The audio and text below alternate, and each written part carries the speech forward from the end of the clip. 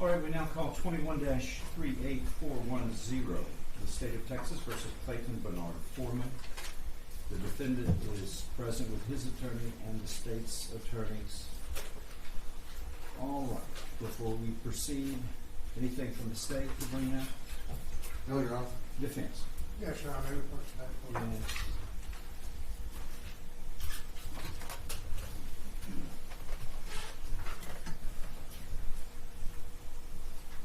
So she can hear? All right, stand by, ladies and gentlemen. I'm going to mute and turn the noisemaker on, which is not a pleasant sound, but it has to be done so we can take up matters without having to move everybody in and out of this room. Stand by, please. Thank you.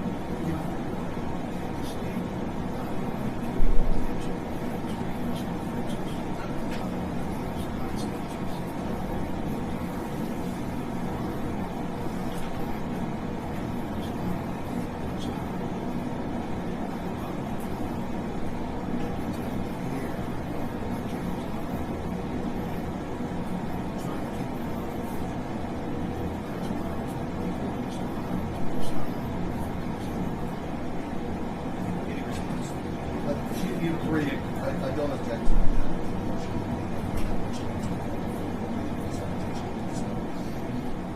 He might talk to the press about that. Do my study about examination.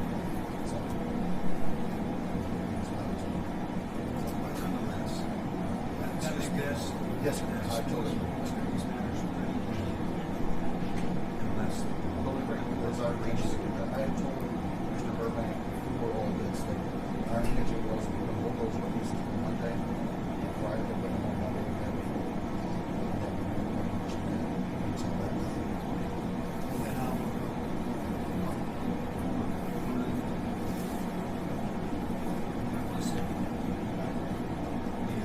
February 2nd, I signed an order of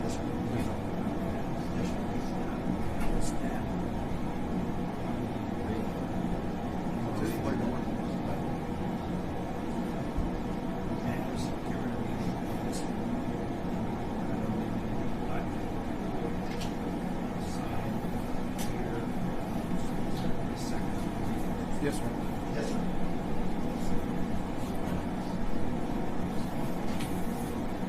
Yes.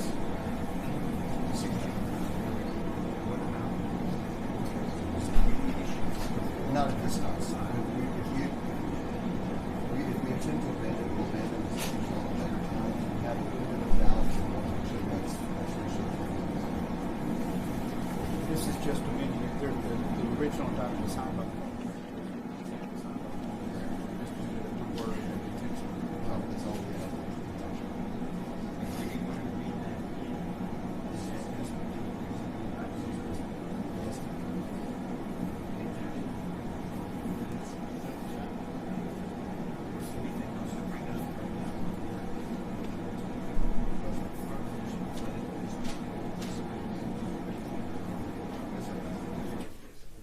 So that will drive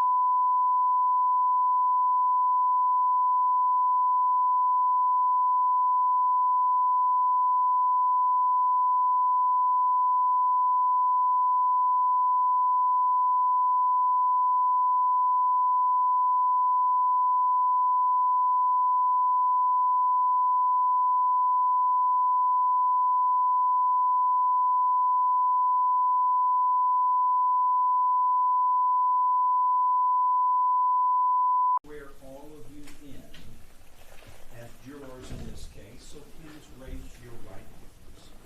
Do you and each of you solemnly swear or affirm that in the case of the state of Texas versus Clayton Bernard Foreman, you will a true verdict render according to the law and the evidence, so help you God?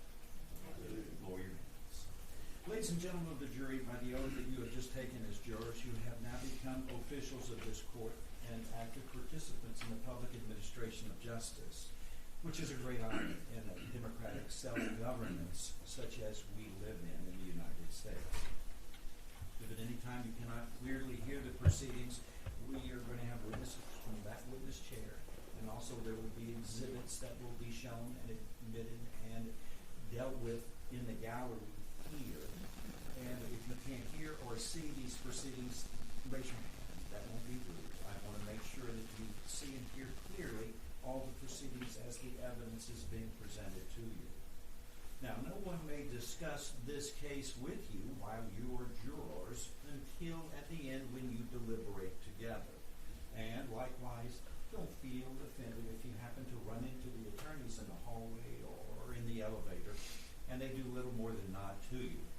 Because to maintain the integrity of the jury system, the law prohibits them from speaking with you about this case until the end when you are released and all parties are released from the rules of conduct that the court is explaining to you. If someone does contact you or tries to contact you about this case while you are jurors, please report that at once to one of our bailiffs.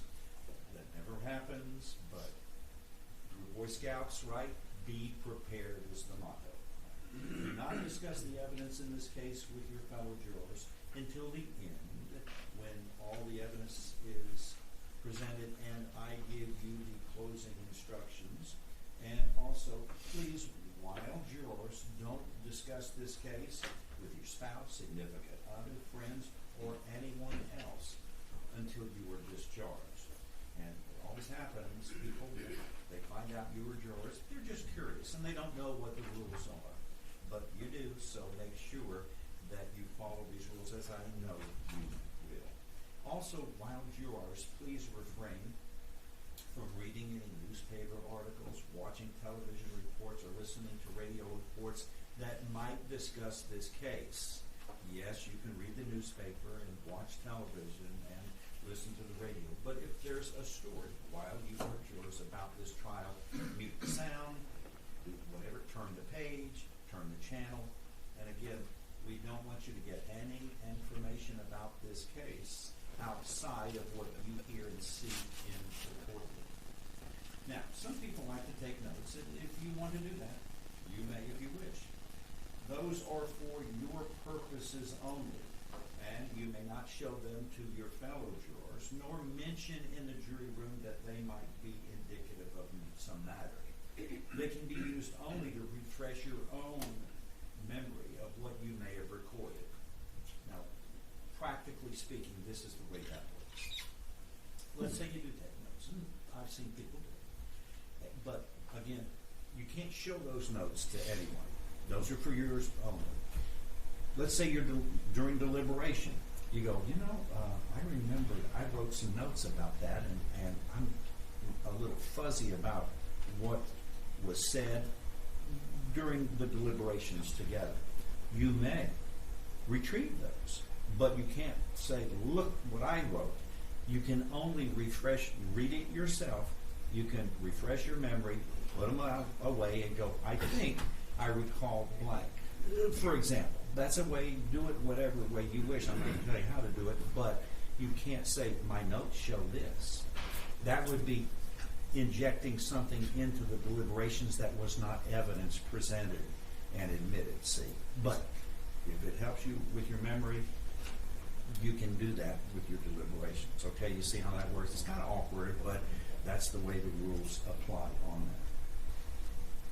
Now, don't go to any of the locations referred to by the witnesses in this case, nor perform any individual investigation on your own while you're jurors. You will receive all the evidence here in the courtroom.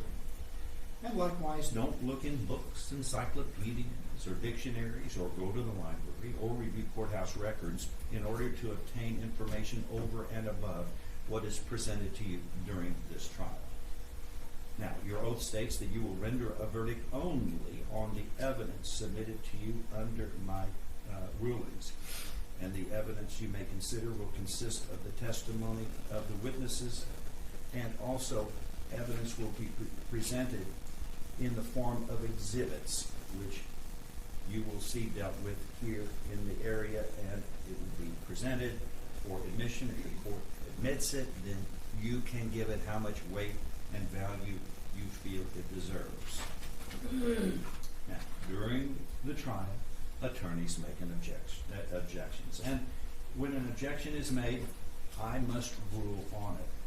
Let's say a question is asked by the prosecutors. The defense objects. If I will rule the objection, the question will be answered. If I sustain the objection, it cannot be answered. But it could be asked in a different way, which meets with the rules of evidence, which we go by, and this is a compilation of the rules on the methodology of how evidence is properly presented and admitted in the trial.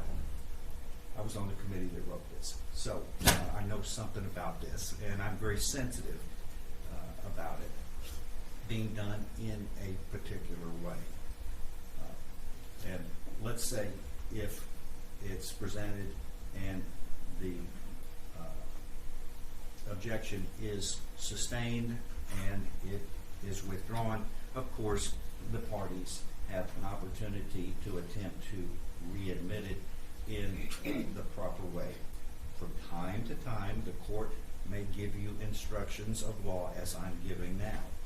Each time the court gives you an instruction of law, you must follow it.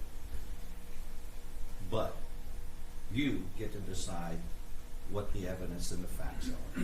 You get to decide how much weight and credibility you'll be giving to the witness. In considering the weight and the value of the testimony of witnesses, for example, you may consider their appearance, the witness's attitude, behavior, interest in the outcome of the case, relationship to the parties, inclination of the witnesses to tell the truth, the probability or improbability of the witness's statements. You can draw reasonable inferences from the statements of witnesses and all other evidence. And you can use all other factors you feel might help you in giving the testimony of the witnesses the degree of credibility you deem it deserves. Now, that was a long sentence. What I just explained to you, and you probably are recognizing this is what you do every day when you interact with people. You are listening. You are deciding how much you're going to believe or not believe. And you are drawing on your education, your life's experiences, your intuition, common sense. Those are all things that you bring into determining what the facts are. There's no trial where 100% of the information is provided to a jury. You've got to fill in gaps. Just like you fill in gaps every day when you interact with people. Let's say this afternoon we go out after we break for the evening, and it's cold, and there's this white stuff all over the ground. Well, we've been in here. We didn't see what happened. But there's two options, really. Number one, either several hundred pickup trucks came in with man-made snow and dumped them in the city of Beaumont just to amuse us, or a cold front came through and dropped some snow. Which one makes sense? You didn't see it, but do you really have to see it snow to know what snow is? No, it's your experience, your intuition. You know it when you see it. And you didn't have to see it. You go, well, there's only one thing that makes sense out there that could have happened.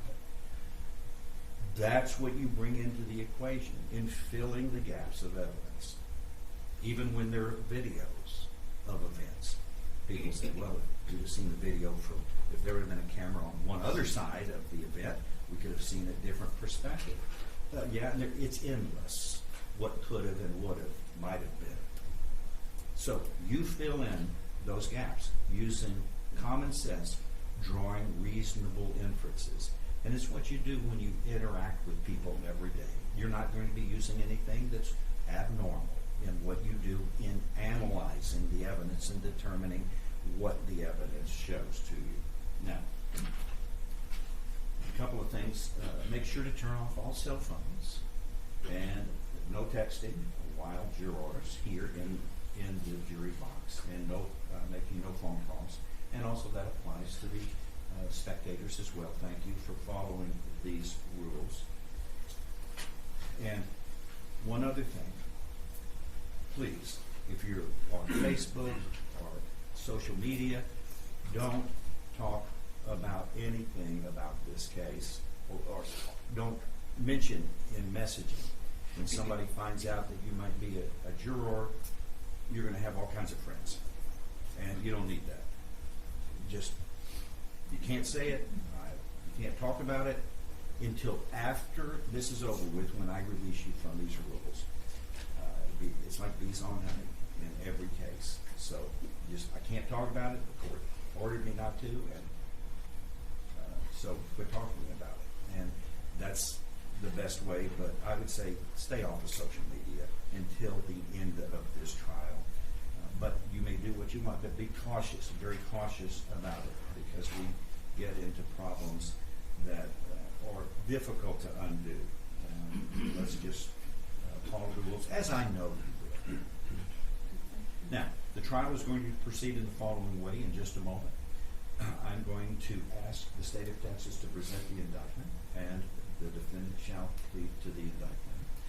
Each of the parties get to make opening statements, which are brief overviews of what they believe the evidence will show. Because the burden of proof, as we talked about, because of the presumption of innocence, the burden of proof is on the accusing authority, the state of Texas or the United States in federal courts.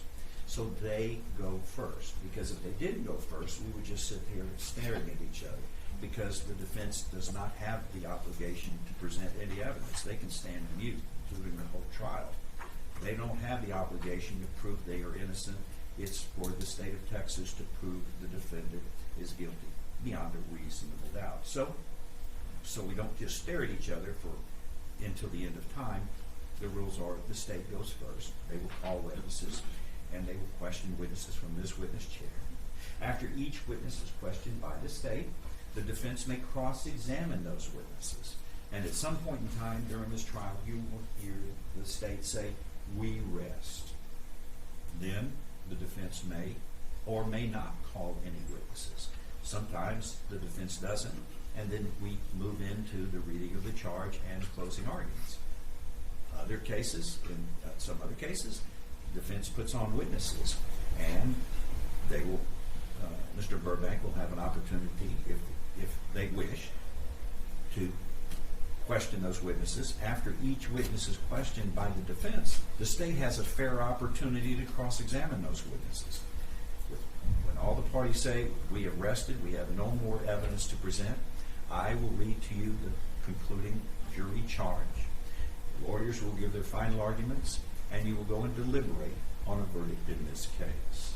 At all times, it is your foremost responsibility to make sure that justice is done in this case in accordance with the law I give to you and the evidence presented in this trial. At this time, I'm going to ask the state of Texas to present the indictment. The defendant shall rise. In the name and by the authority of the state of Texas, the grand jurors for the county of Jefferson, state aforesaid, duly organized as such at the July term AD 2021 of the 252nd District Court of Jefferson County, in said county and state, upon oath, in said court present that Clayton Bernard Foreman, hereafter styled the defendant, on or about the 14th day of January 1995, and interior to the presentment of this indictment, in the county of Jefferson and state of Texas, did then and there intentionally cause the death of an individual, namely Mary Catherine Edwards, by drowning and asphyxiation, and the defendant was then and there in the course of committing or attempting to commit the offense of aggravated sexual assault and sexual assault of Mary Catherine Edwards, against the peace and dignity of the state, signed by the foreman of the grand jury. Clayton Bernard Foreman, how do you plead to the indictment as just read by the state of Texas, guilty or not guilty? Not guilty. Not guilty will be entered into the record on the defendant's behalf. All right, at this time, the court will allow opening statements, and the state of Texas may go first under the rules. May it please the court? Yes. Counsel?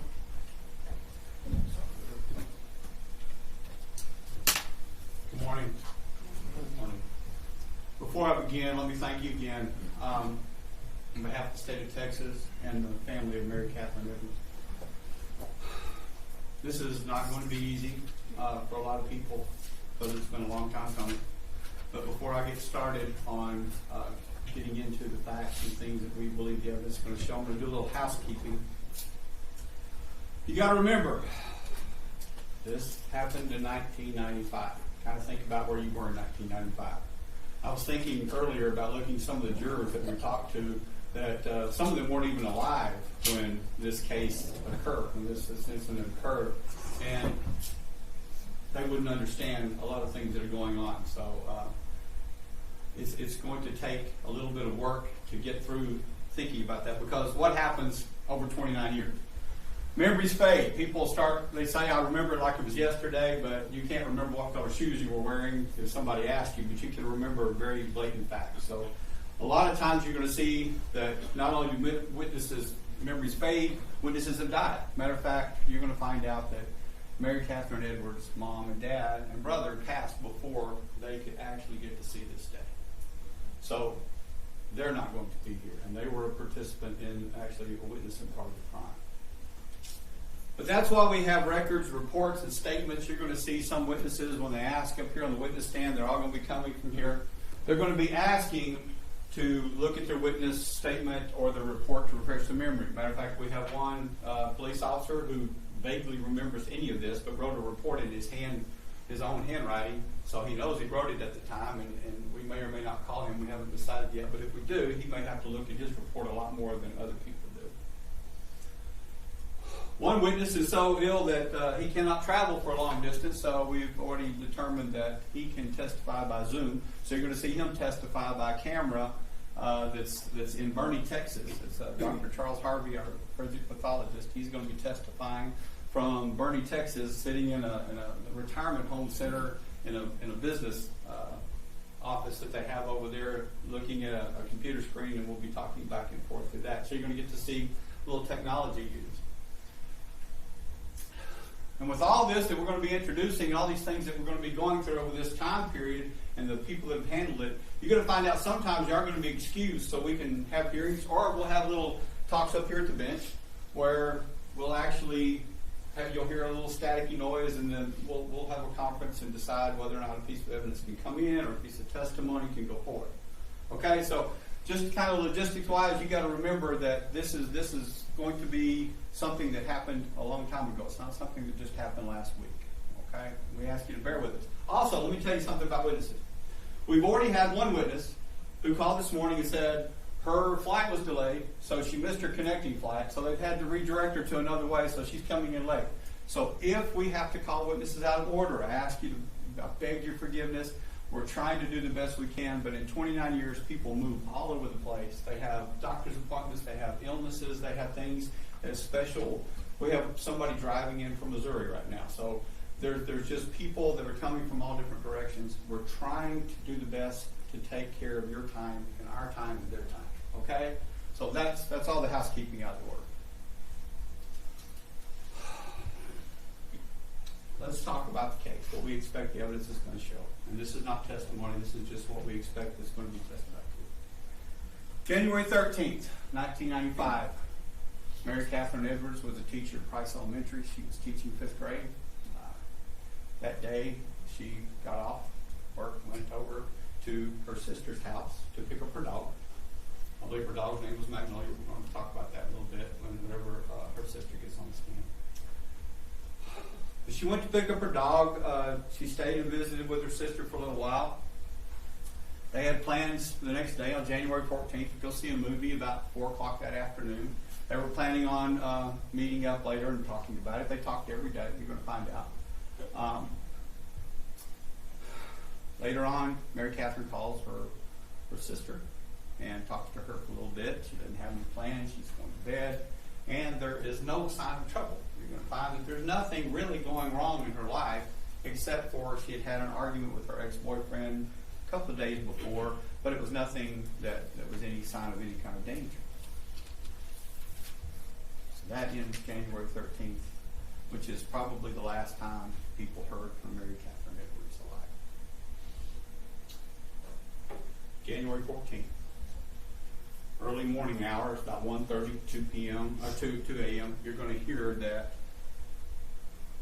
there's a young man who's 12 years old. His name is Matt Wick. He's going to come in and testify. We've got him in from where he's living now or working now.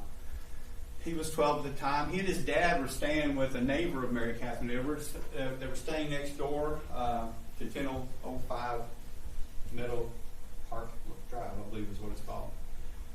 They were living next door in a townhouse. And these townhouses, if you've ever lived in a townhouse, you know they share a wall. And sometimes you can hear things through the wall, sometimes you can hear certain things, sometimes you can hear other things. But they're asleep, and you're going to hear him say that he and his dad were staying over there at the Coopers, which were neighbors of Mary Catherine Edwards, and they were sleeping on a bunk bed. And that the wall that they were sleeping in shared a wall with the stairwell that was in Mary Catherine Edwards' townhouse. Okay? And so, about 1:32 in the morning, he hears a thumping. Matt Wick hears a thumping, and he hears this thumping going on, and it sounds like it's stationary. And he's going to tell you, you can tell how somebody's walking up the stairs, it moves, and when it doesn't, it goes down. But he hears it, and then it stops. And then it starts back up a little while, and then he's going to tell you that he hears someone going down the stairs. And it's not like they're just walking down the stairs, it's like they're coming down the stairs with authority. He could hear the thumping as they come down the stairs, and then he hears a car with loud music drive off. Larry Cooper, who's in that same townhouse, it's his townhouse, he and his wife are in bed, and they share a bedroom. Their bedroom shares the wall with the bedroom in Mary Catherine Edwards. There's a closet in between, but it's the same wall as the bedroom. And you're going to hear him tell you that he and his wife are asleep, and they're awakened by a noise. And it's a thumping. And it sounds like it's a thumping against the wall or a thumping that's going on. And it's enough to wake them and keep them awake. And it goes on for about 60 to 90 seconds. They do nothing. They don't hear a scream, but they do nothing. And they don't call the police. They don't do anything. They decide it's nothing, and they just go back to sleep.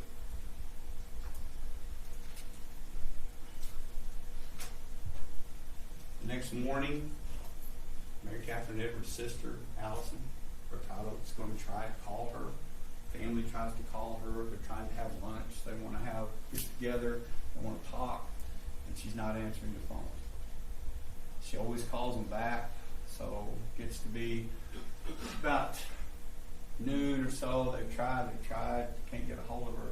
And about 1:30 or 2 after lunch, her parents decide to go to her townhouse and check on her. They have a key that they borrowed from Allison Mercado, Captain's sister. They go over, the door's locked. They unlock the bottom door. They don't have to unlock the deadbolt. The dog's downstairs. It's quiet. The downstairs looks just as normal as everyday life. And then they go up the stairs.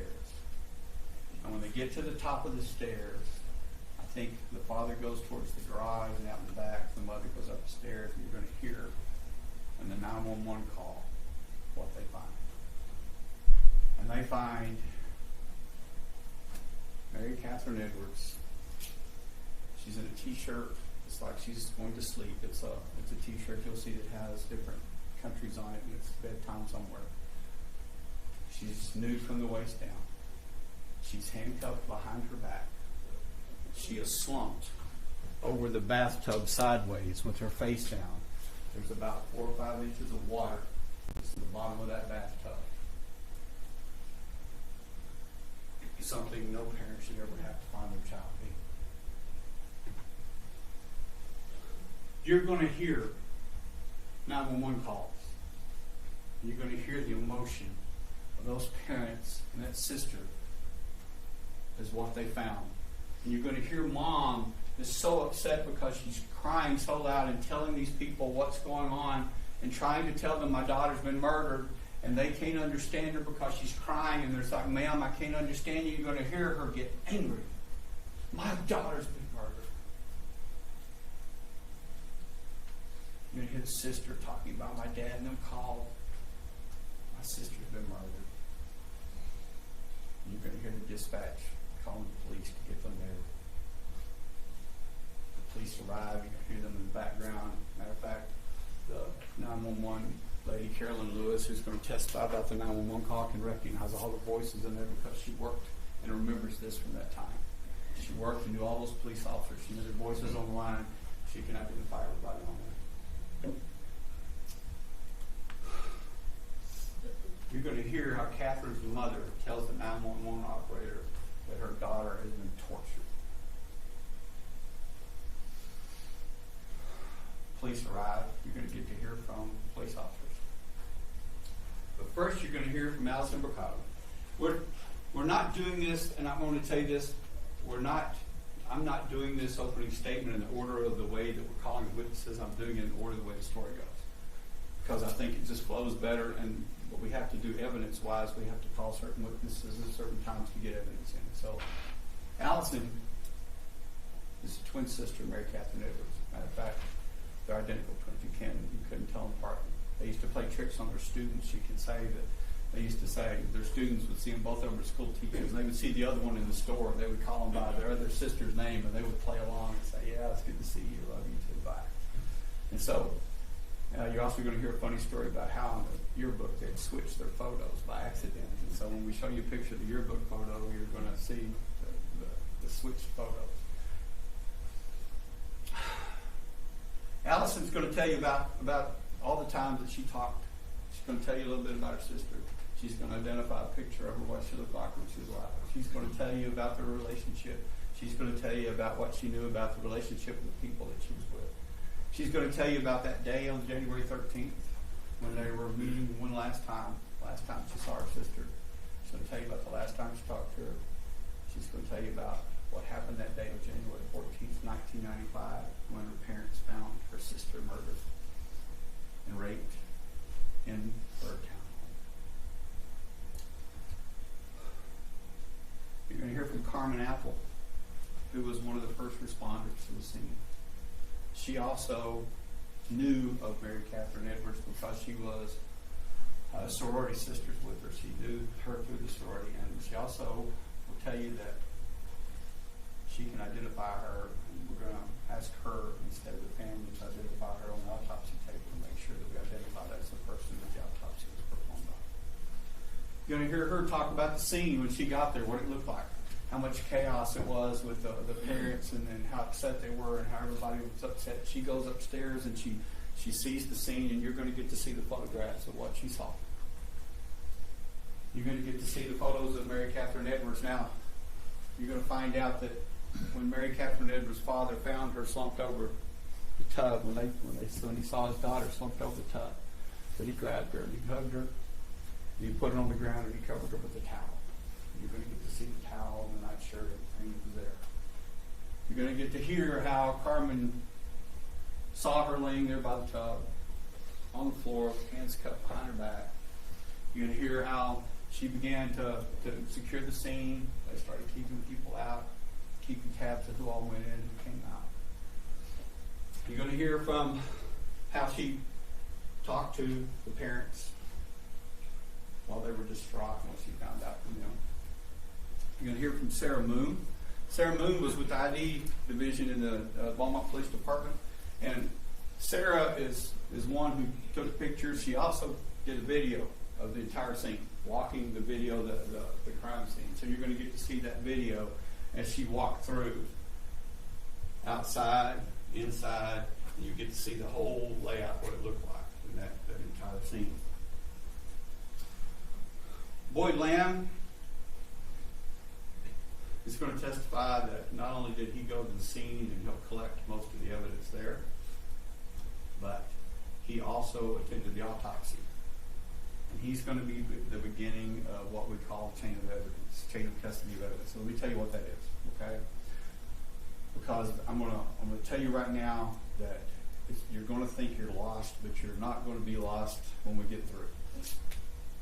We're going to take certain things that were done at the autopsy, which are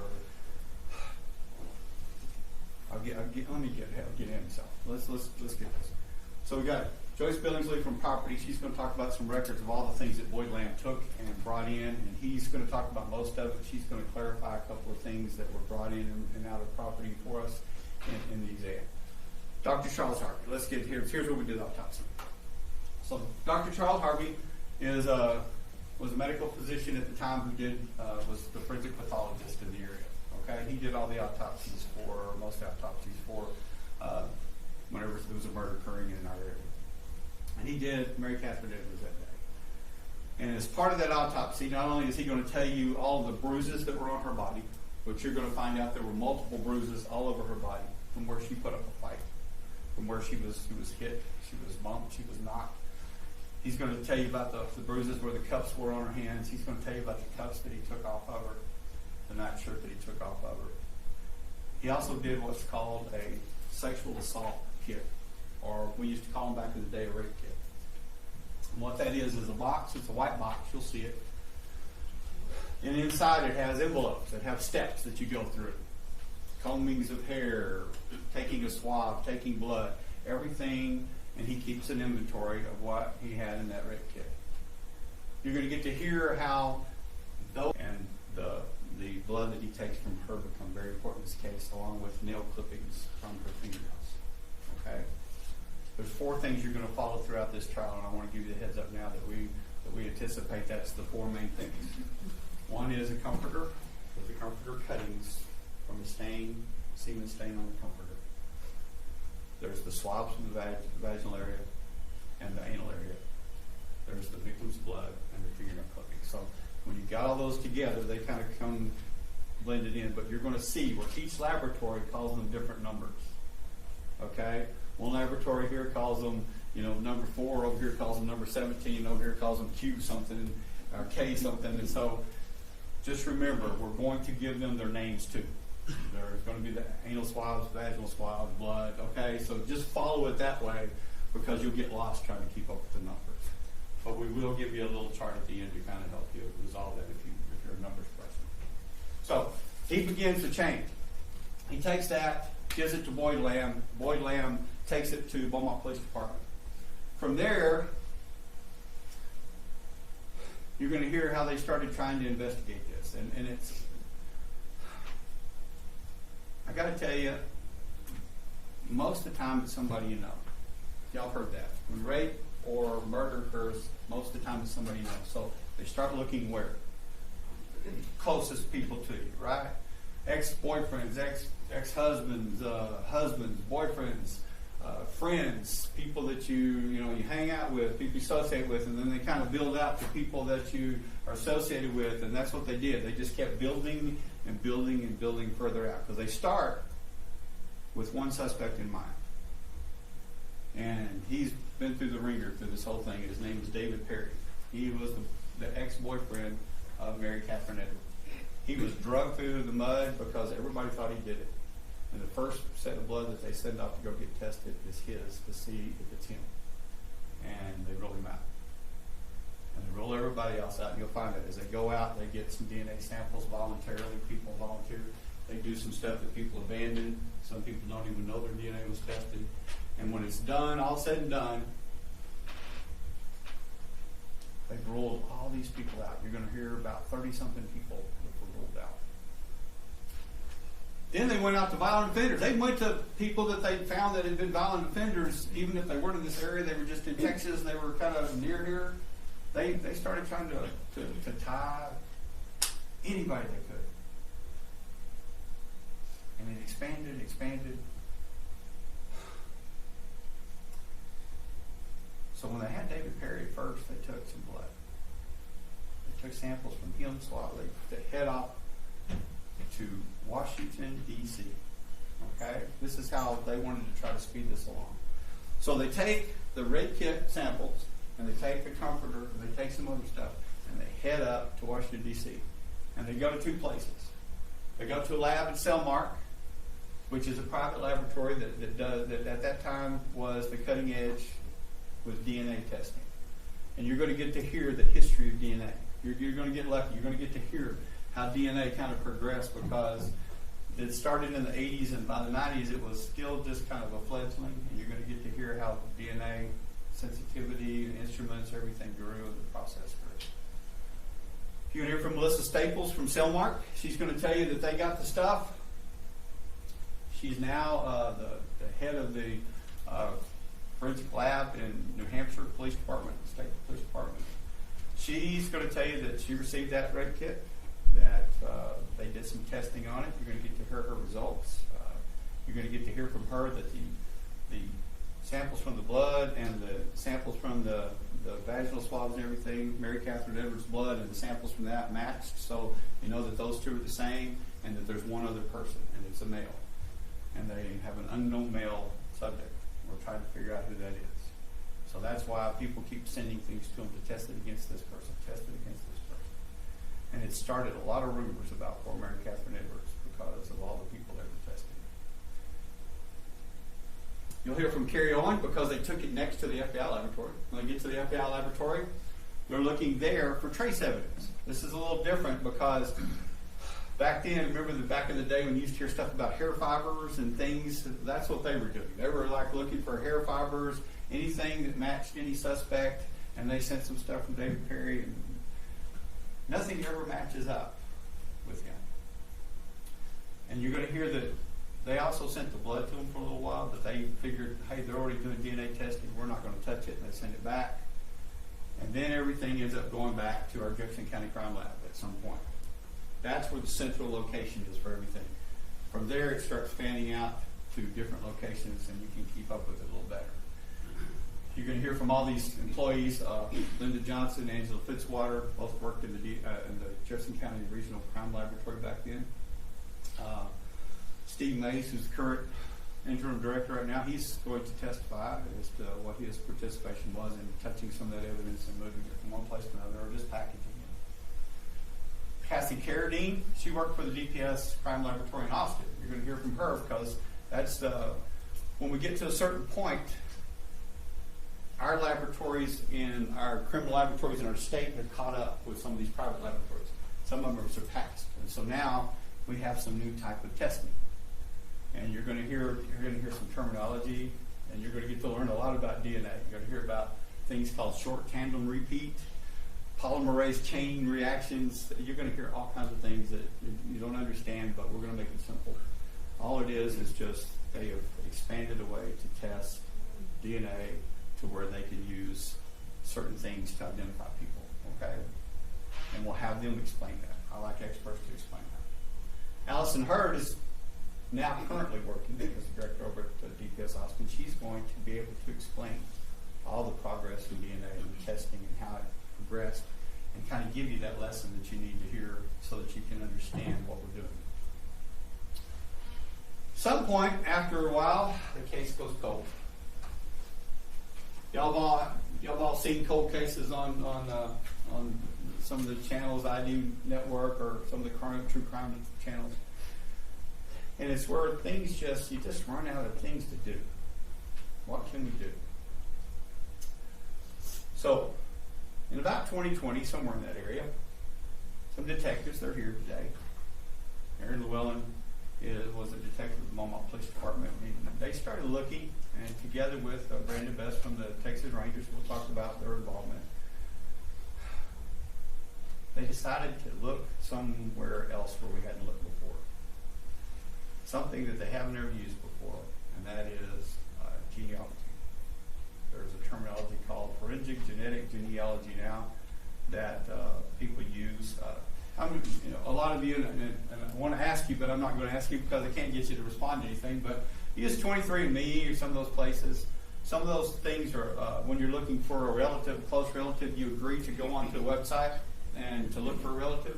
And when you do, your DNA becomes, your little profile comes up on in that little website. There's a place called GEDmatch that people go to. And you can type in yours and look for relatives. And so That's one of the tools they used, but what they did was they went to a place called Awesome Laboratories. It was in the Woodlands. I think it's, I don't know if it's still there or moved, but it was in the Woodlands at the time in 2020 and 21. And they took samples. They got samples sent over from the crime laboratory, from the crime scene over there. You're going to hear from David Millman, who is the head over there at Awesome Laboratories, and he's going to tell you that they took this, they did their little testing that they do, and it's different than the testing that is done in our crime laboratories, because what they do is they're not just looking at certain short tandem repeats of about 20 spots. They're looking at hundreds and hundreds and matching them up, looking for familial matches. So what you're going to hear is that there are certain measurements of that are called centimorgans. And centimorgans are a stretch of DNA that every family trait has, and I'm going to let them explain all this. But the more you have in common with somebody else, the closer related you are to them. And you're going to hear not only from Middleman, who talks about that they started this process, but Tina Llewellyn, who is Aaron Llewellyn, Detective Llewellyn's wife, began looking and they found a lady by the name of Cheryl LaPointe. And you're going to get to hear from Cheryl LaPointe. Cheryl LaPointe is a person who does this stuff for a living. She does genealogy. At the time, she was one of those people that had helped out in some other crimes and had done some things in the field. She also lives in Louisiana, which becomes very important in this case, and I'll tell you why in a minute. But Cheryl is going to testify that the way they do this is they take those DNAs and they started out, and Tina's also going to testify to this, that they started out with about 7,000 hits. Okay? And the 7,000 or 7,400, whatever it is that they had, they start looking at family traits and entering them in and getting, when they get somewhere that they think they're going, they'll have somebody test it, or somebody that's already tested will give them their little sample or their login so that they can do their 23andMe and put it into GenMatch and see how close they're getting. They also look at birth records, death records, obituaries. They talk to family members. And what becomes important in this case is in Louisiana, this is more difficult because there's a lot in the Cajun community of cousins marrying cousins.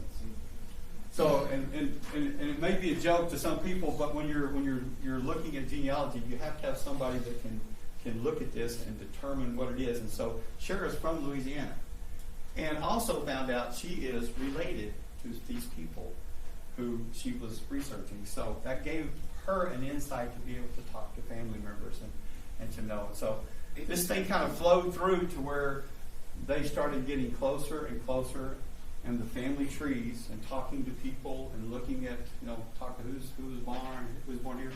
And they even found out that somebody had an affair and had a child outside of a relationship, and that's the way this gene went. So it's an interesting story of how they followed all these signs and obituaries and family members and had them volunteer for testing and doing it until they got down to two brothers, Clayton Foreman and his brother. And looking at the time frame, looking at the circumstances of where he lived at the time and everything, they decided that they wanted to check out Clayton Foreman. So here's how a cold case works. Whenever the genealogy tracks it down gives it the police a lead, they say this might be the person. They go stake them out, make sure that person still lives at that location, and then they wait for them to abandon something. So usually what it is, they'll come by and they'll see a trash can outside that the people have abandoned or they're throwing stuff away. And in this case, I think you're going to find that this was a trash can in the street in Reynoldsburg, Ohio.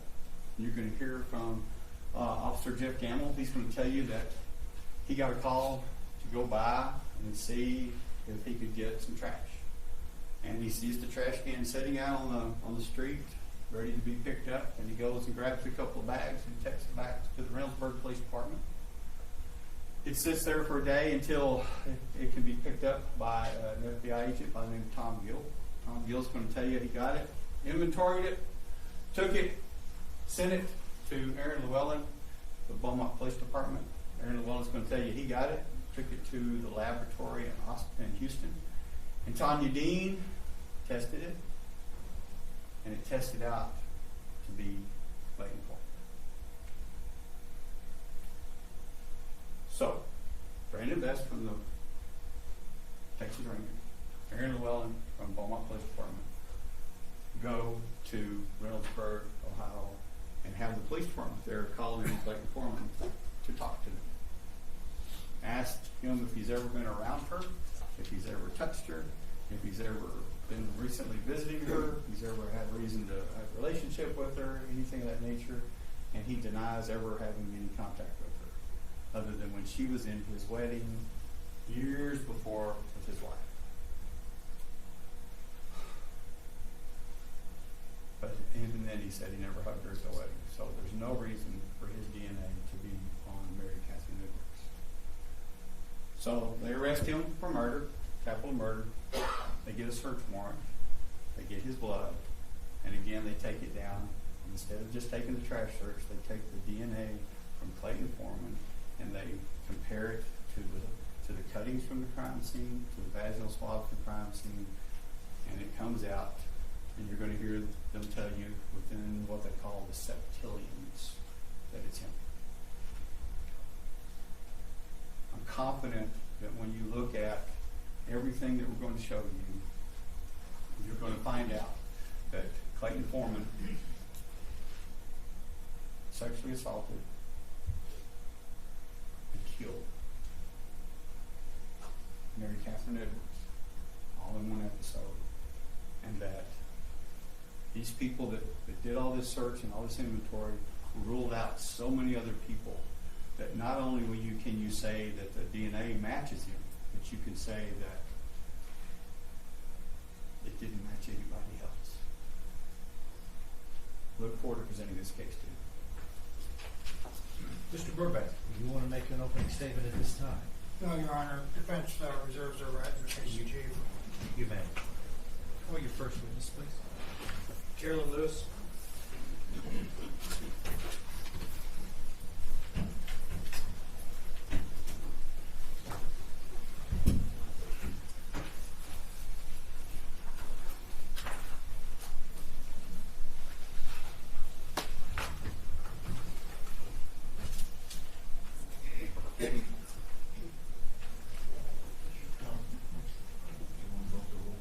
Yes. This time, Your Honor, we invoke the rule.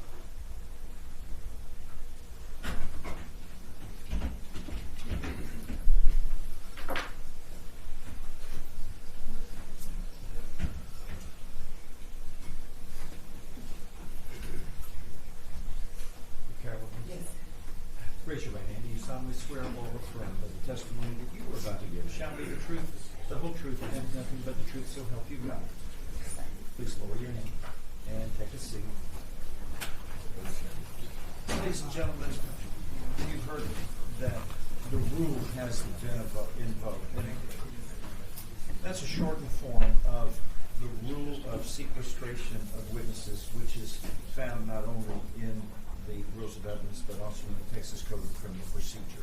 At any time during a trial, whether it's a civil trial or also a criminal trial, either party can ask for the rule to be invoked. And what that essentially means is that witnesses will remain outside until I excuse them from the rule, so that they are not present while other witnesses testify. You can see why that would be a good idea, not because people are dishonest, but it just prevents the appearance of, those stories match. And why could that be? Because they were in the courtroom listening.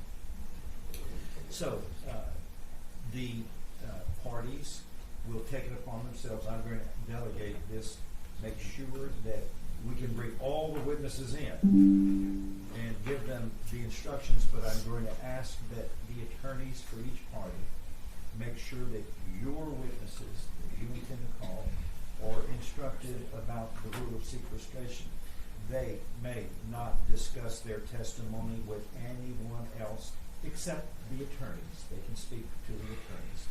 And they will not discuss this testimony with other witnesses or anyone else until they are released from the rule. And sometimes I release them immediately, sometimes, depending on the circumstances, they remain under the rule throughout the trial. And any witness who violates these mandates can be punished, and we don't want that. And we never really have a problem with this. But I'm going to ask that the parties ensure that the witnesses you intend to call remain outside and do not discuss their testimony with anyone else, but they can discuss their testimony, of course, with the attorneys.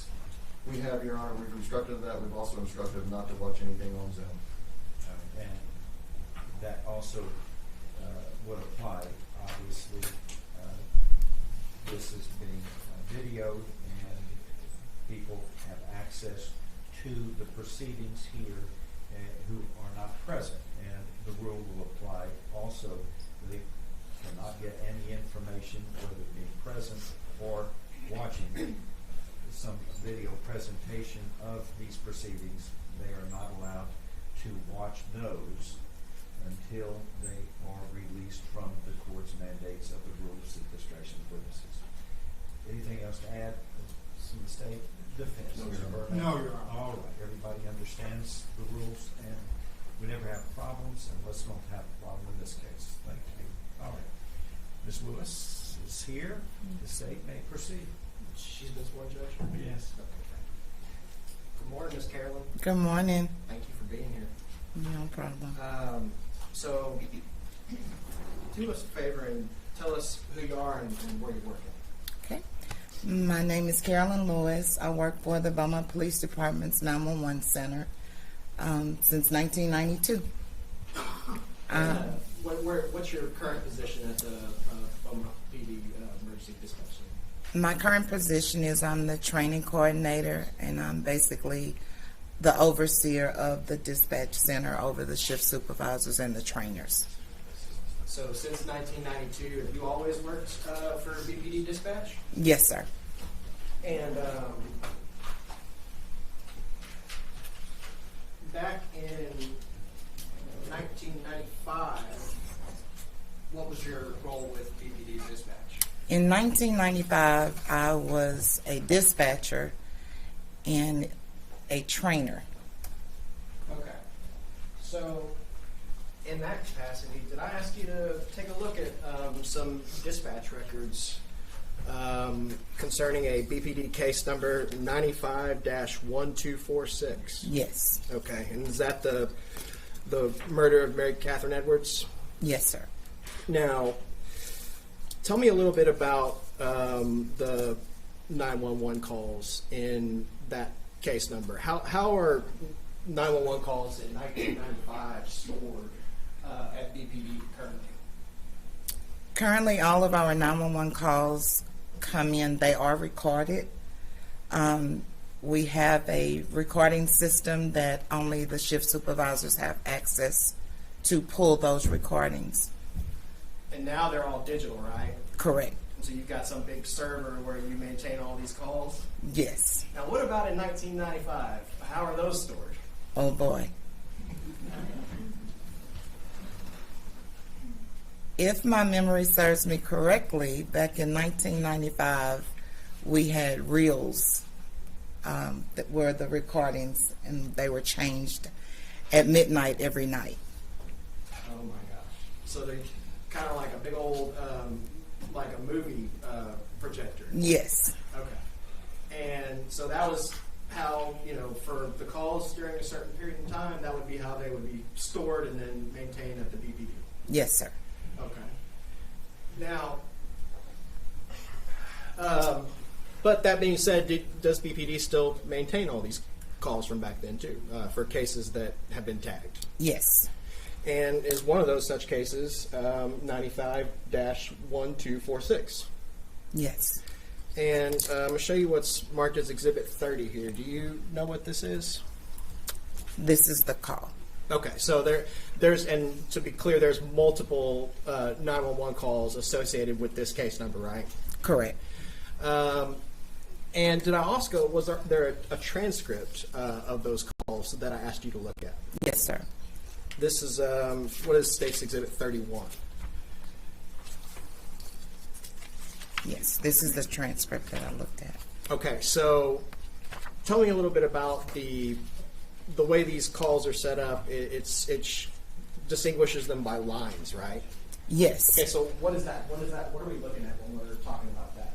So each of the 911 calls, we currently have 8 different lines. So you can have multiple dispatchers answer the calls for service.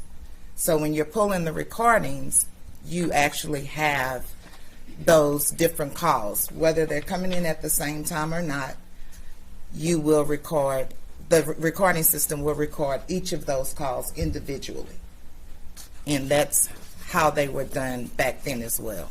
Okay, so on States Exhibit 30 and also 31, is there a little bit of overlap depending on how calls were transferred between say the fire department and 911 dispatch or things of that nature? Yes, sir, because we answer all of the 911 calls when you're calling for police or ambulance or fire. Those calls are filtered through our office. So if you need the fire department or an ambulance, we transfer you to fire dispatch because they have their own dispatchers. And I'm just trying to kind of make sure the jury understands what they're going to hear is there's going to be portions of calls that are recorded, and then you hear the same portion of that call later recorded as well. Correct. Okay. But that being said, States Exhibit 30, the 911 calls, is that a fair and accurate copy of the 911 calls that are saved by Beaumont Police Department? Yes, sir. And did you recognize voices from some of your old coworkers on that call? Yes, I did. I Quite a few, in recognized fact. quite a few of them. And I think you may have recognized the fire department representative on the call as well? Yes. Okay, I'll ask you about those when we get to them. Okay. But States Exhibit 30, this is a fair and accurate copy of 911 calls that are maintained by Beaumont Police Department. That's correct. After listening to them, did it appear they've been altered or changed in any way other than recorded on or transferred on this drive here? No, sir, they haven't been changed. Okay, we'll offer States Exhibit 30. I take the witness on board, Your Honor. Yes. Ladies and gentlemen, sometimes attorneys will request to speak with some witnesses out of turn, and it's generally allowed when there's the admissibility of evidence. It's called voir dire, but we're not picking a jury in this, but it's also the term used when lawyers are allowed by the court to question a witness for questions surrounding the admissibility of evidence, and the defense may do so. Ms. Clark, Yes. good morning. Good morning. Are you the custodian of the records? No, sir, I'm not the custodian of records. So you don't know how these were stored or whether or not the machine was operating properly at the time back in 1995? No, sir, I don't know that. This time, Your Honor, I have an objection, states 30 to 31. Any response to that? Judge, she does know how they were maintained. She testified to that. The way we wrote the rule was it can be admitted through somebody deemed a custodian or somebody with knowledge tantamount to ensuring that it is a true and accurate recording, and that they were in a position to know how the recordings work. And with that, the court overrules the objection, will allow the admission of this witness. If not a custodian, she has information and the knowledge of the admissible necessary elements to sponsor this exhibit. So it is admitted. Ms. Cameron, I just want to ask you, make sure on this Exhibit 30, these 911 calls, you're familiar with how these were maintained back in 1995? Yes. Okay, we're not the person that was responsible for sending these records out or making copies of them back in 1995. That is correct. But you worked in dispatch, and you knew, about the reel that these calls were recorded on, and you knew where those calls were stored at BPD. Yes. Okay, thank you.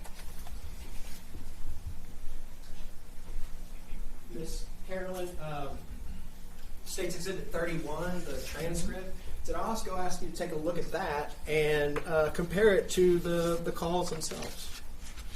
Yes, it's very accurate. And again, you did not prepare this transcript. That was done by someone many years ago, right? Yes, sir. But that being said, have you had a chance to compare the transcript versus what is on those calls and make sure that they are consistent? Yes, they were very consistent. Okay, so State's Exhibit 31, the transcript of those calls, is that a fair and accurate transcript of the 911 calls that are recorded on State's Exhibit 30? Yes. And would it be helpful for the jury if they were able to have that transcript available to see it so they could hear clearly as best they can or see clearly as best they can what is being said on that 911 call? Yes. Okay. We'll offer State's 31. Same objection, Your Honor. It is overruled. State's Exhibit 31 is admitted. May we publish, Judge? Amen.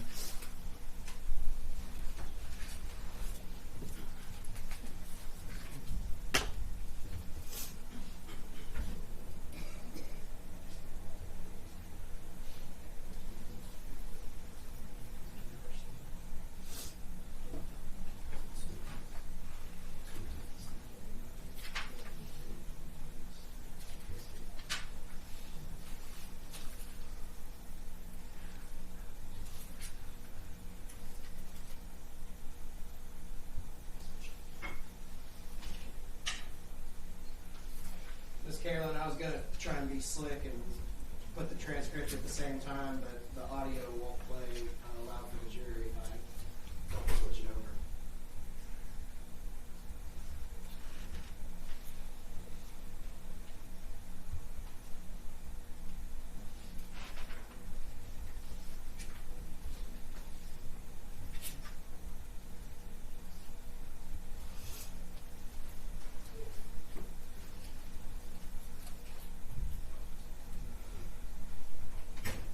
You're going to need some time for that. No, sir, I'm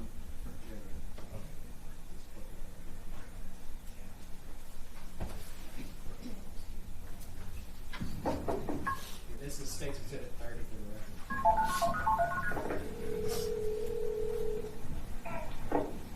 No, what's your emergency?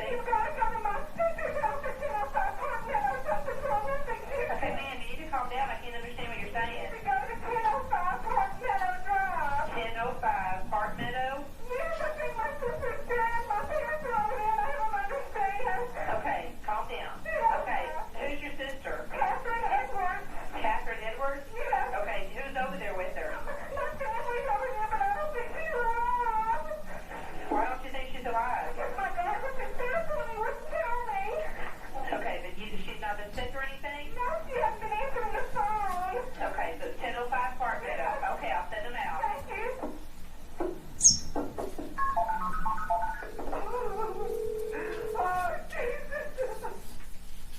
Miss Carolyn, I just want to make sure, so that was the first call on that dispatch record.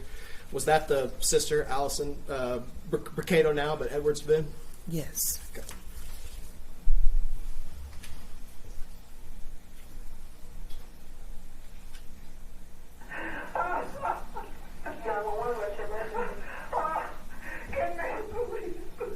What's going on, man? Ma'am, I can't understand. What? I can't understand you. What's going on? What's this address, dear? Ma'am, what's going on? Oh, my daughter. What did your daughter do? She's been murdered. Your daughter's been murdered? 1005 Park Meadow. 1005 Park Meadow? Yes, please. Get the EMS to 1005. Ma'am.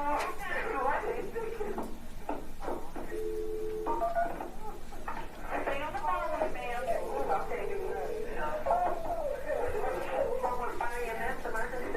Ma'am? Yes, ma'am? Yes. Okay, who am I speaking with now? This is, all right, she's still on the line.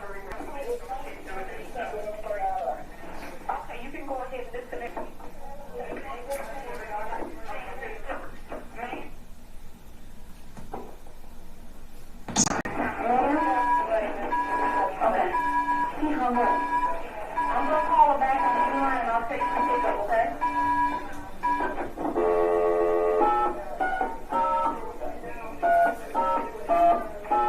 Yeah, I'm trying to find out what's going on. Line is good.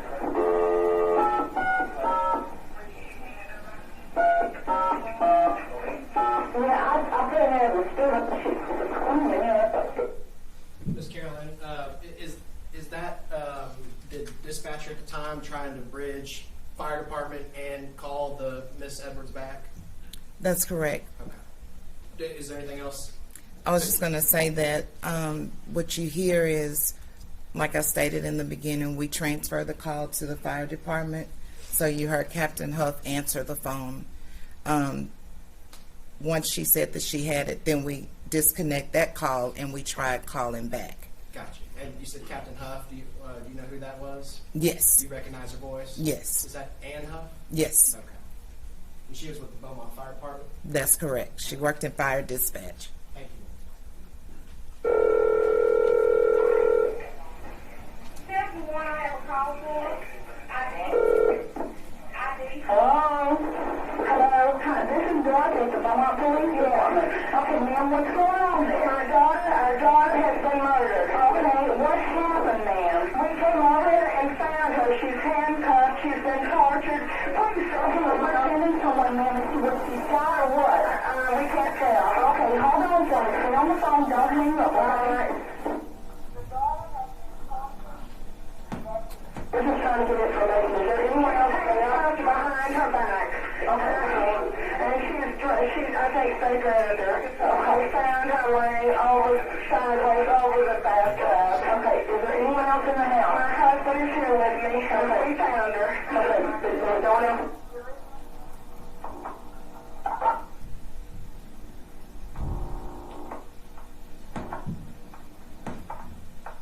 Our daughter has been murdered. Okay, what happened, ma'am? We came over here and found her. She's handcuffed. She's been tortured.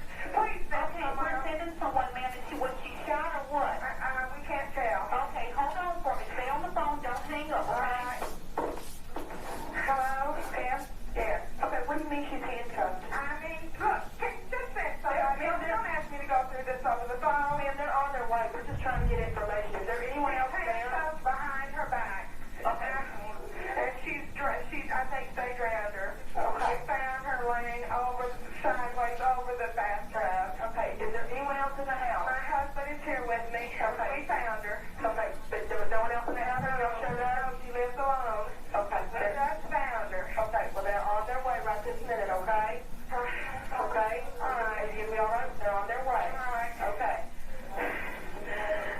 Sam, do you want to stay on the phone with me till we get there? Yes. Okay.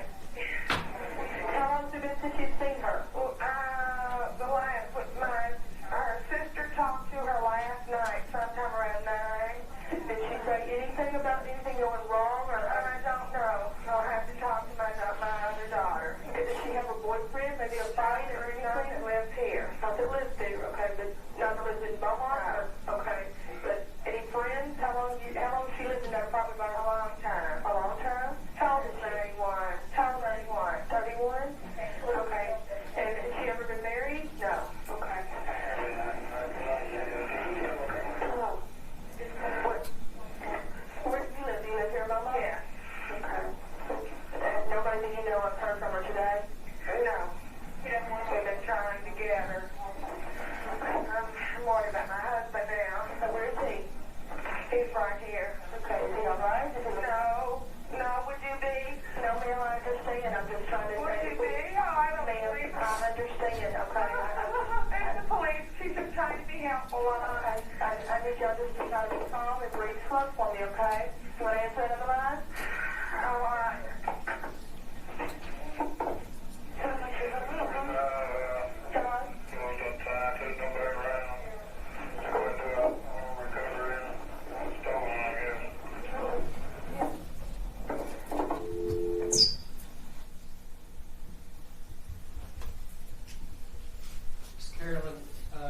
There's two files on that State's Exhibit 30, right?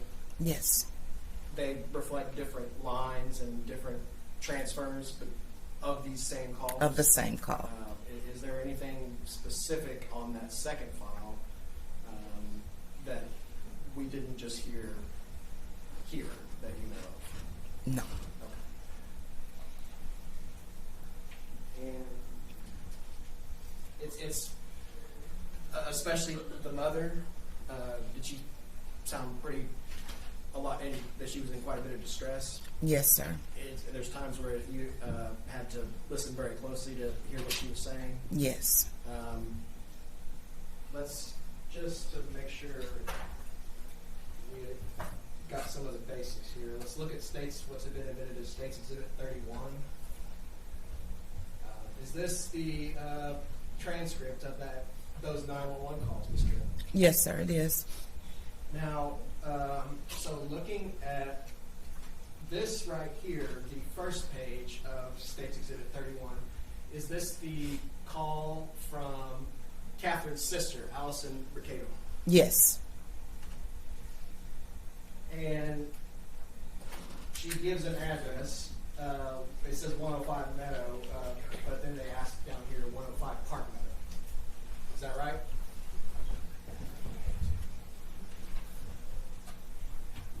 Sorry, Miss Carolyn. How about that? That's good. 105 Park Meadow is the address provided. 10:05. 10:05. Sorry, 1005 Park Meadow. Is that the address, Miss Carolyn? Yes, sir. And basically, Allison is giving information that she just spoke with her parents and she thinks something terrible has happened at her sister Catherine's house. Correct. Okay. So then, on the second page of States Exhibit 31,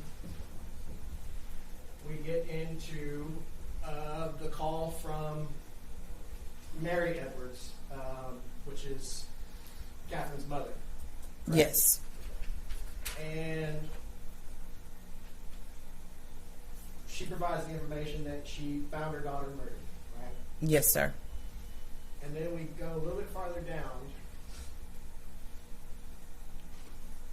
She gives the information 1005 Park Meadow is where the location is. That's correct. And I'm just trying to make sure I get the part where it was particularly muffled here, Miss Carolyn, but right here. We're farther down where she says, Miss Edwards says what? Right here. That she's handcuffed behind her back, and I think they drowned her. We found her laying sideways over the bathtub. Okay. So that was, and being on the kind of the front lines, is that kind of what dispatch's role is, right? Yes, sir. A lot of times, is it fair to say that you've got to get information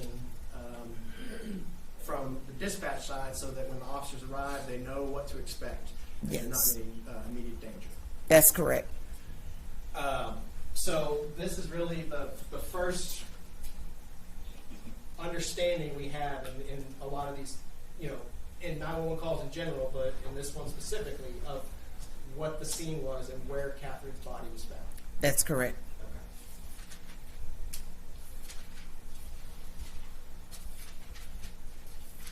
Okay. Then we look farther down this page, and the dispatcher asks, this is a transfer to another call. The dispatcher asks, what happened? And what does Miss Edwards say? We came over here and found her. She's handcuffed. She's been tortured. Please send someone over.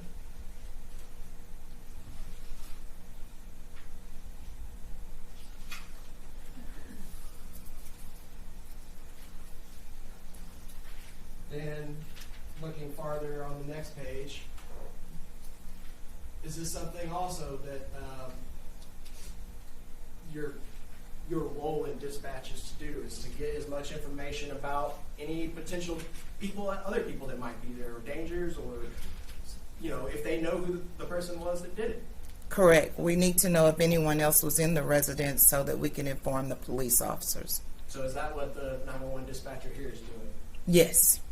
By the way, did you recognize the voices for those dispatchers? Yes, I did. Who were they? Dorothy Gray was the person that was speaking. when Miss Edwards' mother told her that she had been tortured. Okay. And so there, Miss Dorothy is asking here, was there anyone else in the house with her? Correct. And what does Miss Edwards say? No, she lives alone. We just found her. And then they ask right here, how long was it since you last seen her?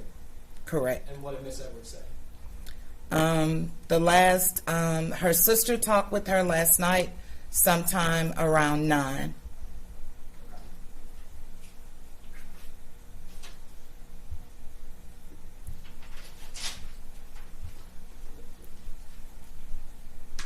Miss Carolyn,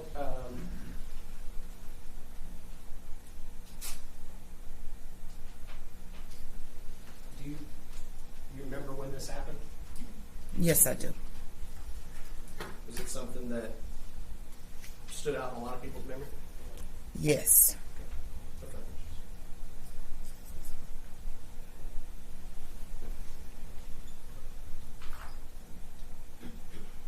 Okay, Gary, you too fast. No further questions. Just a couple of questions. You were one of the dispatchers that day? No, sir, not on the actual call for Miss Edwards. If I'm not mistaken, I worked evenings. This was the day shift, and I came in that afternoon. So you weren't one of the dispatchers. You were asked to listen to the tape and identify who was there, basically, correct, for today? Yes, sir. Okay. And did you have anything to do with the investigation at all? No, sir. So all you did was they asked you to read the transcript, whether or not it was the same as the tape, the audio on the tape, and you work in dispatch. But you really didn't have anything to do with the case, right? No, sir. Okay. Thank you very much. Subject to recall and under the rule of Judge Passed with it. All right. Is this lady excused? Yes, Your Honor. I'm sorry? Yes, Your Honor. We don't have any more questions. Yes. Okay, she is excused. Please. Okay. Final answer. Final answer. All right, you are excused, ma'am. Thank you. Thank you. And at this time, ladies and gentlemen, we're going to take a break, 5-10 minutes. Please refresh yourself and report back outside. Everyone else remains seated while the jury exits first, please. The bailiff.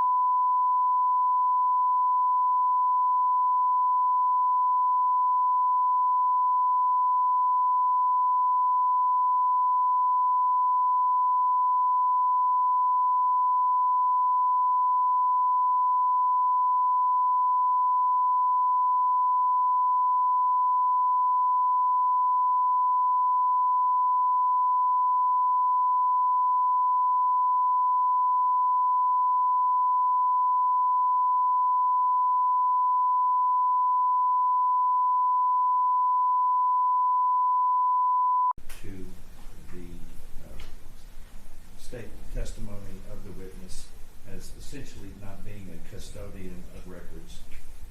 And under Rule 803, subpart 6 of the Texas Rules of Evidence, either a custodian of records or another qualified witness may lay the predicate for the admission of evidence. The testifying witness only must have personal knowledge of the mode of preparation of the witness, of the records, and the court,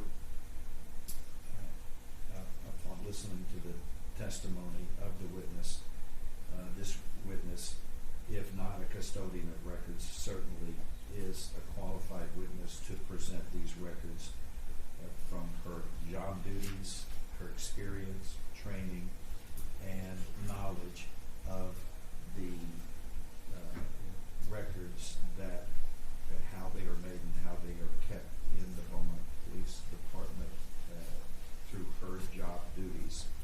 So, and the court is citing State, 634 Southwest 3rd, 923 of 2021 Texas Court of Criminal Appeals decision, and also Perry versus State, 957 Southwest 2nd, 894 Texarkana Appeals Court decision in 1997.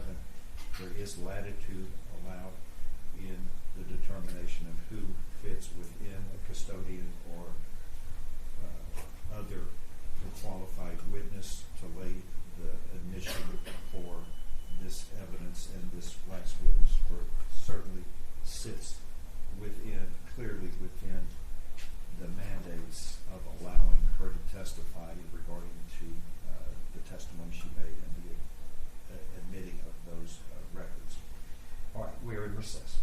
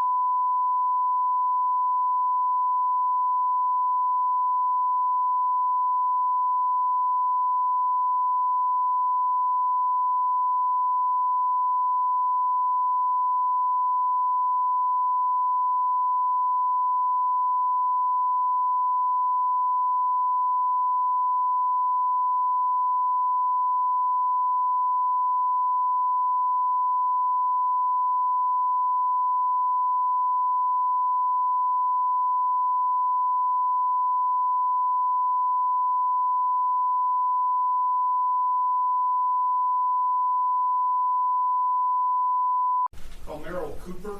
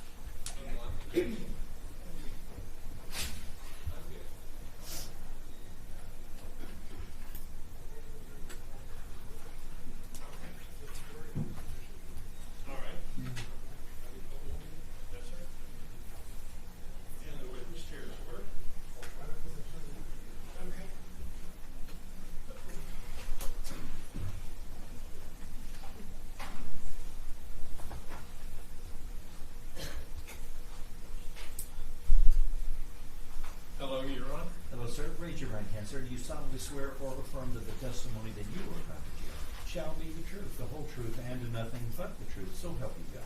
Yes, sir. Please have a seat. Thank you, sir.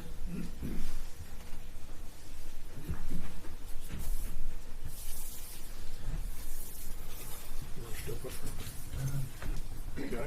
Yes, sir.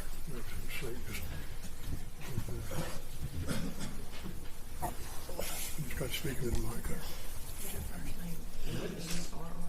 Merrell.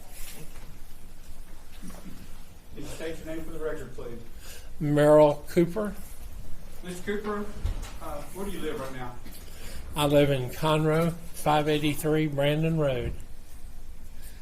I noticed I heard at the door there was kind of wheel you around in a wheelchair. Do you have some health issues right now? Yes, sir. What kind of health issues do you have? My heart's wearing out and a few other pieces of my body. And I can't travel very far on my own 2 feet. So we're going to try to get you home as quickly as possible, okay? Thank you for coming and getting me. Yes, sir. So back in January 14th of 1995, or 13th of 1995, let's start there. January 13th of 1995, where were you living? I was living at 1003 Park Meadows. I forget the number. Who was your next door neighbor at 1005 Park Meadow? Catherine Edwards. Now, were those townhouses or apartments? Townhouses. And were those townhouses located in Beaumont, Texas? Yes. Were they in Jefferson County, Texas? Yes. So how long had you lived beside Mary Catherine Edwards? I think I'd been in there 5-6 years. My wife had been in there 5 or 6 years before me. Okay. And how long had Catherine been there? She was a tenant of our association president, and she and her sister had been there 3-4 years, maybe longer. Now, in January, was her sister still living there, or had her sister moved out? No, she had married and moved out. So Mary Catherine Edwards was living alone. Yes.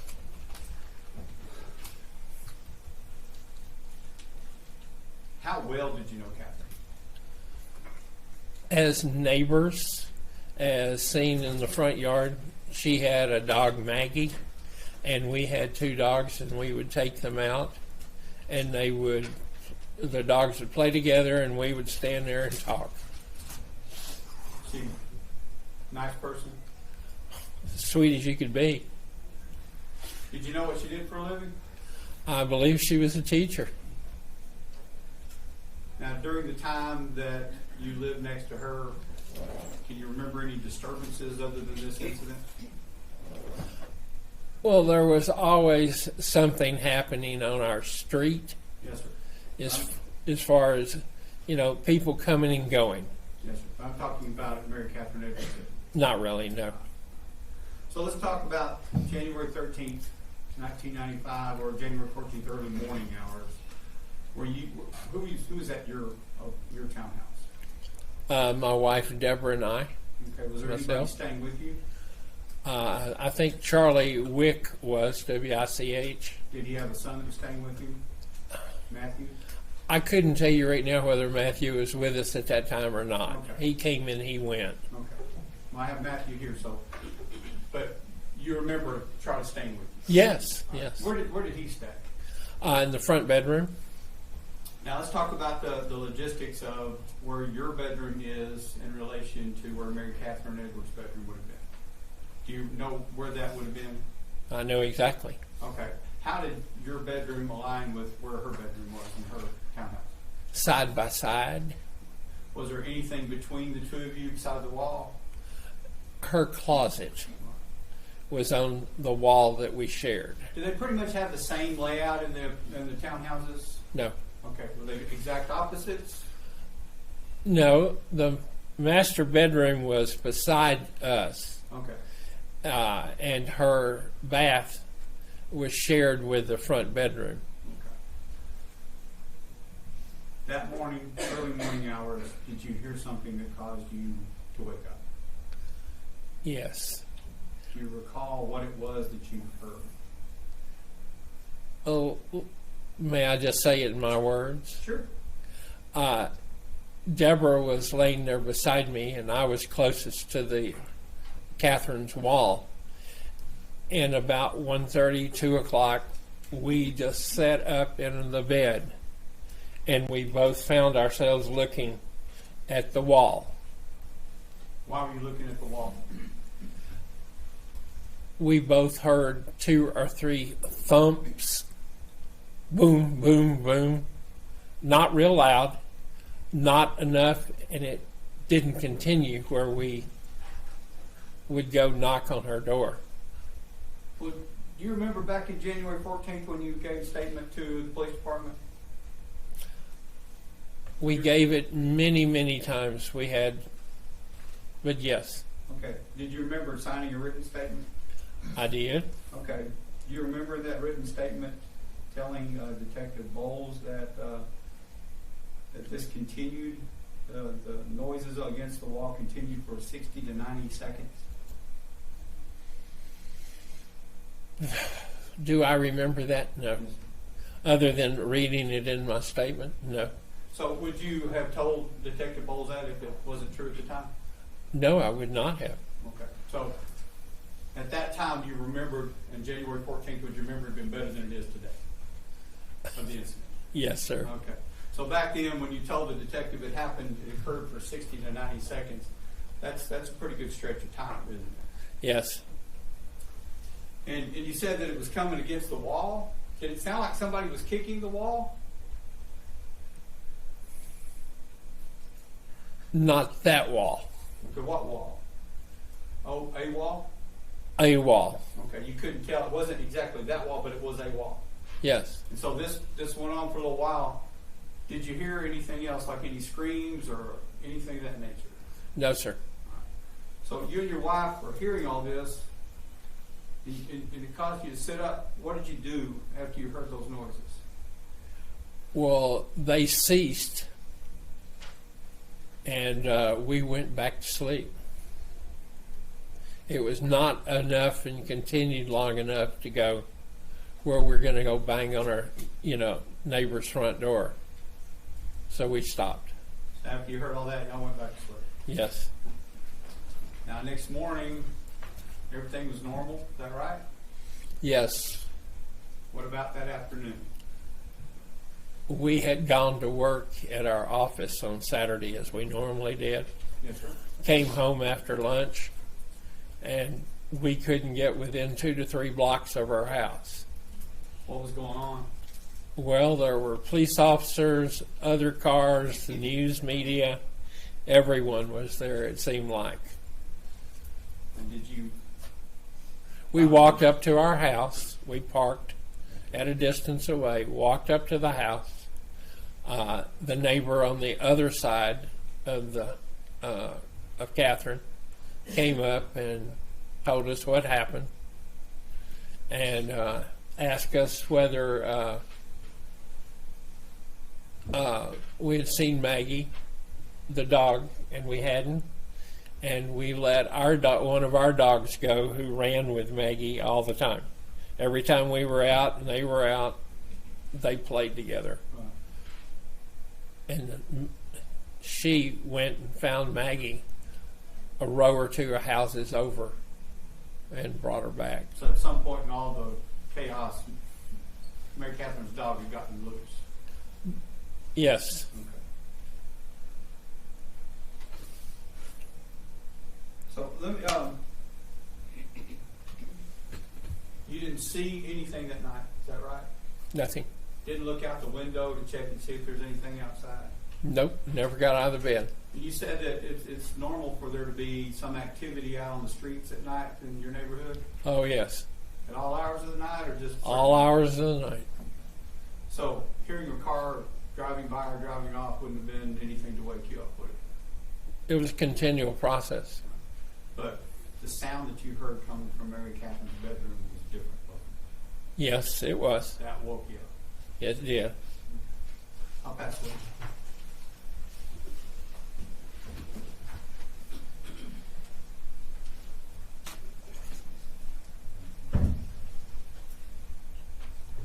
Just have a couple of questions, Mr. Cooper, and if you don't understand, stop me, okay? Fair enough? Yes, sir. State asked you in reference to noises that you heard, and you said that you heard a lot of noises in your neighborhood. Activity, I think you called it. What type of activity were you talking about? We had half of the properties there were rental properties. Okay? So people came and went at all hours of the night, and they had visitors. And how did you know that was going on? Did you hear them, or did you get up and see them, or did you disturb the peace? And that's three questions I just asked you. So I guess I'll just start with one. Did you get up out of bed or go out and see? No, we did not. But you could hear.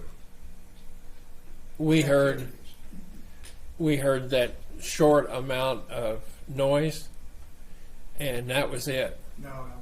Let me step back a little bit. I want to talk about generally, because you made a statement to Mr. Leonard about noises or activities you heard in the neighborhood before this all happened.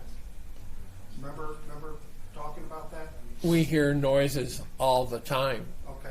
Living That's what I'm in. trying to get at. What type of noises were you hearing? You said you Cars heard- starting, Okay. people slamming doors, Okay. just a general people coming and going. Okay. Loud voices, Sometimes, parties. sometimes. So, and that's because there were renters around there, correct? Homeowners had it too, but mostly the renters. And was it ever that loud that you would have to get out of bed or call the police? We never called the police in all the time we were there. Okay. Now, that night, you said that you and Deborah, would that be your wife? Yes. Okay. You all were in bed and you heard thumping noise, Mm-hmm. but you didn't get up. We did not. Okay.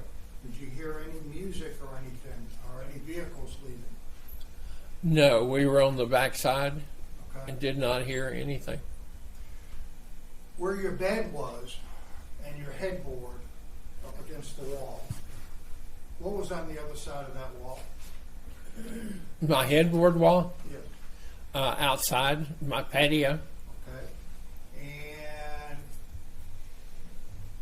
to the wall closest to you in the bed, what did that butt up to? Her wall.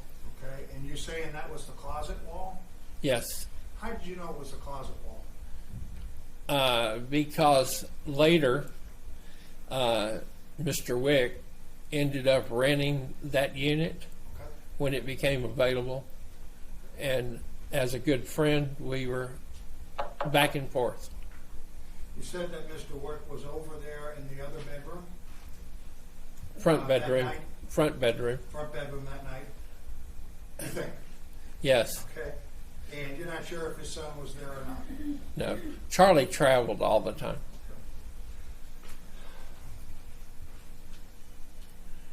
Prior to January 14th of 95, how long had you lived in that townhouse? As I stated, Deborah was there 5 years before me or more. She and her first husband finished it out. It was being built, and moved into there. When you moved in, was Miss Edwards living there next door to you? Do you remember? No, there was another tenant there.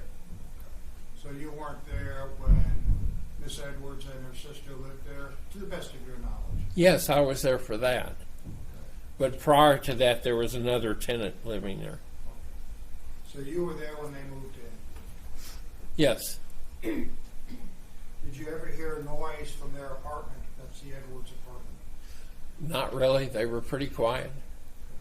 And I believe you stated that you would talk to her, Yes. and that would be outside, just random things. Yes. After all this was said and done, is there anything unusual that you would have thought about or said, hey, that didn't look right, or things like that afterwards? Not really.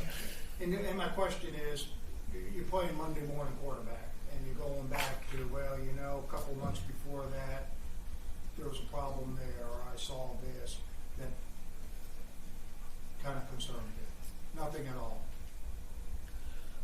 Other than she had a boyfriend or two that would end up parking in front of our house at times. And parking was short. Oh, yes. But other than that, there was nothing out of anything else. Not that I remember. Subject to recall, Your Honor, I pass the witness. Thank you, Mr. My pleasure. I have nothing further. Can this man be excused? Please, Judge. You are excused, sir. Thank you. Thank you. Next witness. The state calls Allison Bricado.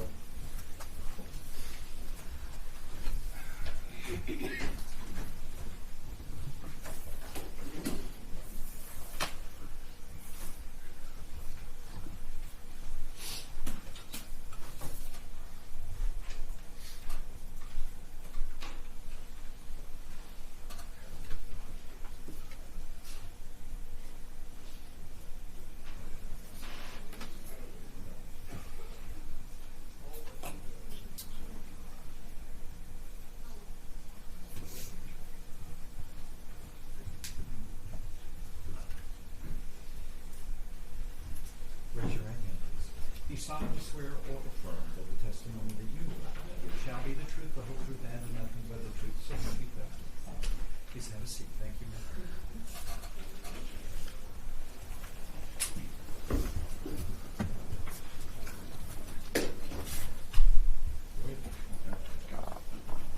Good morning. Hi, Could you tell the jury your name? Allison Edwards Bricado. Allison, if you could pull. Her voice is soft. Yes, sir. Could Sorry. you pull the mic closer to you and? Yes, is that okay? a little bit louder? Okay.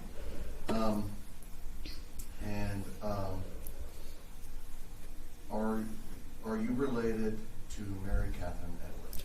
Yes, she was my twin sister, And you used to go by the name of Allison Edwards? Allison Edwards. Okay. And how old are you? 60. And she was, and y'all were born to, who are your parents? Mary Ann and Lum Edwards. Okay. And did you all have any siblings? We had an older brother, Lum. Okay. And are your parents deceased? No. Yes, sorry. No, yeah, they're dead. Sorry. And is Lum, did he, Yes, he passed away. and when did Lum pass away? He passed in 2022, if I'm correct, from COVID. And Later. when loves you? Yes. Sir. Oh, my dad? No, your brother. It's confusing because they're both moms. My brother died 2 years ago. Okay. And when did your parents pass? My mom passed when she was 80, about 8 years ago. And then my dad died about 5 years ago, from a stroke. Okay. All right. And did you grow up with your sister? Very much so. Okay. Were you all close? Yes, that's an understatement. Yes, very, very. Did y'all talk, throughout your lives, did y'all talk constantly? Yes. And for a while there, y'all went to school together. Mm-hmm. You have to speak out loud. You have to say words. You have to say yes or no. Yes, yes, sorry. Okay. And where did y'all go to school? We went to Sally Curtis Elementary, and then we went to Marshall Junior High, and then we went to Forest Park High School, and we went to Lamar University. Okay. And did after you got out of Lamar University, let's start off with Catherine. Did Catherine get a job? Yes, Okay. she got a job. She taught 5th grade at Price Elementary School, which she loved, and she was fabulous at it. Okay. Did your kids love it? Yes, she called them her kids, and she talked about them all the time. Yes. And was that 5th grade? That was 5th grade. Yes. And how long had she done that before she passed? Oh, about 15 years, 10, 15 years. Okay. All right. And did you also become a teacher? Yes, I taught kindergarten at Amelia, and then I taught I teach at All Saints now, and I taught at Regina Howe. And she taught 5th grade, and I taught kindergarten. Polar opposites. And y'all were identical twins? Yes. And there were times, would y'all see your different students out in the store? Often. We would both see our kids out in the world, and mine were young. They were 5, and they didn't really understand what twins were. And she would see my kids, and they'd say, Miss Edwards, and she would acknowledge them like she was me, and I would see her kids out, and the same thing would happen, and I would acknowledge hers, pretending to be her. So, too hard to That explain. much alike. Yes. Okay. And you said your relationship was close. Extremely. And did you know what was going on with Catherine in her life? Always. In the last few years, had Catherine become spiritual or very connected with? Yes, in her last couple of years of her life, she was always searching for something to, I think, make her feel complete. And in the last couple of years of her life, she had made a deep connection with Jesus. And she went to a Bible study, and it was a very, very important part of her life. And it filled her with such joy and light, and she was really in a beautiful place. Was she also into shepherding other people? Always. Wherever we went, she just was always very nurturing and loving to people.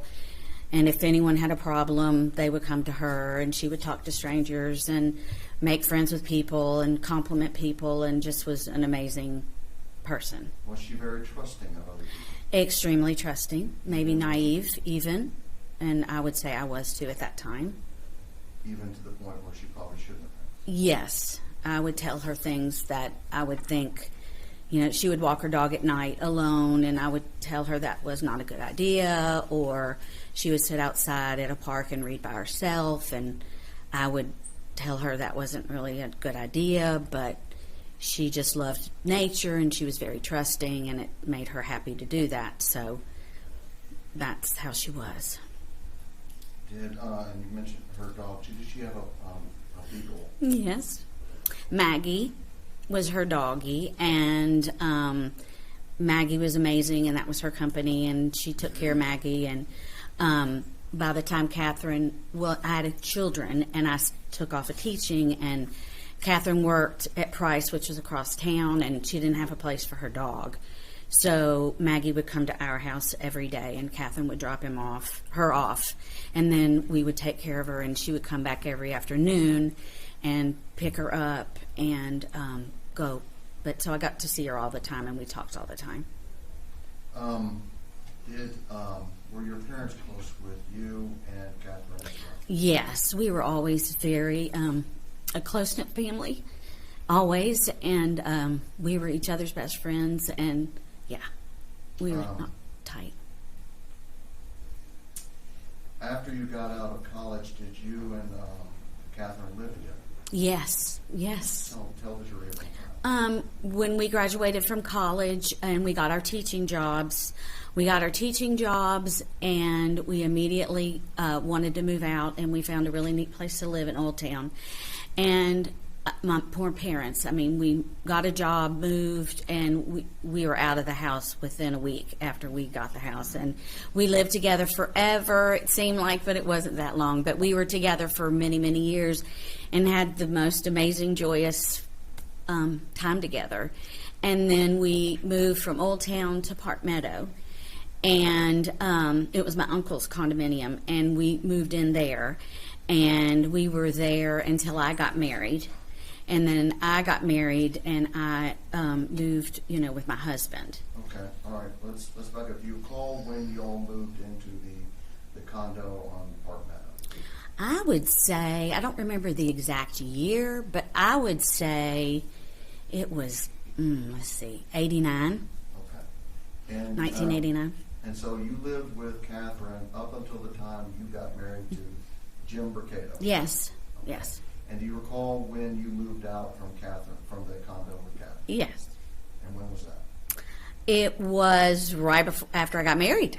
Okay. And what was the date? What time sort of time? We're talking June 22nd, 1991. Okay. And then Catherine continued to live in that condo? Yes. And so you're familiar with the layout of that? Very much so.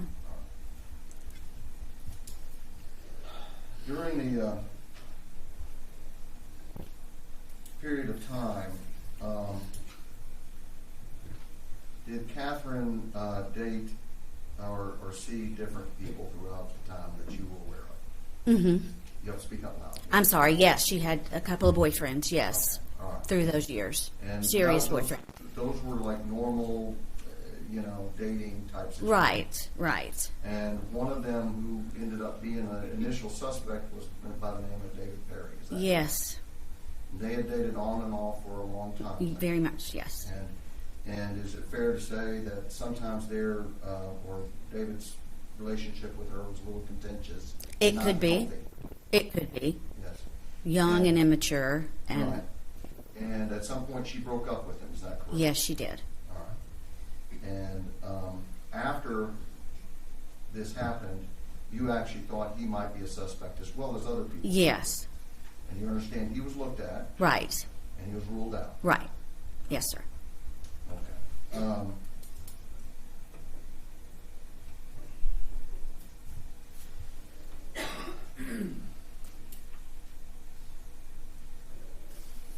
Was it normal on the weekends that you and your family would get together? It kind of became a tradition or a habit every week. We would get together on Saturdays, many Saturdays, and eat lunch together. And that was kind of a routine thing that we did, and we even continued it after Catherine died. Yes. You enjoyed it? Yes. You enjoyed your time with your parents, and you enjoyed your time with your brother and your sister? Mm-hmm. And I had a new baby at the time, Anna, and she was 9 months old. So we all just wanted to be together a lot, and Catherine adored her, and we just got together every Saturday and did something so we could be together. And did your parents enjoy seeing their kids again? Oh, yes. All right. And Constantly. back on, going back to high school. Yes. You went to Forest Park High School. I went to Forest Park High School. As did Catherine. Yes. And that was previous to it becoming Westbrook High School. Yes. Was there a person that went to high school with you by the name of Diana Dahlia? Yes. Okay. During high school, was Diana Dalio friends with you and Catherine? Yes, she was. Did you become aware of a person that she was friends or dating with during high school by the name of Clayton Foreman? Yes. Eventually, after high school, did Diana Dalio get married to Clayton Foreman? Yes, she did. As part of her wedding, were you and Catherine asked to be bridesmaids in that wedding? Yes, we were. And did you all, in fact, go be bridesmaids? We were bridesmaids. Do you recall what year that was when y'all got married? When they got married? Yes. We graduated in 81. I think it was 82. Okay, all right. But that, if Diana came and testified, she would be able to identify that date a little bit? Yes, Okay, yes. all right.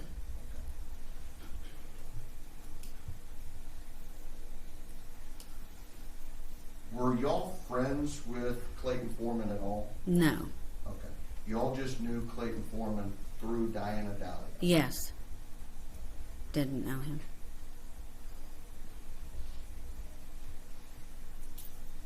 On January 13th of 1995, did you have contact? Was that a Friday? That was a Friday. And y'all were supposed to have your family get together on Saturday on January 14th. Yes. Did you talk to Catherine on that day? On the 13th? Yes, ma'am. Yes, several times. Okay. And how was that? What was the reasons you were talking to her? She came to drop off her dog, and she came to pick her up, and we just always talked when she picked us up, when she picked up the dog, and she always visited with Anna, the baby, and she just seemed kind of sad that day, and I think she had had a fight with David Perry the night before, so I was just kind of trying to make sure she was okay, and we talked, but she was in a hurry. All right. She had dropped her dog off at your house because she was doing what? She was going to work. I apologize. Right. She was going to work on Friday morning, as she always did, and she would probably zoom in late and run in and drop the dog off. We'd wave, she'd leave. Then she'd come back about 4 and pick up the dog, and usually stay and visit. And regarding that, she was upset about some sort of conversation she had with David Perry. Yes. She had called him in relation to a person dying, a Bobby Neff, or one of the Neffs. Is that correct? He died after. Was that, or was it something else? It was something else. Okay, all right. It was something else. All right. And so, when was the last time you talked? Did she have any?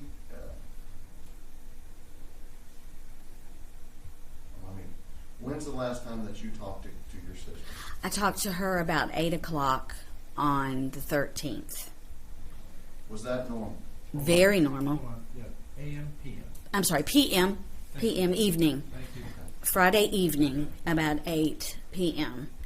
And we always talked before bed. We probably talked 6 or 7 times a day. But it always before bed, and we talked. And was there anything that raised your concern in the conversation that you had? not at all. She had gone out to eat and got Italian food and was having a quiet evening and doing her Bible study and about to go to bed. Next morning, how did it start? It started like a normal morning, and we got up, did our normal thing. Always called Catherine first thing, wanted to touch base about plans, lunch, going to the movie. So I called her, and she didn't answer. So I didn't really think too much of it, but then I continued to call her over and over, and she never answered. And this was back in the day of rotary landline, and she had an answering machine, and I left lots of messages. And she was very good about checking her machine and calling you back. Okay. So, I'm sorry. I'm sorry to interrupt you. No, that's fine. That was back we didn't have cell phones back then? No cell phone back then. Okay, and so you'd call a landline and you'd leave a message, and there'd be a machine that would, in case everybody doesn't remember, there would be a machine that would take down your message. Right. And so, Hey, Catherine, where are you? Call me back. And then they got, If you I'm worried about you. Where are you? but that was sort of abnormal, though. That Very abnormal. And I had a really unsettling feeling. Okay. It didn't seem right to me. All right. So as the day went, what happened then? Well, we ended up going over to my mom and dad's house. And Catherine wasn't there, and none of us had been able. My brother was there. My mom and dad were there. Jim was there, and my Anna was there, my baby. And mom and dad were there, and we had gotten McDonald's or something. And we couldn't get Catherine, so I remember telling my dad she might be cooking for Lanya because she was in the junior league. And I said, why don't you go to St. Andrews and see, maybe she's doing that. That would be a reason she wouldn't answer the phone and you don't get finished till noon. So he got in the car and drove down there, and she wasn't there. And as time went by, it was... Okay, because that's what dads do, is they go and they worry about their daughters. They worry about their daughters, and my dad was very protective and was always worried about us, and always, especially her living alone. He did not like that at all. And so he came back, and she wasn't there. I mean, she wasn't at St. Andrew's Church. And he came back, and we were all trying not to freak out. I remember, like, keep it together. You know, she's going to be okay. Something, she's just out of touch or something. So Mom and Dad decided they were going to go ahead and go check on Catherine. So I gave them my key, and it was nap time for Anna. So we went ahead and left and went to our house. And my brother did too. And so they left. Okay, backing up. Yes. Your parents did not have a key to Catherine's condo. As far as I can remember, they did not. But you did. I did. Okay. And so you gave your dad the key to Catherine's condo. Yes. All right. Okay. And they were going to go over and check on Catherine. Right. And so you were going back to your house because it was Anna's nap time. Right. And, all right. So then what happened? Let me take a minute. So I go home and I don't hear from my parents, and I don't hear from my parents. So I call my sister's house. And in the meantime, Jim had gone walking with his parents at the mall. So Anna and I are just kind of toddling around. And so I call, and my dad answered the phone. And he was frantic. And he said, your sister's dead, your sister's dead.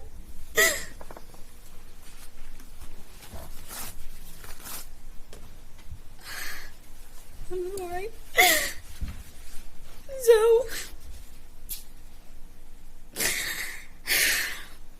So I said, do you want me to call 911?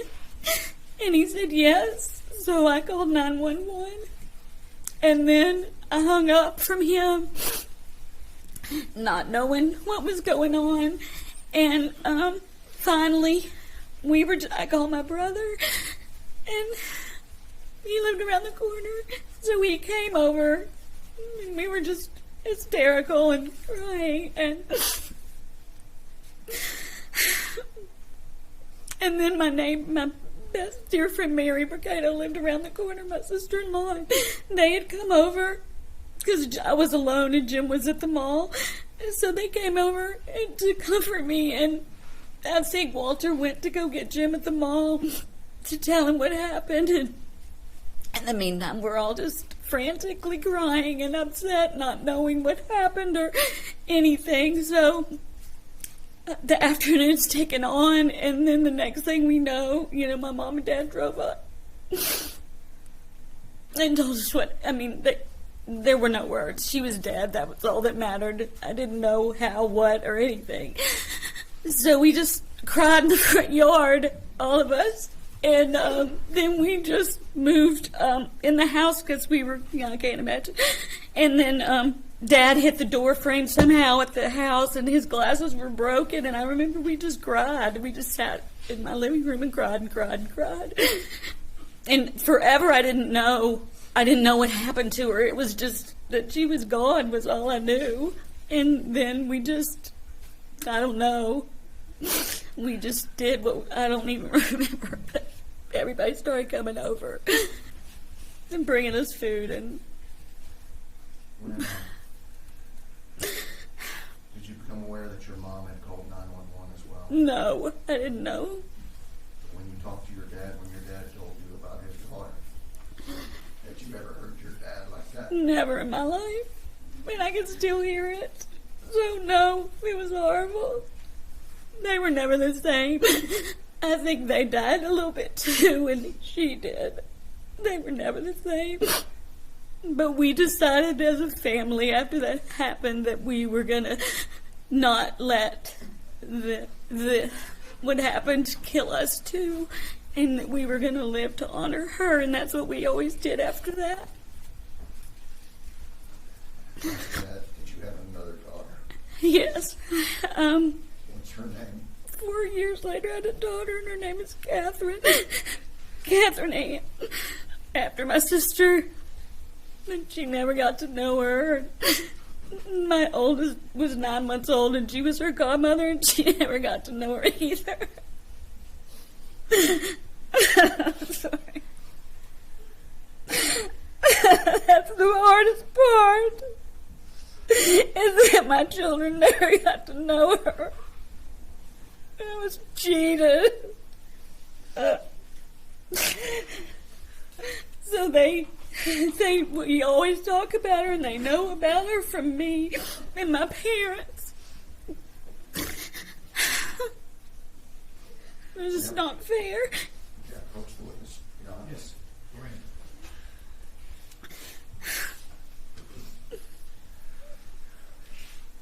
We met a couple of weeks ago. Is that what you remember that? Yes. Remember I showed you some pictures of your sister? Yes, yes. And I'm going to ask that you see if you recognize these photographs. Okay. I'm going to show you what's been marked as States 39. Do you recognize that picture? That's my beautiful sister. Fair and accurate photo? Very. Okay. States 40. What's States 40 a picture of? That's when my nephew was born. Yeah, that's us, all of us. Your sister and you and your... Yes, my your brother. Okay. Mm-hmm. Fair and accurate photo? Fair and accurate photo. States 41. Do you recognize that? That's Catherine as a teacher with her students. Yes, that's Okay. Catherine. That's her class? That's her class. Fair and accurate photo? Fair and accurate. And Stage 42 is a picture of a front part of a manual. It says Trojan 81 and some pictures. Do you recognize these? Yes. Okay. Is that a picture of the front of your 81 Yearbook, Forest Park? yes. And they switched our pictures. And I was so proud because I loved my picture. And it was Catherine. They put Catherine's name under me, and Catherine was me in the yearbook. They switched them. So these are a fair and accurate photograph of Very your... fair and accurate, even though they're switched. Okay. Yes. All right, Allison, I need a little help here. I need to be able to finish my question. I'm sorry. Yeah, that's okay. So this is a fair and accurate photograph of all of your yearbook photos. Is that correct? Yes. And you're saying that the two pictures of you and Catherine in the Forest Park, somebody was mischievous and switched y'all's photos. Okay, all right. There's also a picture of Diana Dalio, I believe, in here. Okay. And well, I'll cover that later. Okay. All right. And then I asked you to do a diagram of yours and Catherine's condo, but also then at the time Catherine's condo. Is that your Yes, yes, And that's you correct. drew one, and then we computerized it. But I'm going to show you what's been marked as 43 and 44. And do you recognize those two diagrams? Yes, I do. Okay. And they are. Do they fairly depict the condo of Catherine Edwards at the time of her death? Very accurate, yes. All right.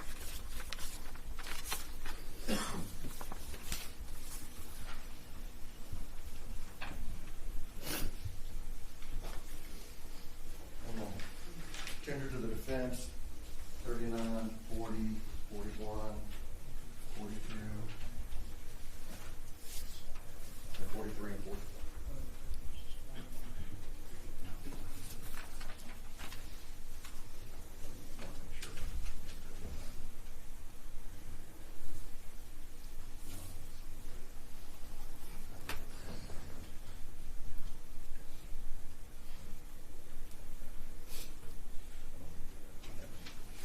Objection states 39 to 44. There's a judge. And then attended that According point, to State's exhibits, 39, 40, 41, 42, 43, and 44. Without objection, they are admitted. permission to publish them. That is allowed.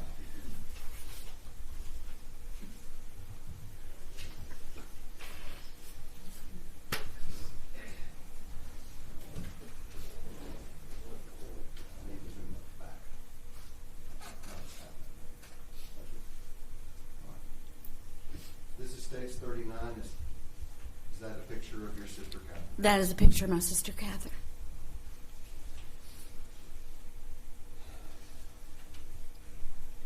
States 40.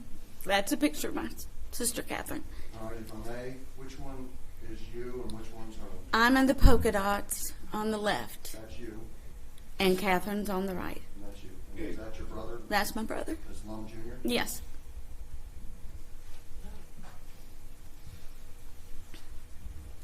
States 41. Is that a picture of your sister? That is Catherine. And is that her 5th grade class? That is her 5th grade class.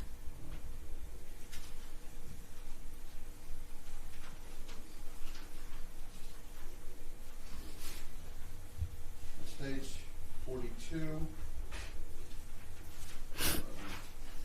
This is a picture of the Forest Park, a front of the Forest Park yearbook from 1981. Is that correct? Yes, it is. And we've selected a page from it. And this is the picture of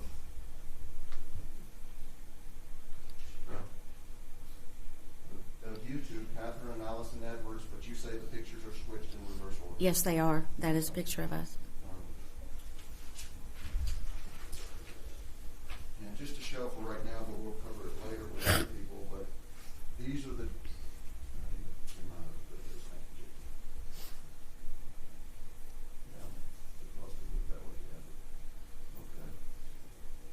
This is the first floor of the apartment, of the condo, I'm sorry, with that being the front door, these being the stairs, den, patio, garage. Is that correct? That is correct.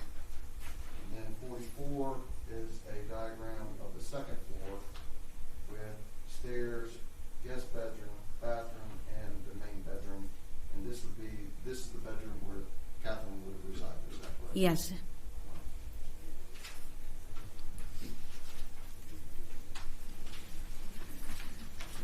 Thank you, Judge.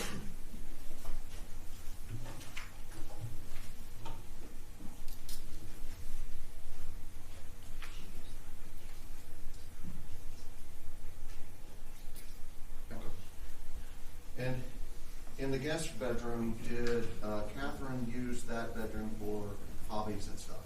Yes, her extra bedroom was unoccupied, and she would keep her clothes, suitcases. Just she had a desk in there. Yes. Okay. Best witness, Your Honor.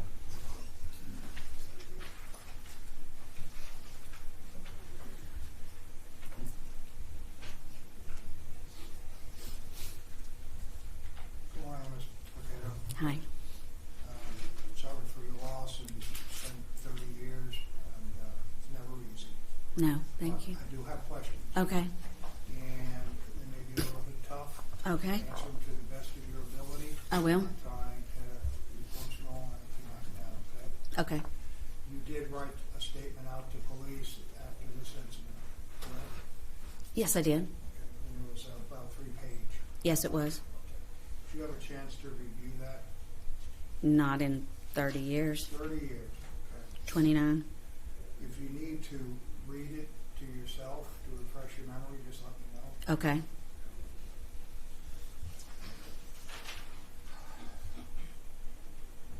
You and your sister, did you all live together over on Meadow We lived together on Park Meadow, yes. Park Meadow, yeah. And do you know when you moved in, approximately, what year it was? Approximately 1988, 89, something like that. I'm not exactly sure. And this happened in 1995?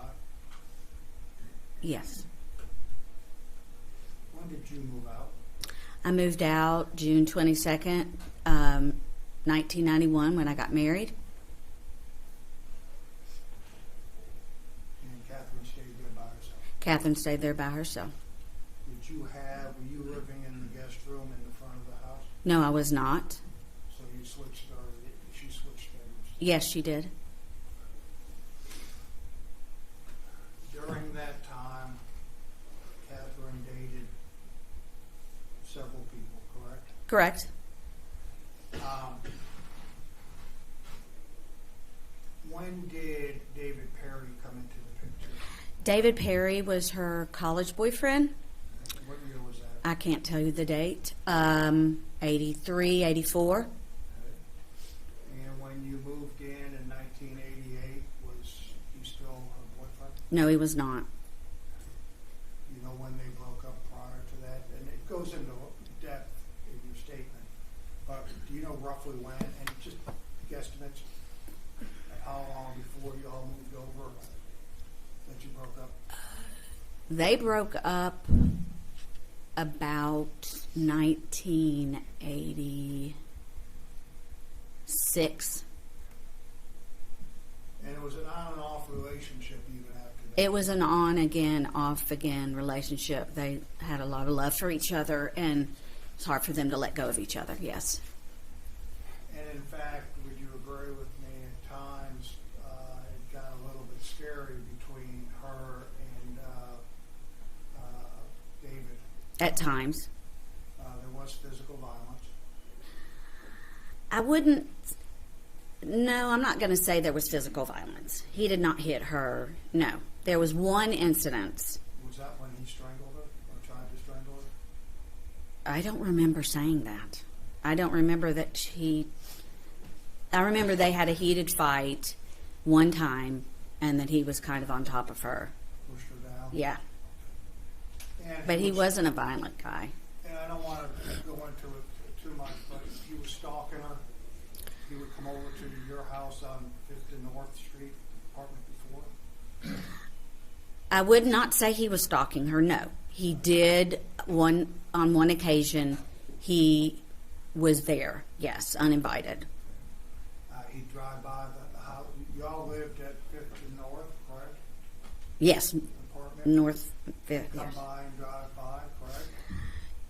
At times, yes. He would phone and hang up. I don't remember phoning and hanging up. If it was reflected in your report, in your I don't remember that. 30 years ago, correct? Correct. And just prior to Catherine's passing, did you and Catherine have a conversation that she was getting back with David? No. We had a conversation that they were breaking up for good. They were breaking up for good. And that's why they had a really heated argument the Thursday night before she died, and it was it. That was it. They were done. Forever. They were gone. But I guess when did she decide to make it another try? Off and on, periodically through the years. Now during that time, there was also another person that came to light to everybody by the name of McCann, correct? Michael McCann. And Yes. They started seeing each other. Yes. And was he a local boy? He was a dear friend of our friend Mary Burkado, and they were old college, not old college friends, they were old family friends. And Catherine had met him through Mary at a wedding, and In Galveston? yes, Okay. but And, Catherine wasn't seeing anyone then. they kind of hit it off together. They hit it off, yes. They did.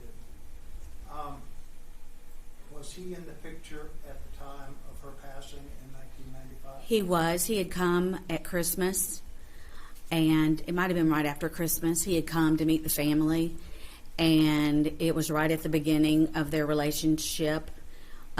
He was a really wonderful man, and she loved him dearly, and it was right at the beginning of a relationship. And in between that time, though, at the same time, David Perry basically wasn't accepting that, was he? I don't remember that. I don't remember, because they really, at that time, they were not together or had even been together at all. And I don't know. I think she definitely told him that she was with somebody serious and that they were over. And I don't think he necessarily liked it, no. He didn't like it. And they did have communications back and forth, and according to what you said back then, she was trying to break it off and get it through that. She was, I guess, getting on with her life. Right, but she never dated Michael McCann, and she wasn't dating David at that time at all. They hadn't been together as a couple in years and years. And they did talk on the phone sometimes, and we might meet up with him at times, and yes, sometimes she rekindled it. You married or moved out of the house in 1986? I moved out and married in 1991. 91.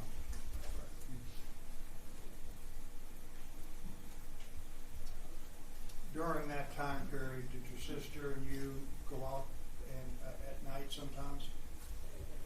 During the time I was married, No, before you got married. we went out some, but not a lot, no. After you got married, did you all ever go out at night? Not together. We went to Bible study together. We might go celebrate friends' birthdays together. Yes. Do you remember telling the police that you all, I guess, or maybe it was just Catherine, would go to the Sundance Club? Yes, we would. That was long before I was with Jim, though. This was when we lived on North and Fifth. Do you know whether or not she frequented clubs or went out at night socially? She didn't go out to clubs unless we were all together as friends. We did not, after we all graduated from college, we didn't continue going to clubs, no. She did not go to clubs, no. No, didn't go to any clubs at all? Not after we graduated college. We might have, for a bride's, I think after a bachelorette, a bunch of us went out, but no, that was not our norm, no.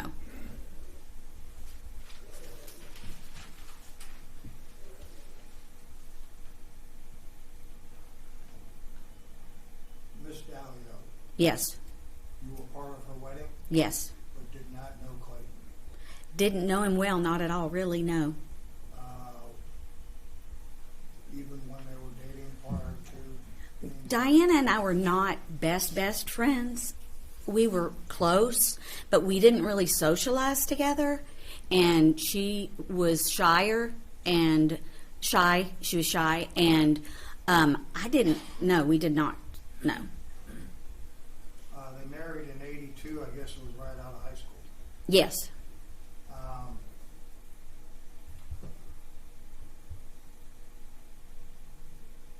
Did you associate with her at all after? Yes. Yes.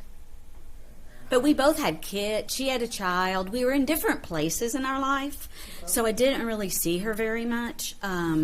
She was married and had a child, and I was still not married and more single than she was, and we really were at different places. So we might go to lunch for a birthday, but no, we didn't talk on the phone often at all or anything. How about Catherine? No. She didn't No. keep up with her at all? Not as much. No, we just didn't. We were just in different places in our lives. And any times that you can remember when you talked to Miss Dallio, Denise, right? What was her name? Diana? Diana. Diana. Not Denise. Did Clayton's name ever come up? I honestly don't remember. I cannot tell you yes or no because I do not remember that his name ever came up. We didn't really talk about him, no. Do you know whether or not Catherine had ever talked to her, or do you ever remember Catherine saying anything about Clayton? No.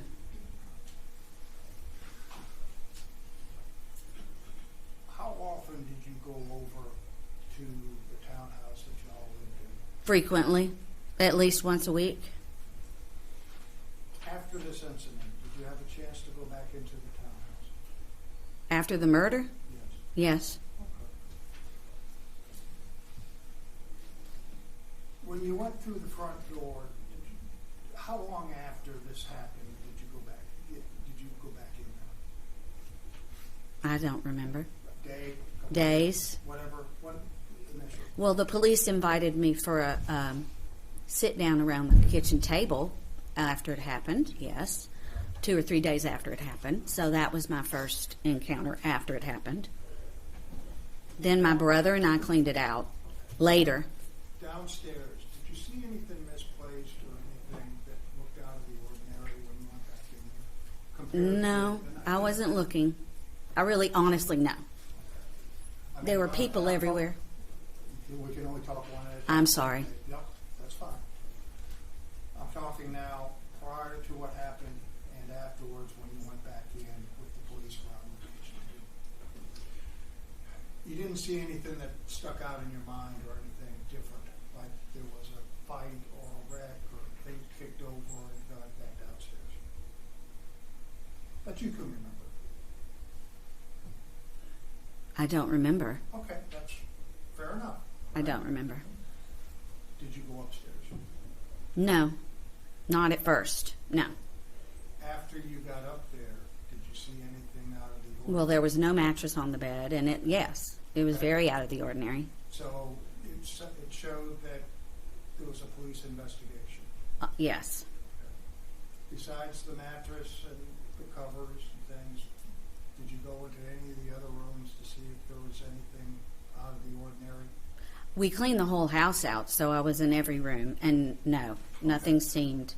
It was definitely in disarray from what all the people that had been there, and there were no sheets, there were nothing. The bed was gone. It was, yeah, it was disarray. Yes.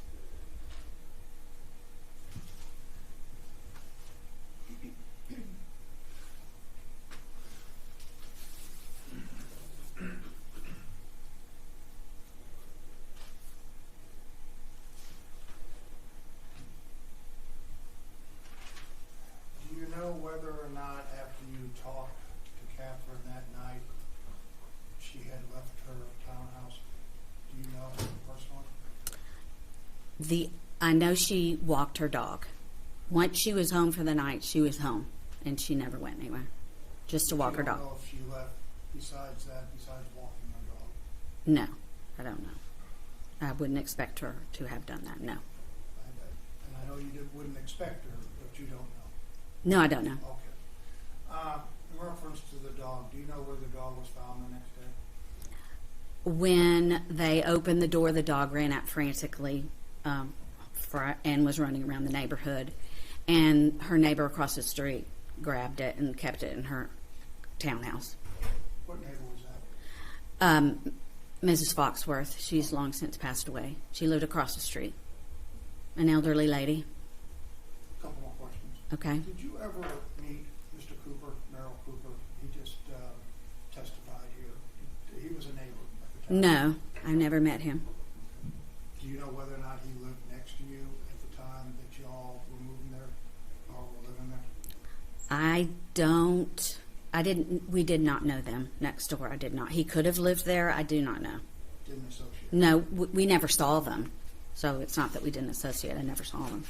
There was a statement made by Mr. Cooper that there was a lot of activity at night in that area in reference to renters, music, parties, door slamming, parked cars. Was that the same as when you were living there? There was always commotion on that. There was always cars, lots of cars, people parking, lots Was it of. a through street or was it a? No, it was a side street. It was It was a little side street. You know, all those streets are just small, so a lot short. of commotion, a lot of people. Well, there were cars there, and you didn't have a lot of room to park, so people would park on the front. I wouldn't. Right. A lot of people moving around, a lot of noise. It wasn't a quiet neighborhood. I wouldn't say it was a noisy neighborhood by any means. There were a lot of elderly people and young people with apartments, but it was mostly elderly. So no, I don't think it was. Mm-mm. And the best of your knowledge, you went out and walked your dog that night. Yes. She told me she was going to walk the dog. Subject to recall, Your Honor, on past delays. No further questions, Your Honor. And this lady, excused? Yes, Your Honor, and may I talk to Mr. Burbank for just a second? Stay.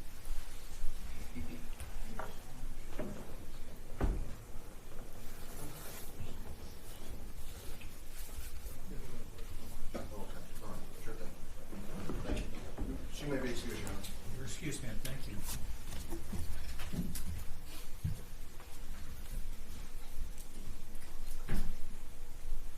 We're going to take a lunch break, ladies and gentlemen. Can all of you return back at 1:15? 1:15. Please remember the instructions the court has given to you.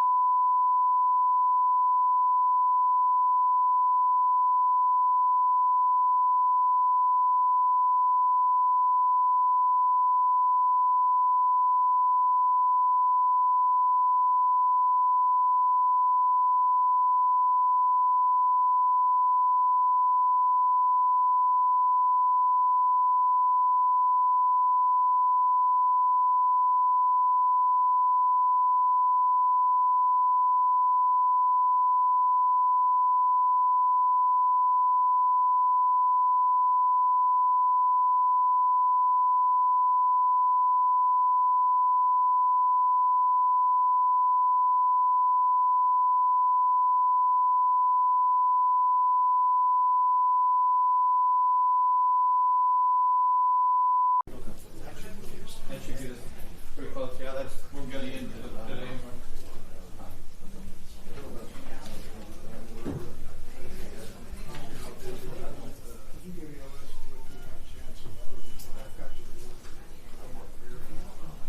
I'll send you a thing of the next of our current. I mean, that's I'll send it, you'll get it right away.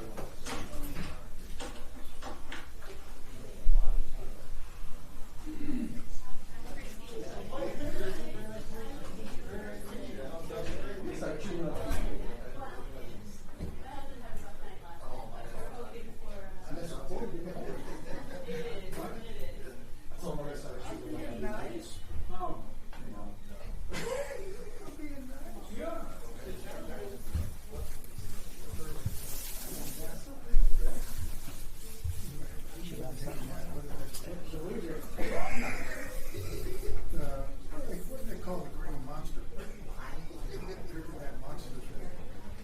I was thinking about Bourbon Street, those grenades they used to serve. Well, just the hurricanes. Yeah. Look. You sit there and everybody loves it. That's all bitch. You get bulletproof with this. I mean, once you shoot your just until you get up.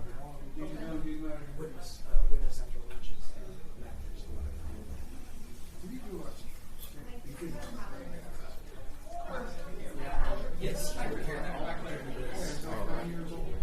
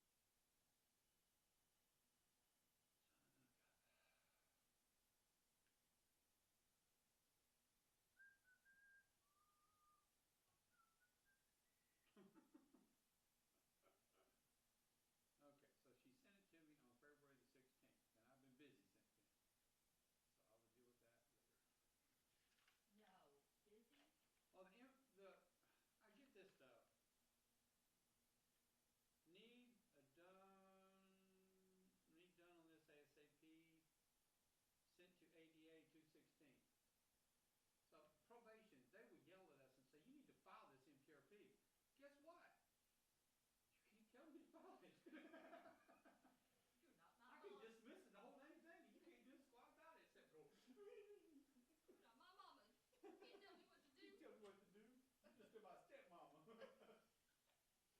Even Daddy found out he can't tell us not to dismiss a case. Oh my God. Too much fun.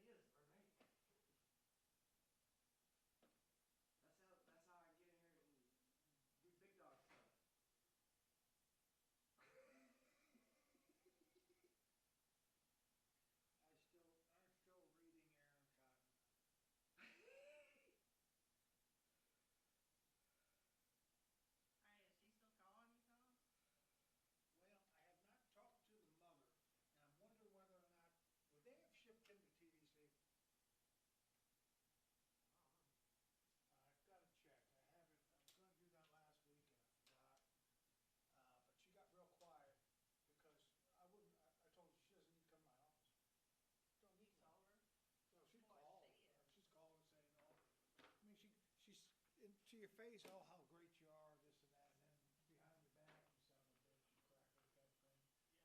Yeah. And I said, there's nothing that I need from you at this point. You don't need to come to the office. You don't need to. You're not doing your job. Okay. Oh. Whatever. You know. She's obnoxious. I checked.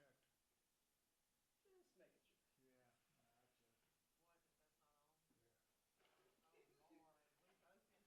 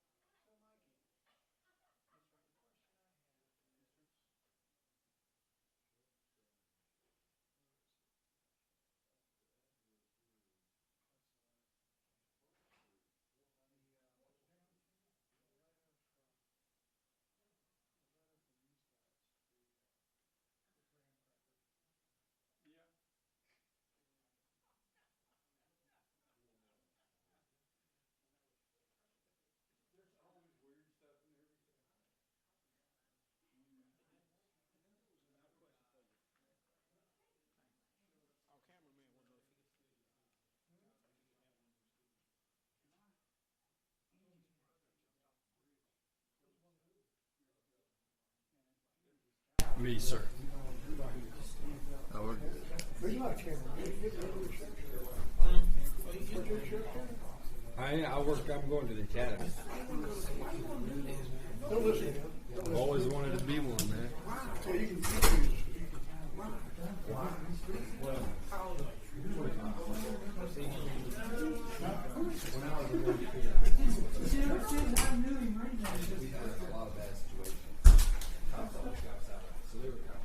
You gotta love it.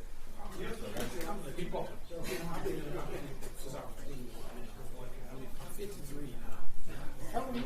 53. Oh my God, I thought you were like 69. Yeah, you do. Thank you, sir. And Joe's in the class. Joe, yeah, the mechanic, yeah. I don't know.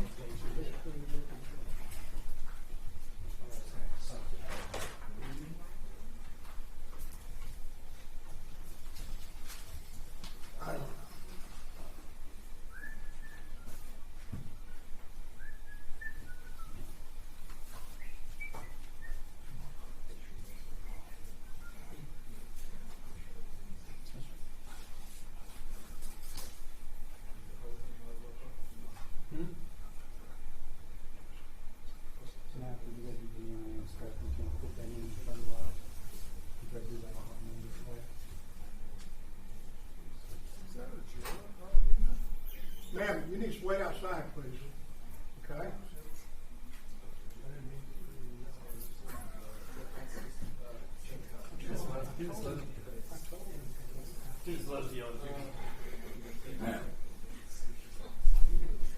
Authoritative voice.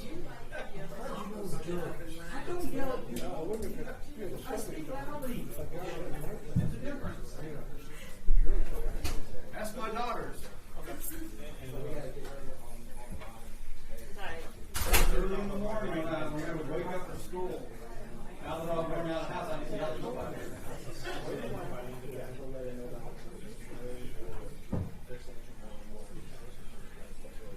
Sorry, my grandchildren look.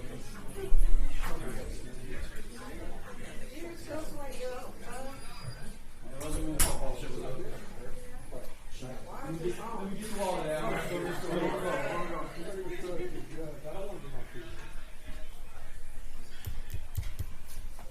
You know what, that was on, that's called YouTube, What? you're telling me, last time, you're doing outside, step outside. You know, outside. Oh, no, it hasn't been on all the time. I just turned on the I see them muted, because everybody's been talking to me. YouTube's on.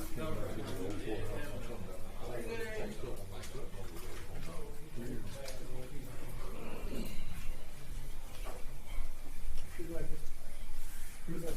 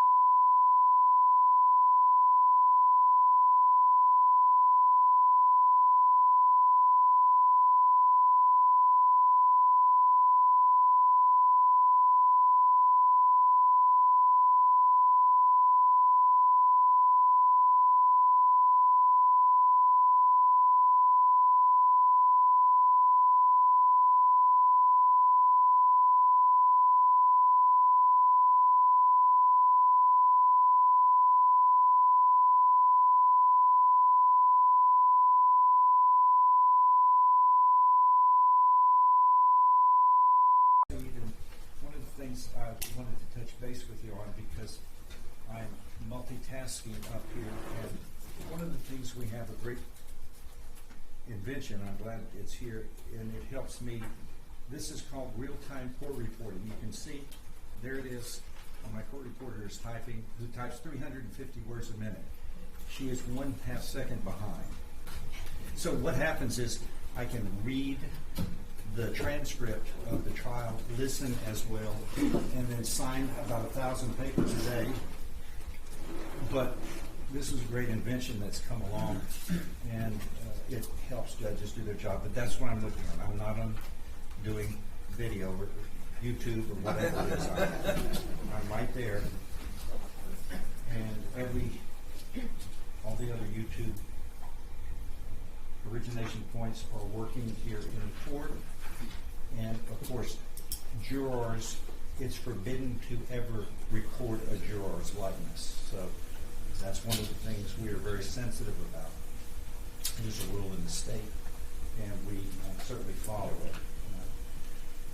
But we are ready to proceed, and the state may call you next week. Call Matthew Wick.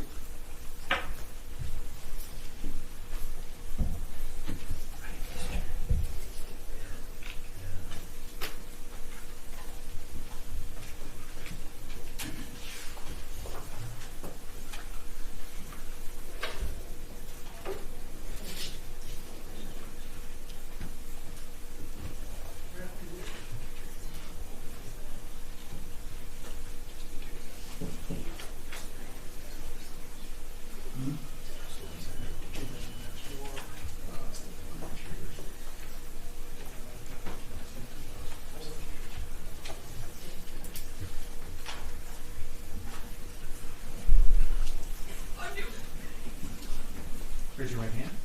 Do you solemnly swear or affirm that the testimony that you will give will be the truth, the whole truth, and nothing but the truth? So help you God. Yes, sir. Please have a seat. Thank you, sir.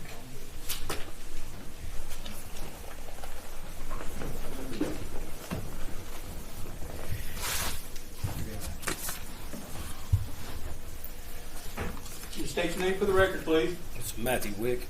Mr. Wick, can you scoot a little bit closer to that microphone? Yes, sir. Thank you very much. Where do you live? I live in Willis now. Back in January 14th of 1995, where were you living? Park Meadow Drive, 1003. Who were you living with? Larry and Deborah Cooper, and then my dad. What was your dad's name? Charles Wick. Let me make sure. Can you speak just a little bit closer? I don't know if everybody can hear everything you're saying, but I want to make sure. So how old were you in 1995, January 14th of 1995? 12. Were you going to school back then? Yeah, Vincent Middle School. Okay. Did you know that there was a lady living next door to Mr. Cooper by the name of Catherine Edwards? Yes, sir. And being 12 years old, did you ever have any interactions or contact with Catherine Edwards? Yes, sir. What kind of contact did you have? Played with her dog, and she was a teacher, so I'd ask her questions if I had questions on homework. She helped you out? Yes, sir. What kind of lady was she? Sweet as pie. So where were you and your dad sleeping in Cooper's? Upstairs. If you come up the stairs, we're on the left at the front of the house. Our wall was the wall that was up against the side, like where the stairs of her house were. Okay. So it was towards the front of her place where Right. the stairs were? Yeah. And about early morning hours of January 14th, 1995, did something wake you and your dad up? Yeah, about 2 to 3 o'clock in the morning. Woke up to it sounded like somebody kicking a wall or beating on the wall. It happened a couple times and stopped. Happened a couple more and then stopped. Went and used the restroom. Let's talk about when you say it happened a couple of times. What do you mean it happened a couple of times? Like it, you heard boom, boom, boom, and then it paused. How loud was it? Loud enough to wake me up. I think you told the police that it was. You thought it was your dad. Yeah, I figured it was him, sleeping, kicking in the sleep or dreaming or whatever. And that's what it sounded like, somebody kicking a wall or beating a wall. Okay. So it was loud enough that you thought it could have been your dad. Yeah. So you heard that a couple of times, then it stopped. How long in between do you think it was between the one kicking and the next? Couple seconds maybe. Couple seconds. So it kicked, then it stopped, then it kicked Was again. it? No, it was kick, or bang, bang, bang, and then stop, and then a couple seconds later, a couple more, and then it stopped for a while. Okay. Did you hear anything after that for a little while? Not for a little while, no. Okay. What was the next thing you heard? Kind of the same sound, but it traveled. It wasn't in one spot. Like somebody ran down our stairs. Was it as loud as the other? It was louder. Louder? Yeah. So did it seem like that the feet were hitting the stairs as it was going down? Yeah, like somebody was running down a set of steps. Well, like when you're laying in that bunk bed, can you tell when somebody's going down the stairs? Yeah. How? The sound moves. It moves from Right, the top to right, the bottom right. or beside you to Yeah. the other side. So when it was moving, you said it was louder than the kicks that you heard. Right. So did it sound like somebody was in a hurry to get down those stairs Yeah. and walking pretty much with authority to get down? Yes, sir. So when you heard them come down the stairs, did you hear a door open or close? You could hear the front door close. That's it, and then the car out front. That's what I mainly heard was a car. What do you mean car out front? After you heard the noise go down the steps, then I heard like a radio outside, like a car stereo, and then you heard a door close, and then seen the car, like you see the lights out of the blinds, the car leave. Okay, the car drove off. All right. So you didn't look out the window? No, sir. Now yours, the window where you were at, was there a window in that room? Yes, sir. Where did it face? The street. Okay, so The front of the Coopers house. The Coopers would have been the back of the house, right? Yes, sir. So you would have been able to hear the street more than the Coopers would have. Right. And when you heard that noise, you didn't look outside, you just heard it drive off. Could you tell which direction it drove? Well, there was only one way out of our street, but I could see the lights. So as it left, we were the second house up from the end of the main road. Right. So you had a turn on our street, and we were the second house up on the right. So when it left, you could see it leave, right? Because it had to stop to make the turn. It was going away. Yeah. Wasn't coming home, somebody No. coming home or anything. No, That was no. definitely a car leaving. Yeah. And that was about what time in the morning? 3. About 3 o'clock in the morning. Now the next day, did you find out something had happened to your neighbor? Yeah. We got home from my dad's office, and I seen her parents outside. They were real distraught. Her dog was scared and running. Like usually that dog was real mellow and chill. It was running, didn't want anybody to catch her, get it. And then that's when the police had told us that she'd been possibly killed. How'd that make you feel at the time? I've held it with me my whole life. I wish I'd have got up and beat on that door. Something. It's kind of something you carried with you. Yep. Never got over that even this many years later. You never saw anybody though outside? Never looked? No, sir. Thanks, Sarah. That's what he said.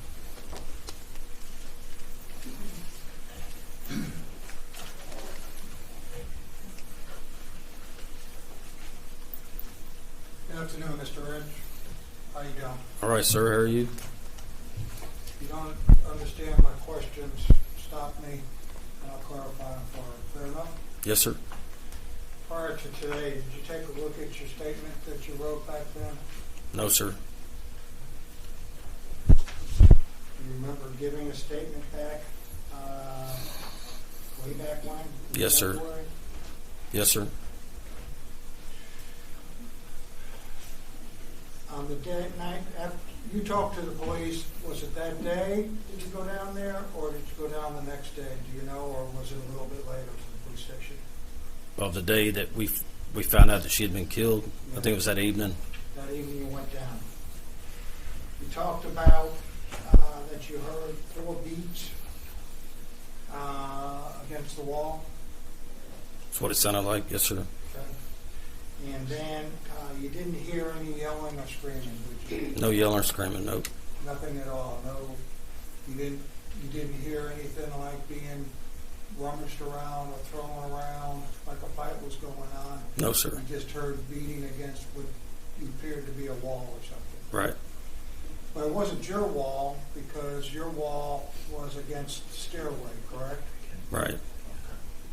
You're not saying they were beating against the stairway wall, No, sir. or do you know? No, it's against the stairway wall. Like I said, usually like somebody's going up and down that stairs, it would move, right? This was in a one little spot, same spot. Okay. You said that then afterwards, it appeared somebody was running down, and it was very loud or louder than what you heard before. Correct. So they weren't walking; they were like Moving. running downstairs. Right.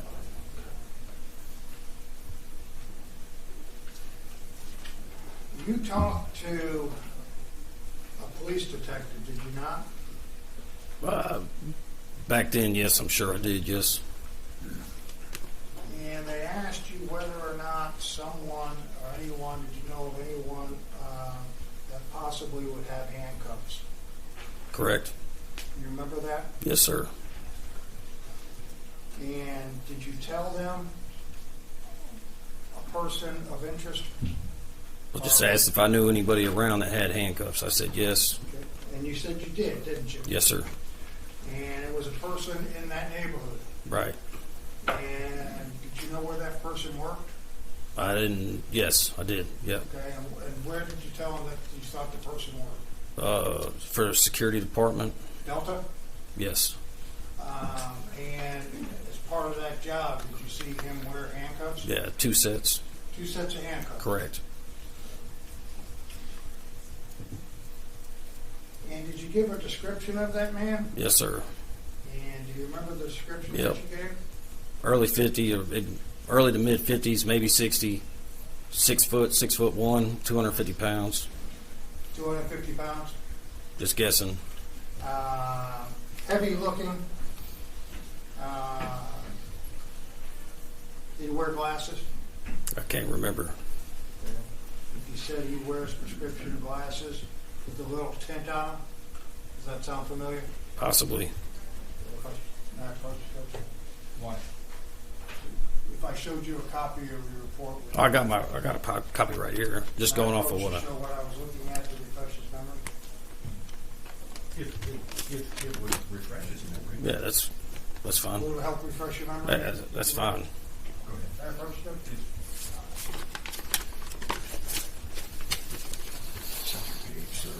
It has to do with the prescription glasses. Could you read that to yourself on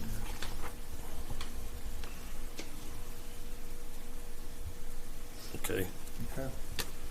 Describe him wearing prescription glasses with a slight tint. Right.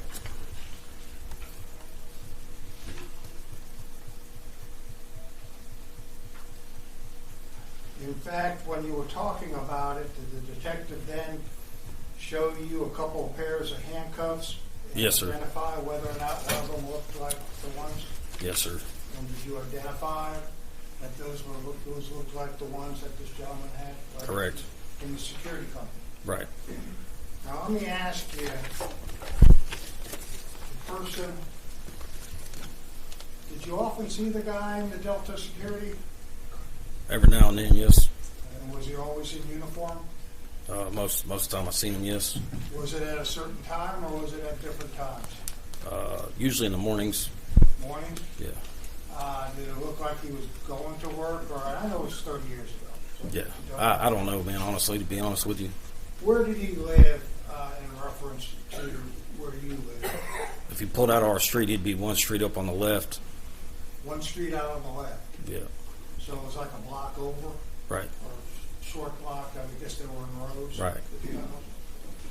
But it was enough that you knew who he was or recognized him. Yeah, I had a friend that lived down the street. Yeah.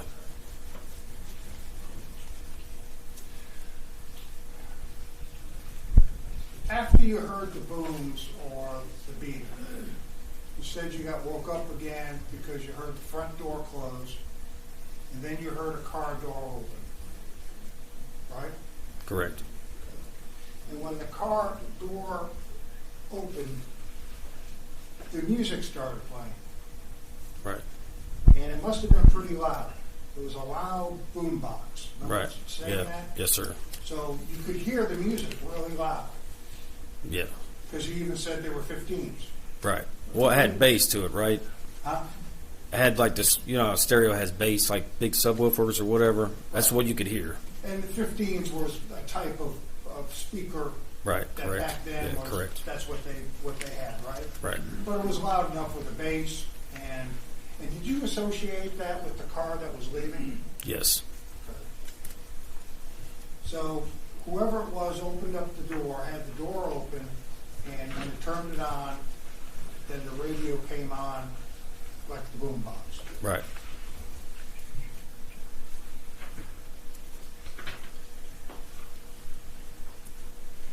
And then that's the car that you said backed out and left. Yes, sir. Do you think there was one in the same car? I mean, was it the same, or do you know? What do you mean? Well, is it the same car that had the music on? It sounded that way, right? Music kind of dipped down, and then the car left. But it was enough to wake you back up when you started the car and you heard the music playing. Him going down the stairs is what woke me up. How long did you stay at that location? I don't know. Year? Couple Yeah, months? school year. Okay. There's been testimony that says there's a lot of traffic in and out of there, that location, a lot of commotion, loud things going on. I disagree with that. Okay, what's your? It was a retirement community. It was pretty quiet, from what I recall. Okay. I didn't never really hear a lot of noises that were loud. So I'm kind of lost with that statement. So at that time in January 1995, you heard somebody running down the stairs that was heavy, appeared to be, right? Out the front door, correct? Correct. Heard the car door open, loud boombox music blaring or whatever it is. They shut the door and they back out. Right. And that was all about 3 o'clock in the morning. Yes, sir.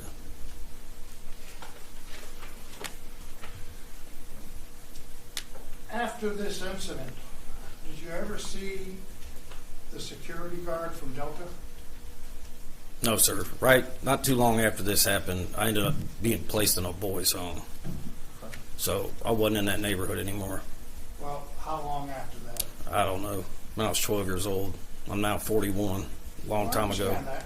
You Yeah. talk about 30 years. Was it immediately or was it like a month or two? I after that? I can't recall. Okay, but it was some time after that. Yes. During that period of time, did you ever see the Delta security guard? No, not that I recall. Pass the witness subject to recall your honor. Have nothing, President Jeff. Did this man be excused? Please, Judge. You are excused, sir. Thank you. Next, please. Carmen Apple.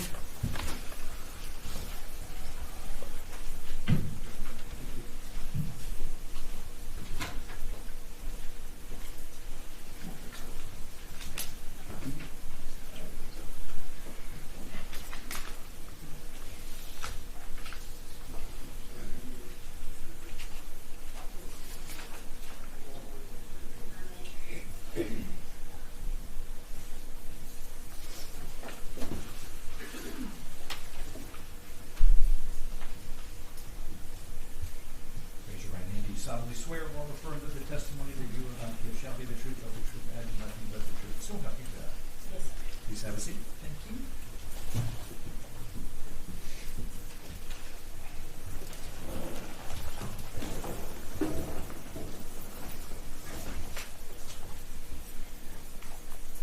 How you doing, ma'am? Good, thank you. Sit, Judge. Go ahead. Thank you. Tell us your name and where you work. My name is Leslie Carmen Apple, and currently I work for the Texas Division of Emergency Management. You started your career in a kind of a different branch of law enforcement, right? That's correct. Where did you start your career at? Beaumont Police Department. And when was that? 1986. Okay. And all the way through, at what point did you retire and then move to another agency, or did you just move? I retired in 2011 after 25 years, and then I picked up a second career in emergency management with the state. Okay. And so back in 1995, what was your capacity working at Beaumont Police Department? I was a patrol officer assigned to the day shift patrol. Okay. Now, Ms. Apple, would you be so kind to move up closer to the microphone? Yes, sir. Good. Thank you very much. Go ahead. Now, Ms. Apple, do you recall being dispatched to a location, 1005 Park Meadow Drive, in 1995? Yes, sir, I do. Was that a location of homicide that had occurred? Yes, sir. And was it ultimately a homicide of someone that you knew? Yes, sir. Tell me a little bit about, was this the homicide of Catherine Nichols? Yes, sir. Tell me a little bit about who was there when you arrived first at 1005 Park Meadow. When I arrived, Officer Paul Roach was there, as well as Mr. and Mrs. Edwards. Okay. And do you recall what kind of information you and Officer Roach had received, prior to arrival, like what your understanding of the scene was, and where you were needing to go? My understanding at the time and when I arrived on scene was that Mr. and Mrs. Edwards had been to the townhouse to check on their daughter. They had a key to unlock the townhouse, had gone in, and had discovered her body in the upstairs bathroom. And when you entered into this townhouse and took measure of everything that was inside, was that consistent with what you observed as well? Yes, sir, it was. So the information that you had was that the parents had needed a key to gain entry into this house? Yes, sir. But was it only the bottom lock and not the deadbolt? That was my understanding. Why is that significant? Is that it was only the bottom lock? Well, let me ask you this: when you're leaving that townhouse, or typically with a lock like that, can you lock the door from the inside and close the door if only the bottom lock is locked? Yes, sir. Whereas, can you do that? Can you lock the deadbolt if you don't have a key from the outside?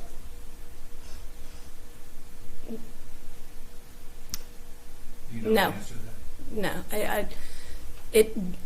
My recollection was that you needed a key from the outside to lock the deadbolt.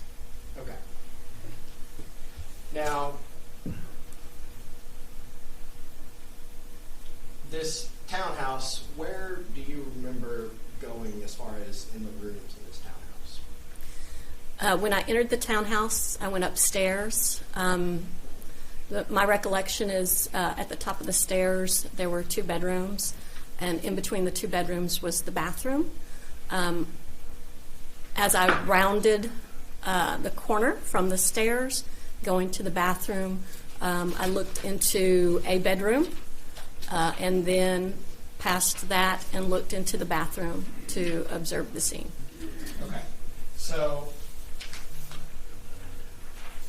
let me show you.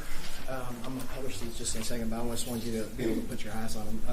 Exhibit 43 and 44, which have already been admitted. These are diagrams of the apartment layout that Allison Bacado helped prepare. Does those look consistent with second floor and first floor of what you remember? Yes, sir. Okay. So,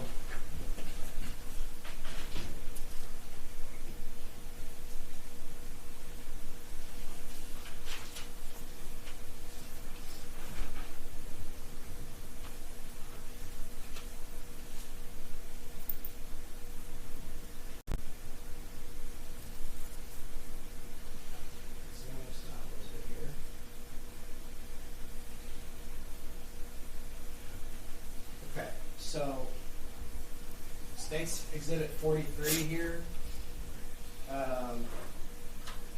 This is a overhead view of the first floor. Is that correct? Yes, sir. So what you explained to us just a while ago is that you went in this front door over here, right? Yes, sir. And then did you go anywhere on the first floor, or did you go first up to the upper stairs? I went up the stairs first. Okay.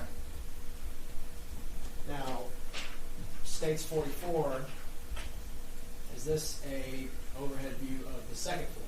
Yes, sir. And so when you went up these stairs right here, there's kind of like this little landing spot, right? Yes, sir. And you've got what you described as a guest room, a master bedroom, and a bathroom. Yes, sir. So as far as, it sounds like the first thing you did was go to the bathroom to locate where the body was, correct? Yes, sir. What did you notice about just the scene in that bathroom when you went in there? The victim, Miss Edwards, was laying on the floor with her head towards the tub and her legs more towards the door opening. She was nude from the waist down. She had on a T-shirt, and there was a towel that was draped over her upper body. I also noticed that her hands were handcuffed behind her back. So, and for the record, we're looking at States 44 right now. Let me ask you this.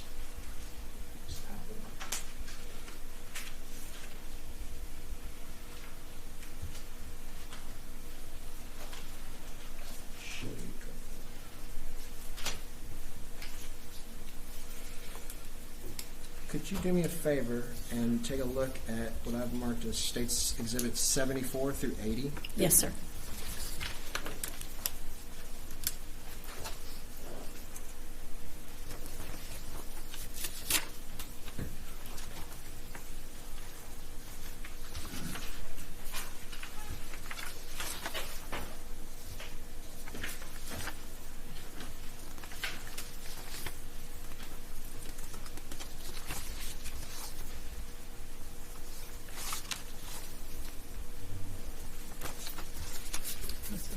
Do those exhibits 74 through 80 appear to be photographs of the upstairs towards the guest room that you were talking about? Yes, sir. 74 through 80, are those fair and accurate depictions of what you observed when you went to the scene in 1995? Yes, sir. And specifically January 14th, 1995? Yes, sir.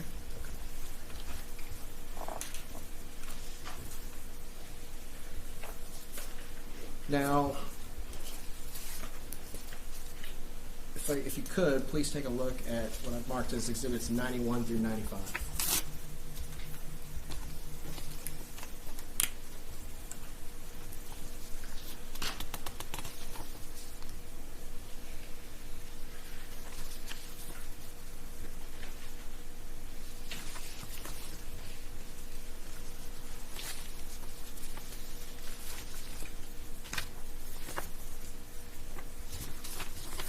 And I'm sorry, 91 through 96.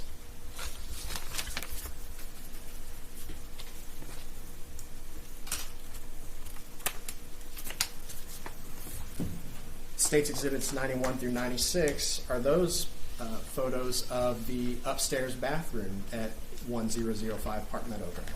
Yes, sir. And specifically photos of the bathroom at 1005 Park Meadow on January 14th, 1995? Yes, sir. Do they fairly and accurately depict what you observed when you entered that townhouse that day? Yes, sir. Did you also then go into the master bedroom as well? Yes, sir. I'll show you what's marked as exhibits 81 through 90.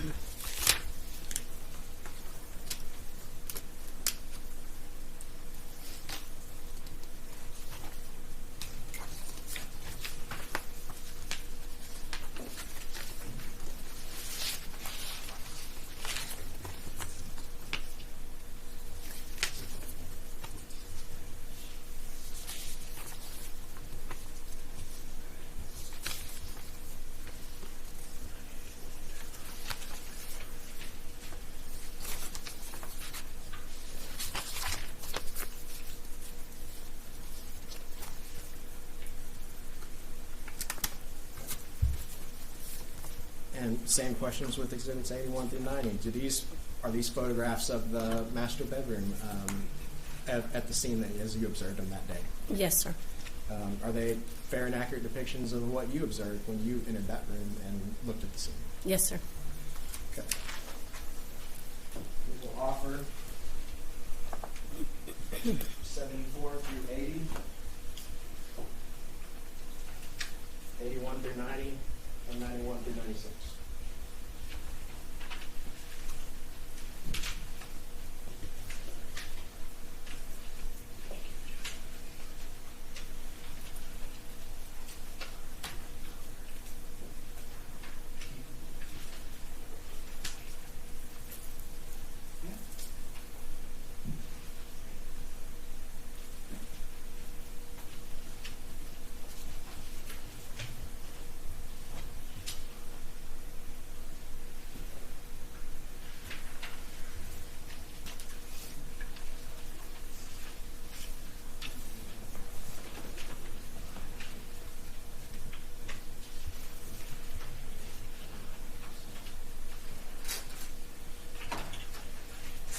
No objections to 74 through 80 inclusive, 81 to 90 inclusive, 91 to 95 inclusive, Your Honor. I got 95. You had another one? I thought there was 96. It's 96. I had 95, but maybe it's 96. I have no objections either to 96, Let me Judge. see those real quick. Please. Thank you.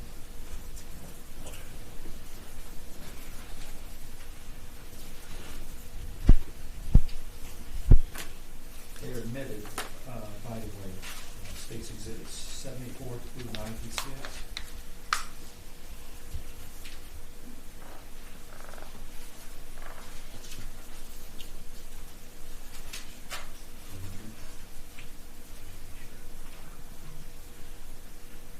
Okay.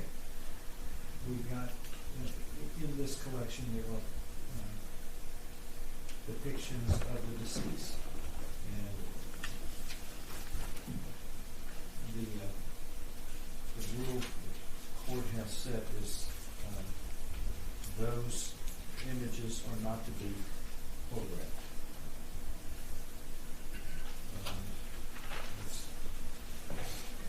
If you'd like, we can publish those just to the jury, let them pass them around like we used to do in the old days. I think there are about 5 or 6 Yes, that sir. recognize Yes, sir. this collection. We can just publish those to the Others jury. are allowed to be published by film. But any depictions of the deceased at the crime scene in relating to images of injuries are forbidden to be published, but are completely free, of course, as the exhibits admitted here for the jury to discern and review as necessary for your deliberations. Go ahead. Thank you, Judge. Okay. So, first of all, let's talk about 74 through 80. Looking at State's Exhibit 74 here. Is this the kind of the landing spot on the second floor where the stairs are off here to the left, and this is that guest bedroom that you were talking about? Yes, sir. Okay. And State's 75, is this the guest bedroom that we were discussing just a while ago? Yes, sir.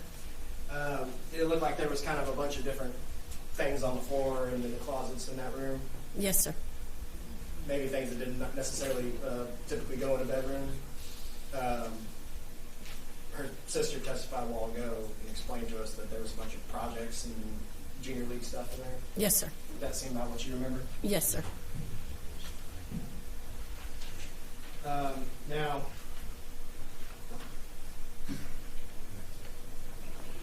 State's Exhibit 80, were there a number of different closets with clothes and yearbooks and various memorabilia on the floor and the shelves, all that kind of stuff as well? Yes, sir.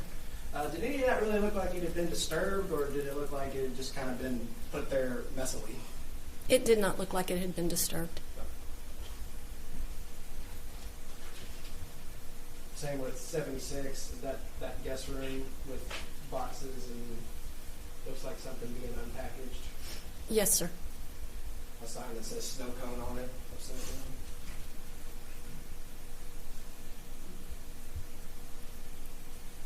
See it? Oh, yes, sir. Okay. So, did you really notice anything that had particular evidentiary value as far as what had transpired that night before y'all arrived in that guest room? I did not locate anything, no, sir. Okay.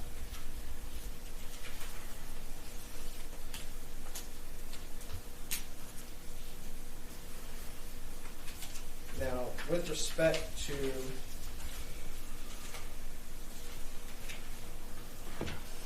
the bathroom, I'm going to show you these here in just a second. Yes, sir. But states 91, is this a kind of looking back from the, standing from the perspective of the tub, looking back to the doorway of the bathroom? That's correct, sir. So this is that I guess teal interior? Yes, sir. So is it very easily recognizable on other photos what you're looking at when you see that color from the bathroom? Yes, sir. Now, looking at States Exhibit 92, 93, 94, and 96. 92 first. Is this the body of Catherine Edwards as you found it? Yes, sir. So describe to me what you're seeing right here as far as what she's wearing. I can see that she's wearing a T-shirt of some sort. There's nothing on her legs, and a towel is draped over her partially. Okay, and what color is the towel? It looks blue and black stripes. Now, what about the tub itself? Is there a shower curtain visible in this picture, 92? There is one. However, it appears that if the curtain rod in the shower have been torn down. Okay. Did it appear as though there had been an obvious struggle in this bathroom? In my opinion, yes, sir. And how many years did you work for BPD as an officer? At the time of this particular scene, I was 9 years on. I worked a total of 25 years. Did you always work in some division of patrol, or did you ever move into the investigative side? Mostly patrol. I did 2 years working narcotics investigations, and then about 10 years working in their public information office. Okay. So is it fair to say you responded to a number of crime scenes where a homicide or some other violent crime had occurred? Yes, sir. So when you're looking for evidence of a struggle, looking at things that you see on the victim's body, right? Yes, sir. And then also things in that general vicinity that might suggest what happened. Correct, sir. And did you also say something about the Catherine Edwards' hands being bound? Yes, sir. They were handcuffed behind her back. Okay.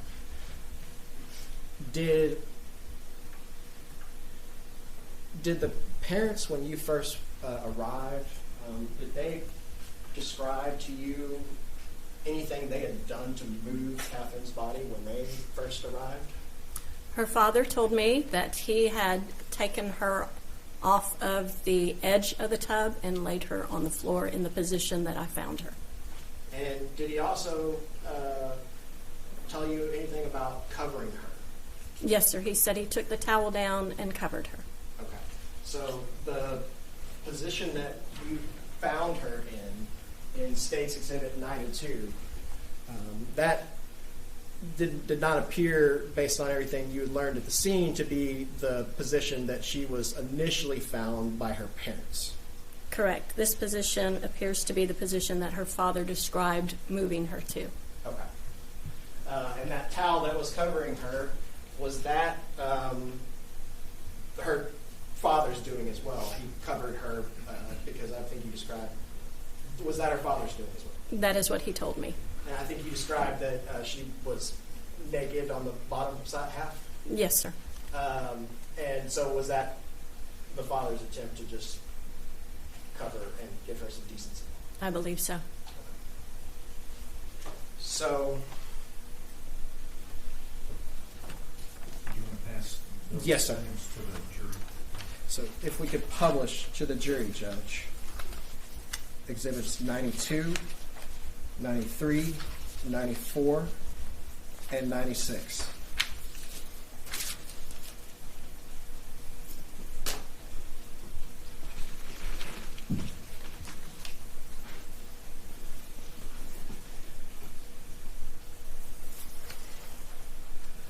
and Ms. Apple, I want to look at one photograph here.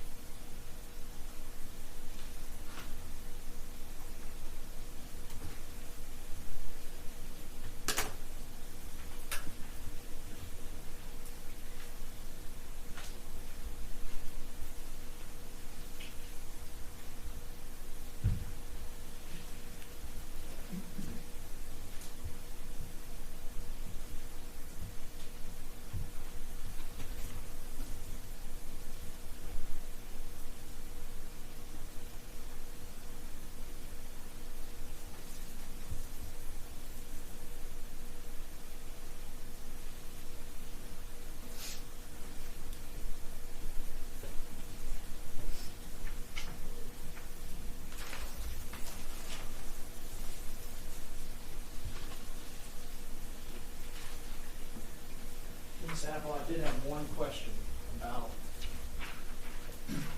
the tub, State's Exhibit 95. Is this the condition that you found the tub in the second floor of 1005 Park Meadow Drive? Yes, sir. Yes, sir. Is there water in the bottom of that tub?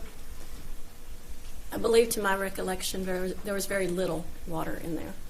Approximately 4 to 5 inches. Does that sound about right? That sounds about right, sir.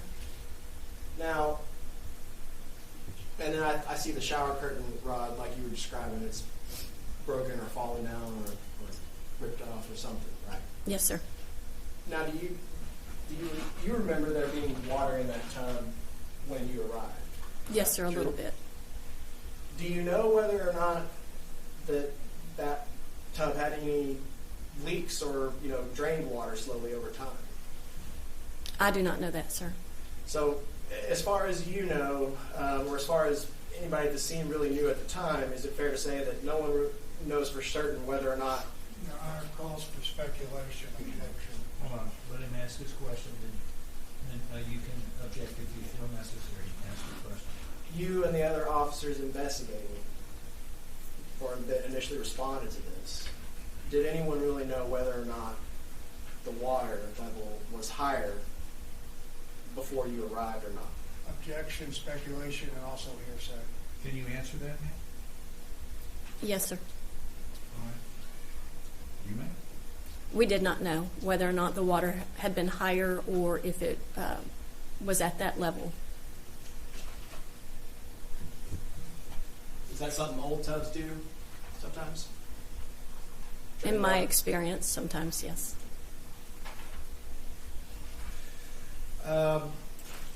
Okay.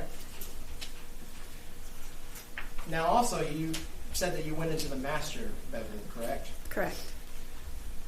Did you find anything that looked like it might be pertinent to what had happened in that room, the master bedroom on the second floor? The bed was disheveled a little bit. The comforter and sheets looked a little bit disheveled, and it looked like there was some damage to a bedpost. Okay. So, looking at State's Exhibit, what's been admitted as State's Exhibit 81,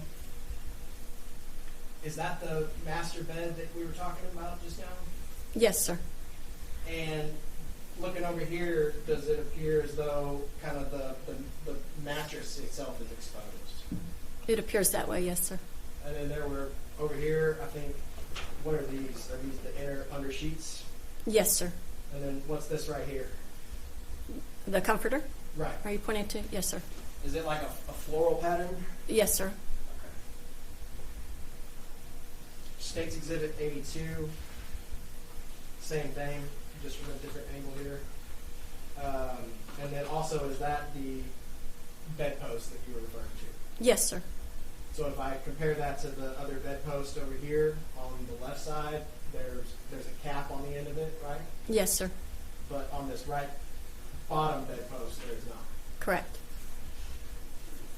So, did it appear to you that there might have been a struggle in the bedroom as well?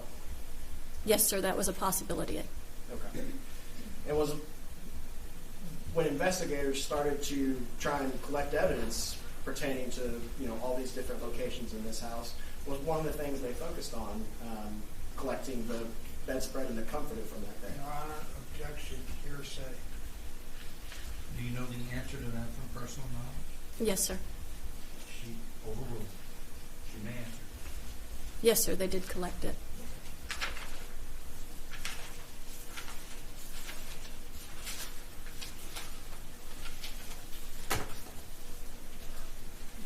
I'm just going to go through these photos, this apple, of this room here, States 83.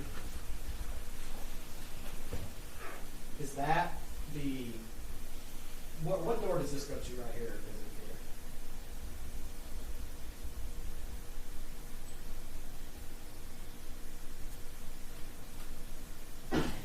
I don't recall. Let me ask you this. Do you recall, I'm looking at State's Exhibit 44 here, do you recall there being two different entry points to that bathroom on the second floor?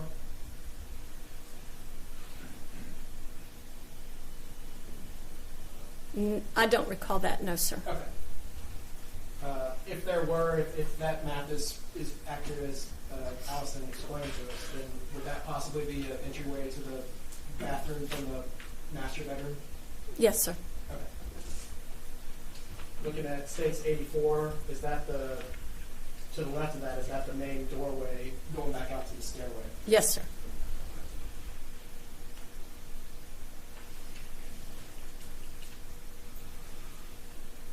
States 86, just documenting some of the condition of the closets in the master bedroom there.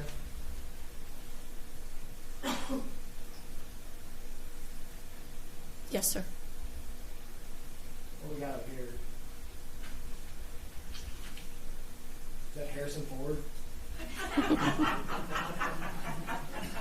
Appears so. Okay. He was kind of a stud about the money. In some people's opinion. Now, well, is that pretty much consistent with the all of the closets in Catherine's townhome? Yes, sir. Okay. So now, let me go to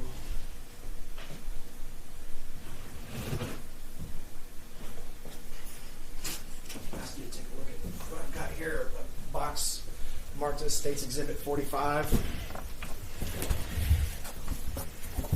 Do you recognize what this is? You need to open it.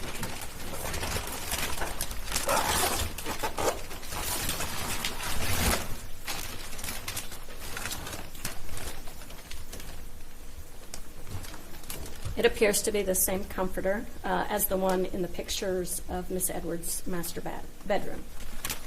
Is that the floral pattern that you recall seeing in her master bed? Yes, sir.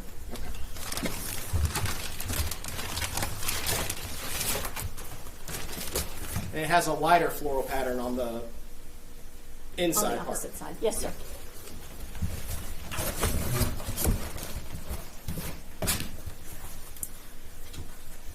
Now that State's Exhibit 45 and its contents, they've been taken various places and tested over the years, and other people have seen and touched them. But is it the one that you recall from the scene that day? Yes, sir. We'll offer State's one. I'm going to object, Your Honor, in reference to the chain of custody and where it's been and where it hasn't been. Also, she says it appears to be, but it's not certain. And I think it's premature at this time for it to come in.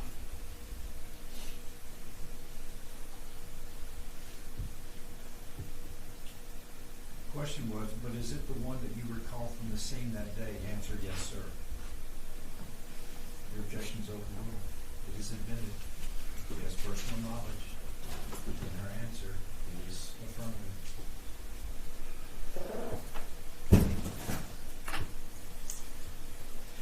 Now, also, from that bathroom, you remember that towel had a distinct color on it?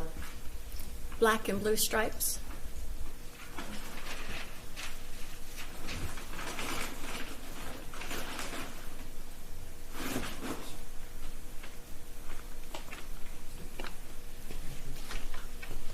To show you what I've got marked as State's Exhibit 38A and its contents, which should be State's Exhibit 38. Would you please look at State's Exhibit 38 for me?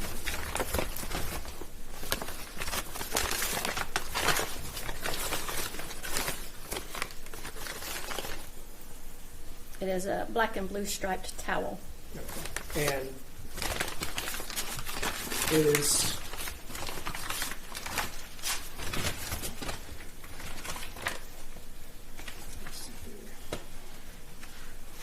it's 38A, just a brown bag packaging outside of 38. Yes, sir. Okay. Now that towel, does it match the one that you saw at the scene? Yes, sir. Do you believe it to be that towel? Yes, sir. Do you remember an individual by the name of Boyd Lamb? Yes, sir. Was he an officer with Beaumont Police Department that was also at that scene? Yes, sir. Was he collecting a lot of these items and securing them for evidentiary purposes? Yes, sir. Okay.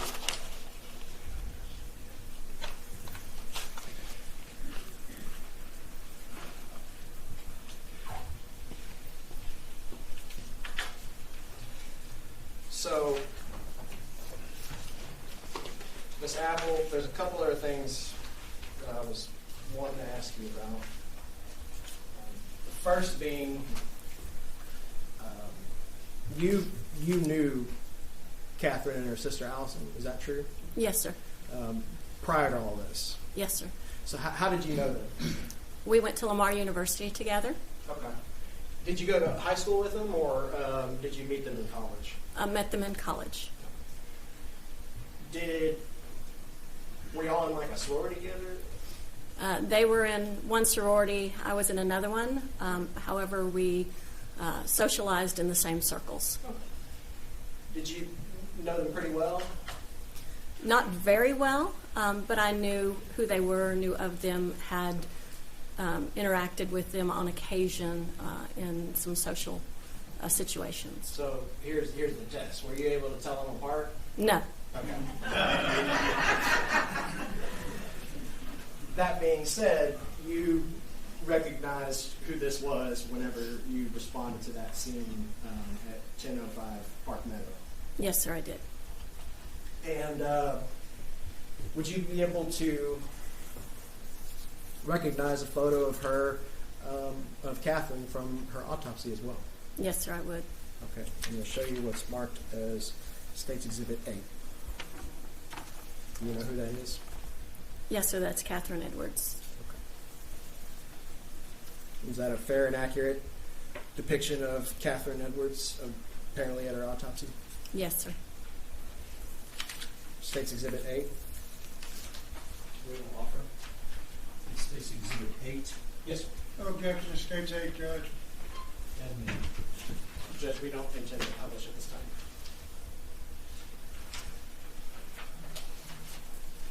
Now, are you familiar with this location in general? The Park Meadow townhomes or apartments or whatever people call them. Yes, sir. We've heard some testimony earlier today from some folks who were neighbors at the townhome that shared a wall with this 1005 Park Meadow. Do you recognize what I've got here marked as State's Exhibit 46? Yes, sir, that looks like the townhomes off of North Major and Mannion that typically have the name Meadow in their street names. Always some version of Meadow? Yes, sir. So, you didn't draw this, did you? No, sir. Does this appear to be some sort of overhead survey plat? It looks that way, yes. That being said, do you recognize the street locations and then also the 1005 Park Meadow building?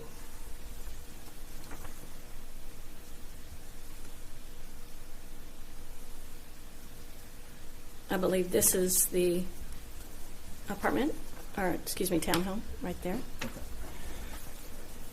This State's Exhibit 46, is this a fair and accurate depiction, overhead view of the general area, the street layout, and then also the building layout of the Park Meadow townhomes? Yes, sir. Okay. Offer 46. No objections to State's 46, Judge. admitted. This Apple, let's just take a quick look at this so we can make sure we all kind of see where we're looking here. Okay, so I always look at major kind of like this. So right here is major, right? Yes, sir. We can blow that up just a little bit. Yes, sir. I will in just a second. I'm trying to not get. Thank you. And then there's all these offshoots from Major, right, that go into these Park Meadow townhome areas. And I'm going to turn it back. That's correct, sir. this way. Glen Meadow, and then you've got a bunch of numbered streets.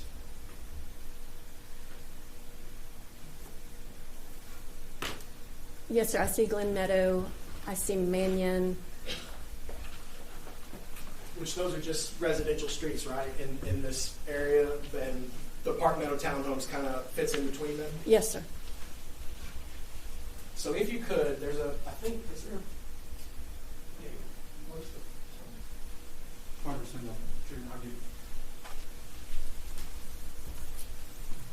I'll scoot it over here. Right here off 4th Street, this is Park Meadow right here. Is this the location where you pointed to me a while ago in State's Exhibit 46? Yes, sir. That's correct.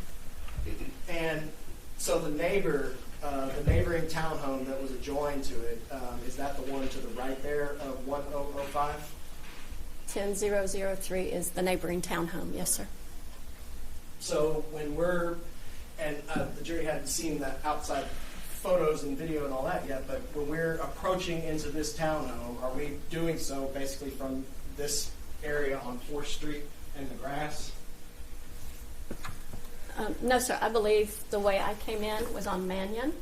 I cut up Park Meadow and then turned left in front of the house. Right. Once you're on foot, though, once you're like walking in, there's like this little grassy area right in front in there. Yes, sir. And is that from 4th Street? Yes, sir. Okay.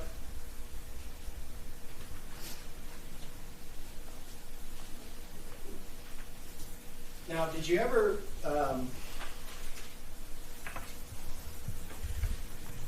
find anything as far as your survey of this townhome and the scene to explain why there were two different areas where it appeared there might have been some sort of conflict?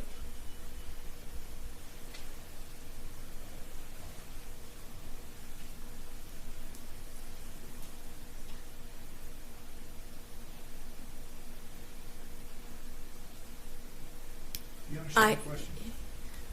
Yes, sir, Judge. I have an opinion on what I believe happened based upon what I saw, but I did not collect any evidence to validate my opinion at this scene. Your opinion was based on what you observed at the scene? Yes, sir. And your investigative experience in responding to scenes similar to this? Yes, sir. Well, what did you believe happened in those two locations? I believe that there were two scenes to the incident. The first perhaps being the master bed area, that there was some type of a struggle or an assault there. And then the second scene was the bathroom where Miss Edwards' body was found.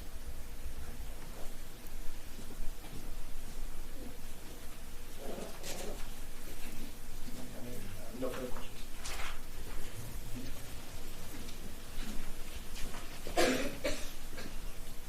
Good afternoon. Hello. How have you been?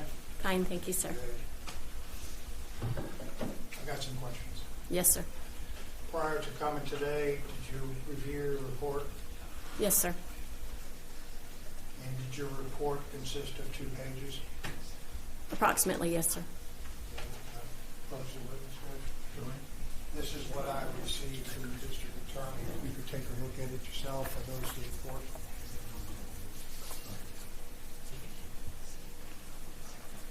Yes, sir. That looks correct. Is there any other report that you know you generated? That I generated? Yes. No, sir. Being a law enforcement officer, would you agree with me in your training that one of the things that you're taught is to write a report as soon as possible in reference to what you investigated or what you have gone out on a call for? Would you agree with me? As soon as report? As soon as possible, yes, sir. And that is to make sure that you recollect certain facts and details, and also that they're fresh in your mind, especially in this case when you're almost 30 years afterwards. Correct, sir. A lot of water under the bridge. Yes, sir. Right? I mean, a lot of things you've done and have been involved with are just as important almost, right? Yes, sir. Okay. You did your report that evening, did you not, on the 14th? That's correct, indicated by the time that I wrote down. You don't doubt that that's your handwriting, right, on the report? That is my handwriting, Okay. sir. You were on patrol that day because you were in the day shift, right? Correct, sir. And you went to the location that everyone's been talking about in the Meadows. And when you went in, you were observant when you walked into that townhouse, correct? That is correct. And was there another officer there at the time? Officer Paul Roach. Okay, and Officer Roach, had he made entry into the townhouse, do you know? I believe he did go in. Okay, and did he go upstairs? I believe he did. Okay, and when you got there, where was his location?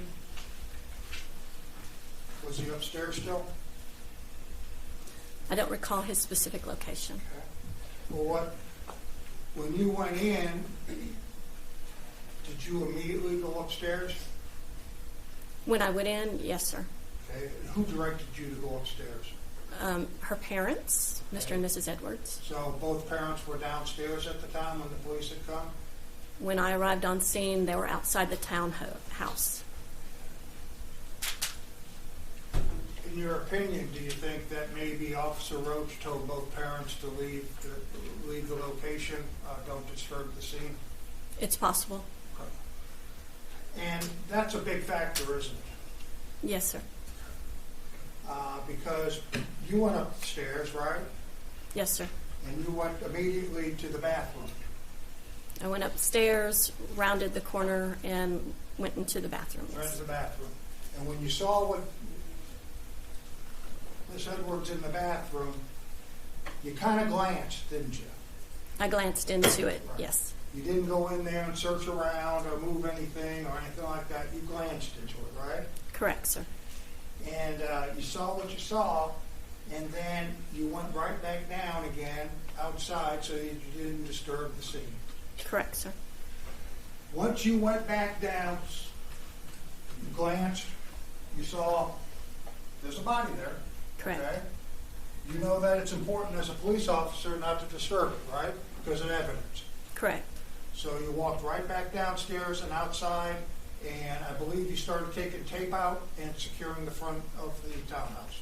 Correct. Did you ever go back in to the townhouse after that? A couple of days later, yes, sir. After the investigation was all done? Correct. Okay. But how about that day? That day, Yes. I don't recall going back in. Right. Because they were processing the scene. That is correct. Okay. So, and you did this without disturbing the scene, and that was important, right? It's in your report. I tried not to disturb the scene, yes, sir. There are a lot of questions asked of you. You don't know at that time where the crime scene or what locations this possibly had happened at the time you first made entry, correct? When I first made entry, no, sir. Right. It was only afterwards, either through the investigation of somebody telling you or what you knew about it, that you found out. Correct? I had an opinion when I first went in, but I did not hear anything else about the investigation or where the incidents may have happened until later. Okay. For instance, that opinion, did you write it down in your report of what you thought your opinion was of what happened? No, sir. You talked about a struggle in the bathroom, correct? It appeared to be one, yes. Did you ever write in your report that it appeared to you that there was a struggle in the bathroom?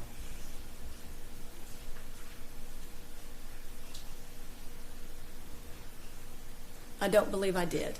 No. And in fact, when you got there, you might have seen this, right? Because that Ms. Edwards was before the tub, right? Yes, sir. You don't know how that was torn down or not, or taken down. And I'm looking at State's Exhibit number, is it 95? And it's the bathroom curtain. You don't know whether or not maybe somebody getting her out of the tub or whatever, it came down with her. You don't know, do you? No, sir, I do not. What else in the bathroom did you ascertain, because it's not in your report that you think there was a struggle, that you thought there was a struggle first in the bathroom? I'm sorry, sir, can you? Sure. You testified that it appeared to you that there was a struggle in the bathroom. Besides that curtain, what else did you observe to say there was a struggle in that bathroom?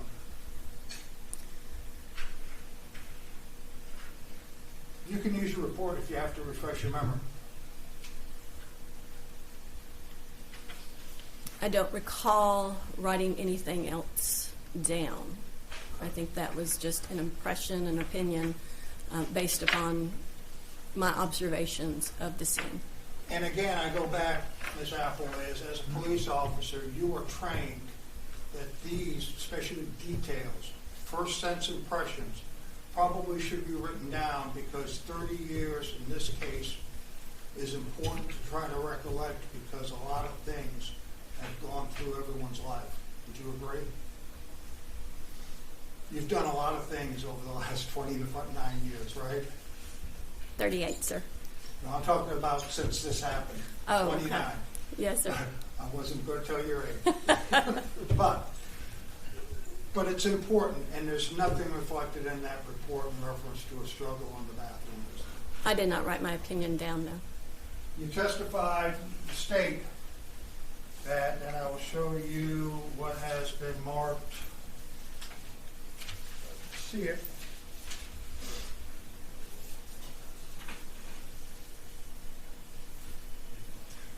Where's the bed?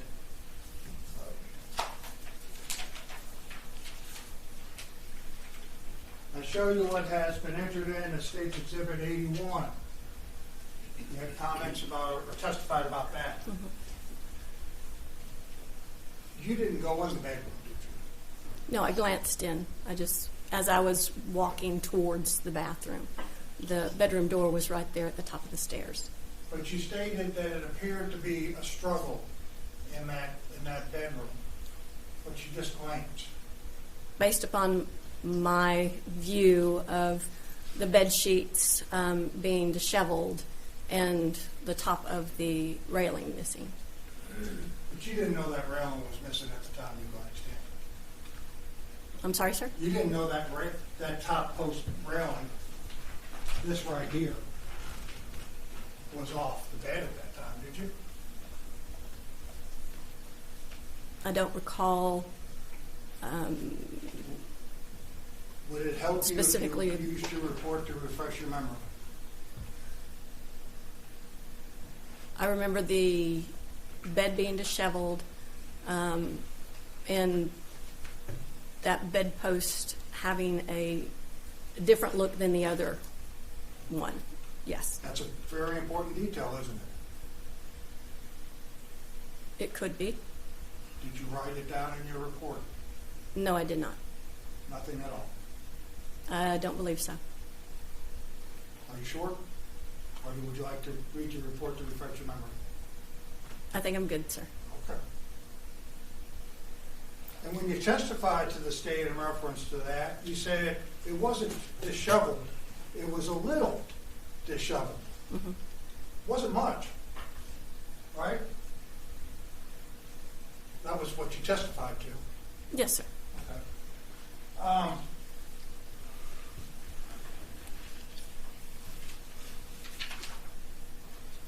State's Exhibit 87, closets. I believe you testified, that's 87, this is State's Exhibit 89. It appeared to be normal, correct? Yes, sir. Okay. Do you see anything around the floor besides that cap post that looks disheveled or anything out of the ordinary from an ordinary bedroom? No, sir. Lamp's still up? Things are still on the nightstand? Yes, sir. Pot's still it's not kicked over, right? Nothing strewn across the floor? No, sir.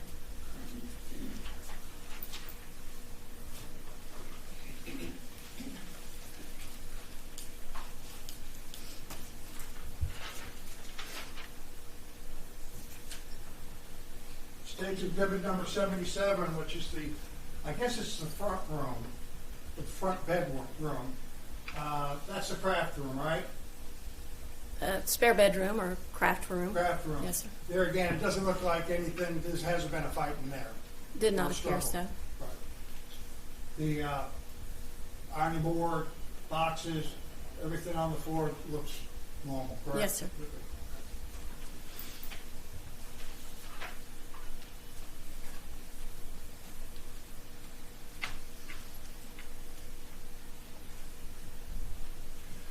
You talked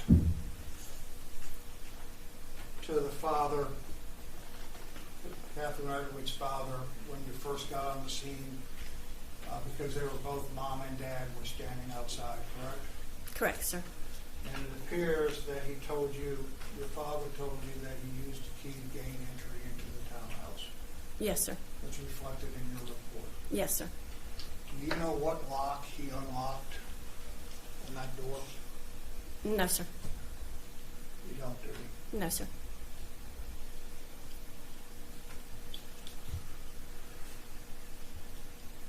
Do you have double locks on your door? Yes, sir. At night, do you lock both locks on those doors? Yes, sir. It's just common nature, isn't it? For me, yes, sir.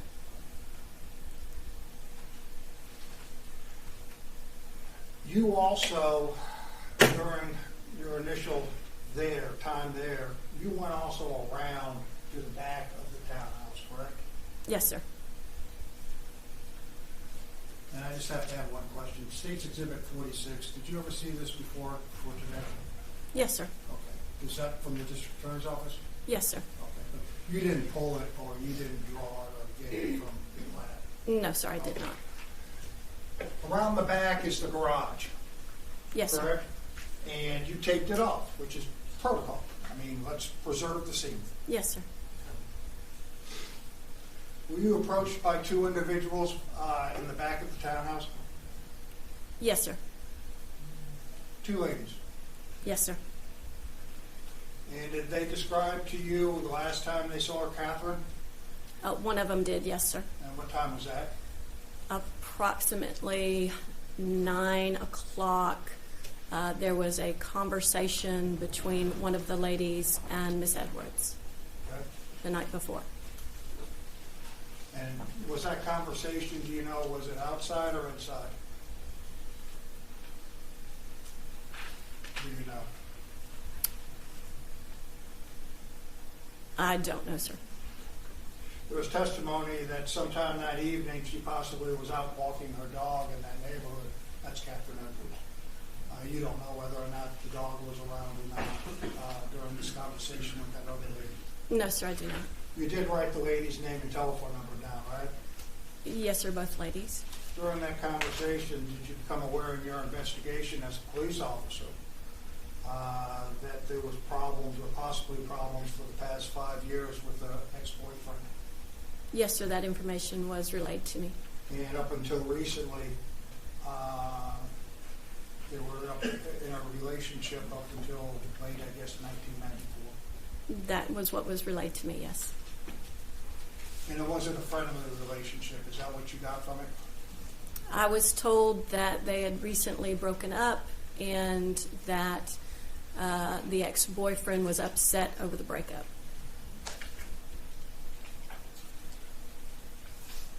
Did you ever find out, or did you ever have any information about a Delta security guard that lived around the corner?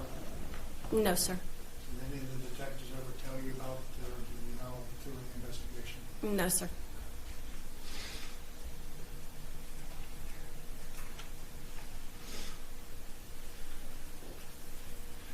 Did you see any forced entry into the townhouse at all through the front door, like the door jamb being busted down or anything like that? I did not see any.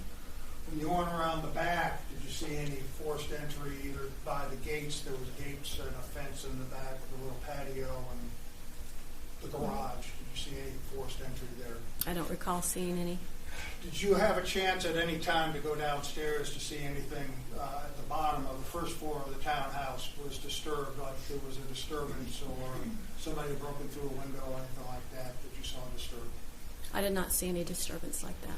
Did you actually go through the bottom or around the bottom, or did you, as soon as you what you had upstairs, that's the scene, okay? Yes, sir. In the bathroom, did you basically get out of there to preserve any evidence that might be there?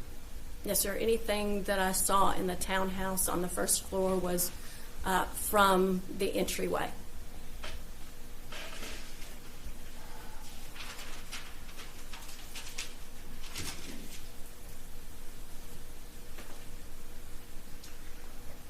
Some of the last questions that the district attorney asked you was your knowledge of Catherine Edwards and maybe her sister. You all met at Lamar for, I guess you were all in sororities. I was a Gamma Phi, and I believe they were Zetas. Okay.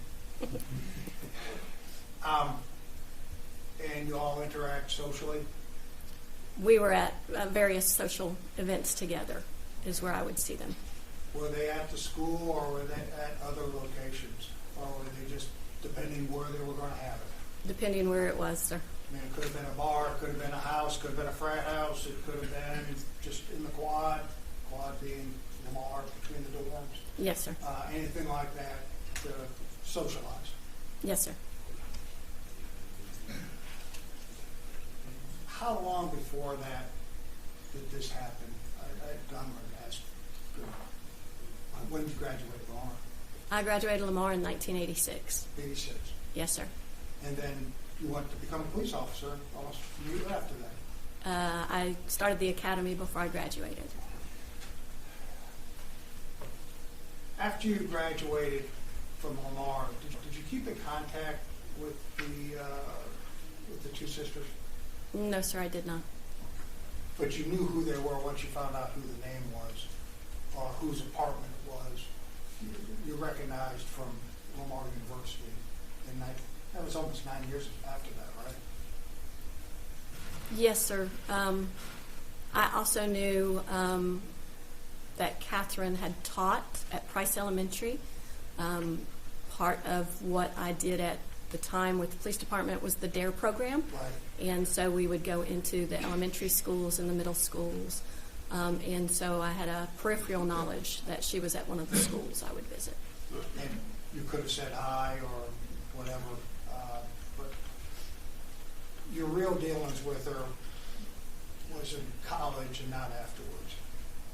Correct, sir.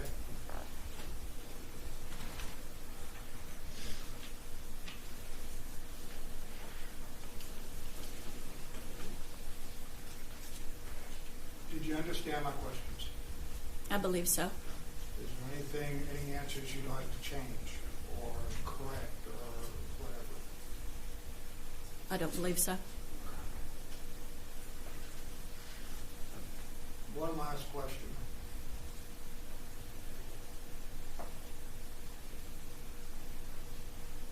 Strike that. I think I'm going to stop on it. Good to see you again. Subject to recall, Your Honor, past the witness. And she just, she may be released, but she's still under the rule. Any redirect? No, sir. No. Okay, is this lady excused? Please. All right, you are excused, ma'am. Thank you, Judge. And we're going to take a break. Ladies and gentlemen, 10 minutes or so. Relax.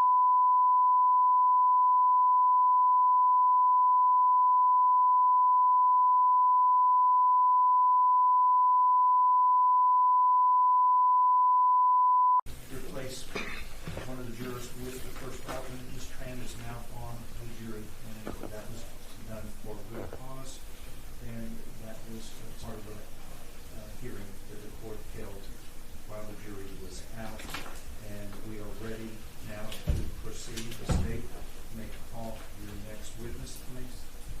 Call Sarah Moon.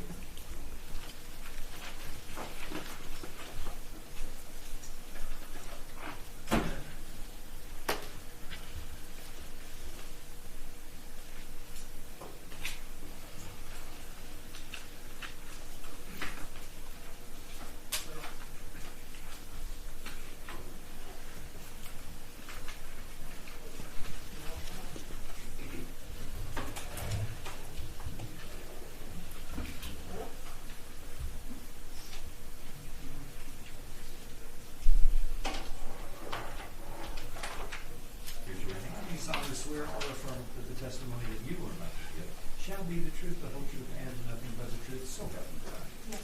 Present something.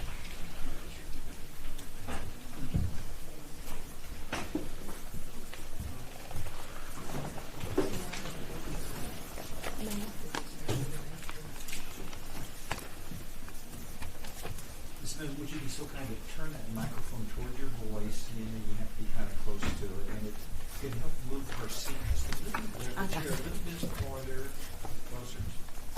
Maybe a little bit down. It's kind of heavy chair. Sorry. That's all. No, you're fine.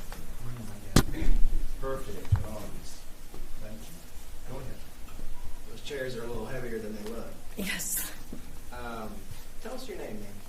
Well, my real name is Sarah Jean Moon, and I go by Sarah. Okay. Back in 1995, how were you employed? I was a civilian ID technician with the police department of Beaumont. So, over the years, BPD has always had some form of ID department, right? Yes, sir. What do they do? Oh, my.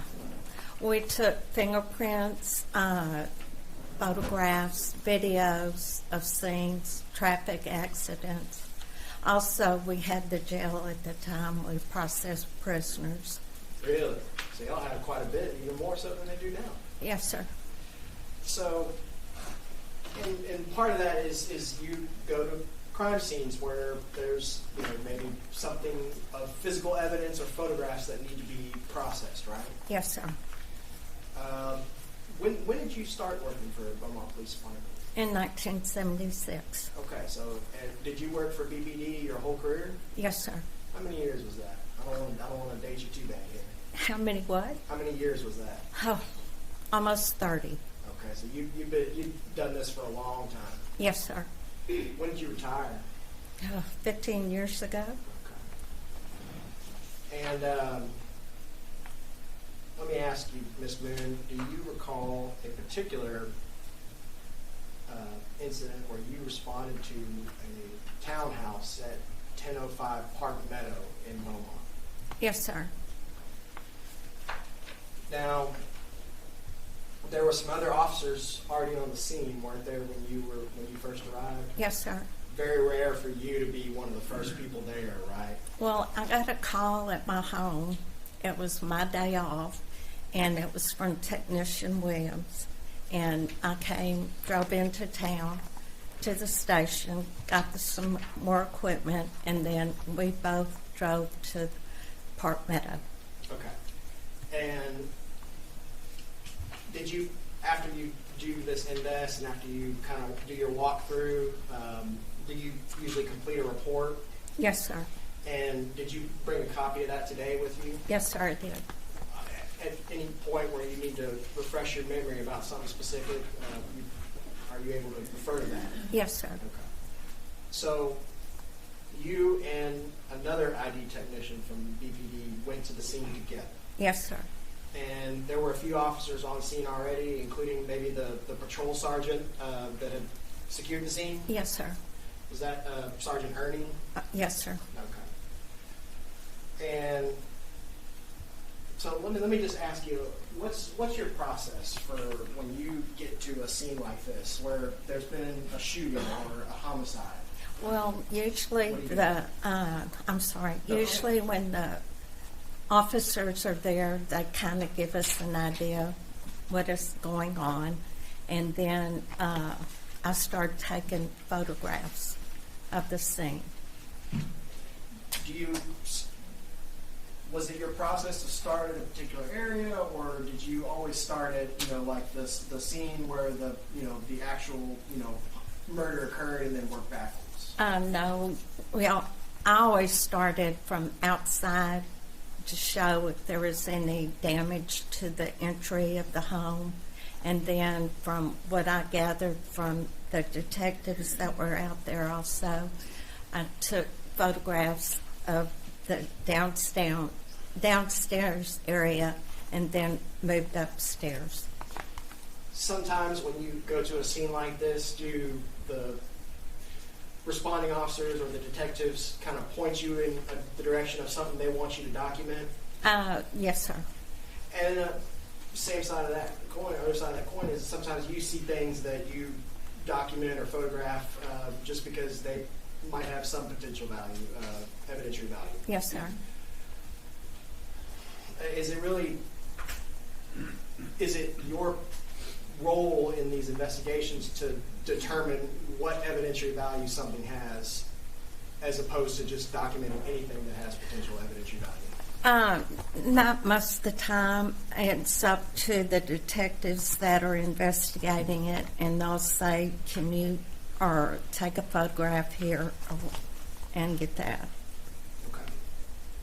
So we had, do you recognize a name of another officer that was at the scene by the name of Carmen Apple? Yes. Okay. Was she a patrol officer back around that time as well? Yes, sir. And she testified earlier and explained to us that she went up into the second floor of this 1005 Park Meadow. But the photographs that she looked at when she was on the stand, did you take those? Yes, sir. Okay. All the photographs from inside this Park Meadow townhome you took? Yes, sir. The layout of this townhome, show you State's Exhibit 43. This has been admitted as a kind of like an overhead of the first floor of 1005 Park Meadow. With this right over here being the front door where you go in. Does that look pretty consistent with some of the areas that you looked at and photographed and documented? Yes, sir. And then there's a set of stairs at the bottom of States 43. Does that go where you go up to the second floor? Yes, sir. And if you look at States 44, this is the overhead view that's been admitted for the second floor of 1005 Park Meadow. Is this what you recall as far as the layout of the second floor of that? Yes, sir. Okay. So walk me through where you went first as far as photographing or documenting the scene. I'm looking at my report, sir. I started outside at the front door, then inside, went to the kitchen area, and most of the time we do photographs of the four corners of each room. And then from there, I went upstairs. And so why are you taking, photograph views from the four corners of each room? What's the goal there? Just to show how it was set up at the time of the scene. So that, say we have to call you as a witness 30 years later, you might be able to look around and be able to get your bearings on some of your photographs. Yes, sir. Okay. If you could,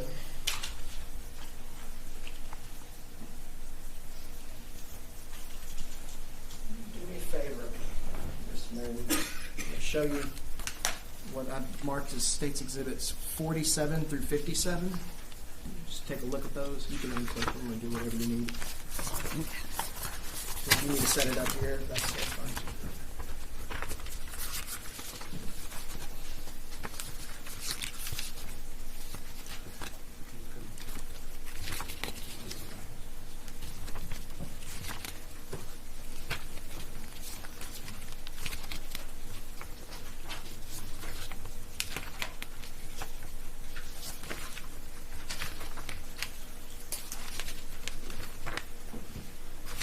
Yes. 47 through 57, are those photographs of the exterior and your entry into 1005 Park Meadow? Yes, sir. Okay, and then what about this 47 here? What is that? Just, it's an exhibit. Well, it has our ID number of the case, the address, and the time. So you, I guess, the folks that were working in ID at that time, was it a common practice to take a photograph of some sort of case, whether it's on a notebook paper or whatever, giving the case information, the case number, and the time so that you could remember later what, Yes, sir. Where you were at, what time? Yes, sir. Okay. But that being said, these exhibits 47 through 57, are those fair and accurate depictions of the initial case card and then your exterior photos and entry into 1005 Park Meadow? Yes, sir. Okay. Offering 47 through 57.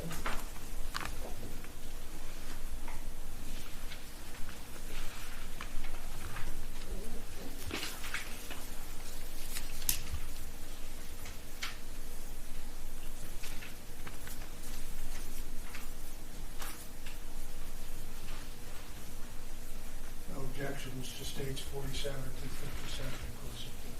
They are admitted.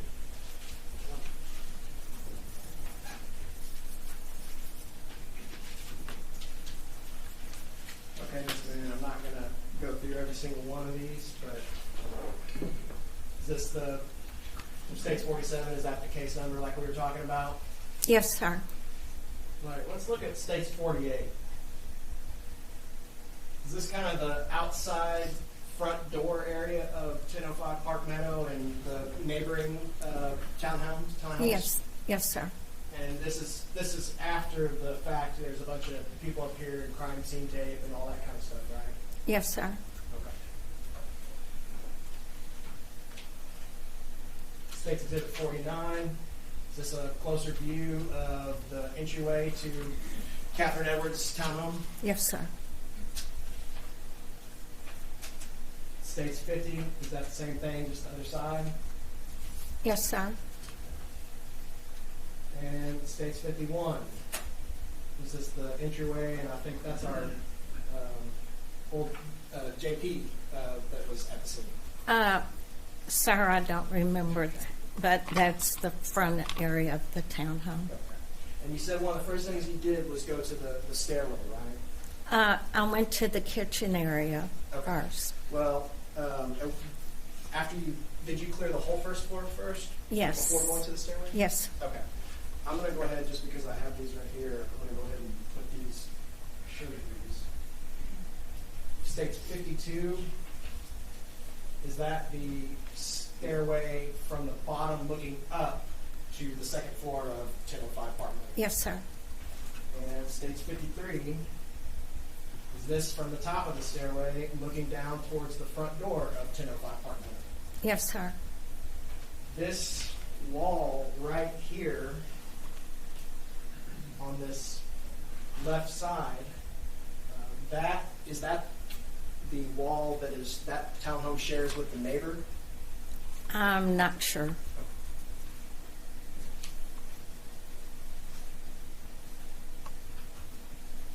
And there was a bathroom underneath that stairwell, correct? Yes, sir. Like a half bath. Okay. And States 54, is that the half bath underneath that stairwell? Yes, sir. States 55, closer to you, the same thing? Yes. States 56, is that just looking at the items that are in that bathroom? Yes, sir. Anything look out of order as far as what we've seen so far? No.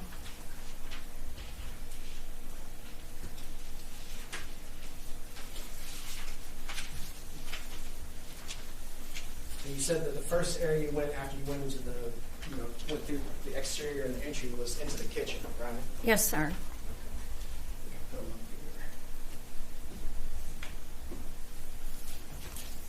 Do me a favor, Miss Moon, and take a look at states, what I have marked as states 58 through 62.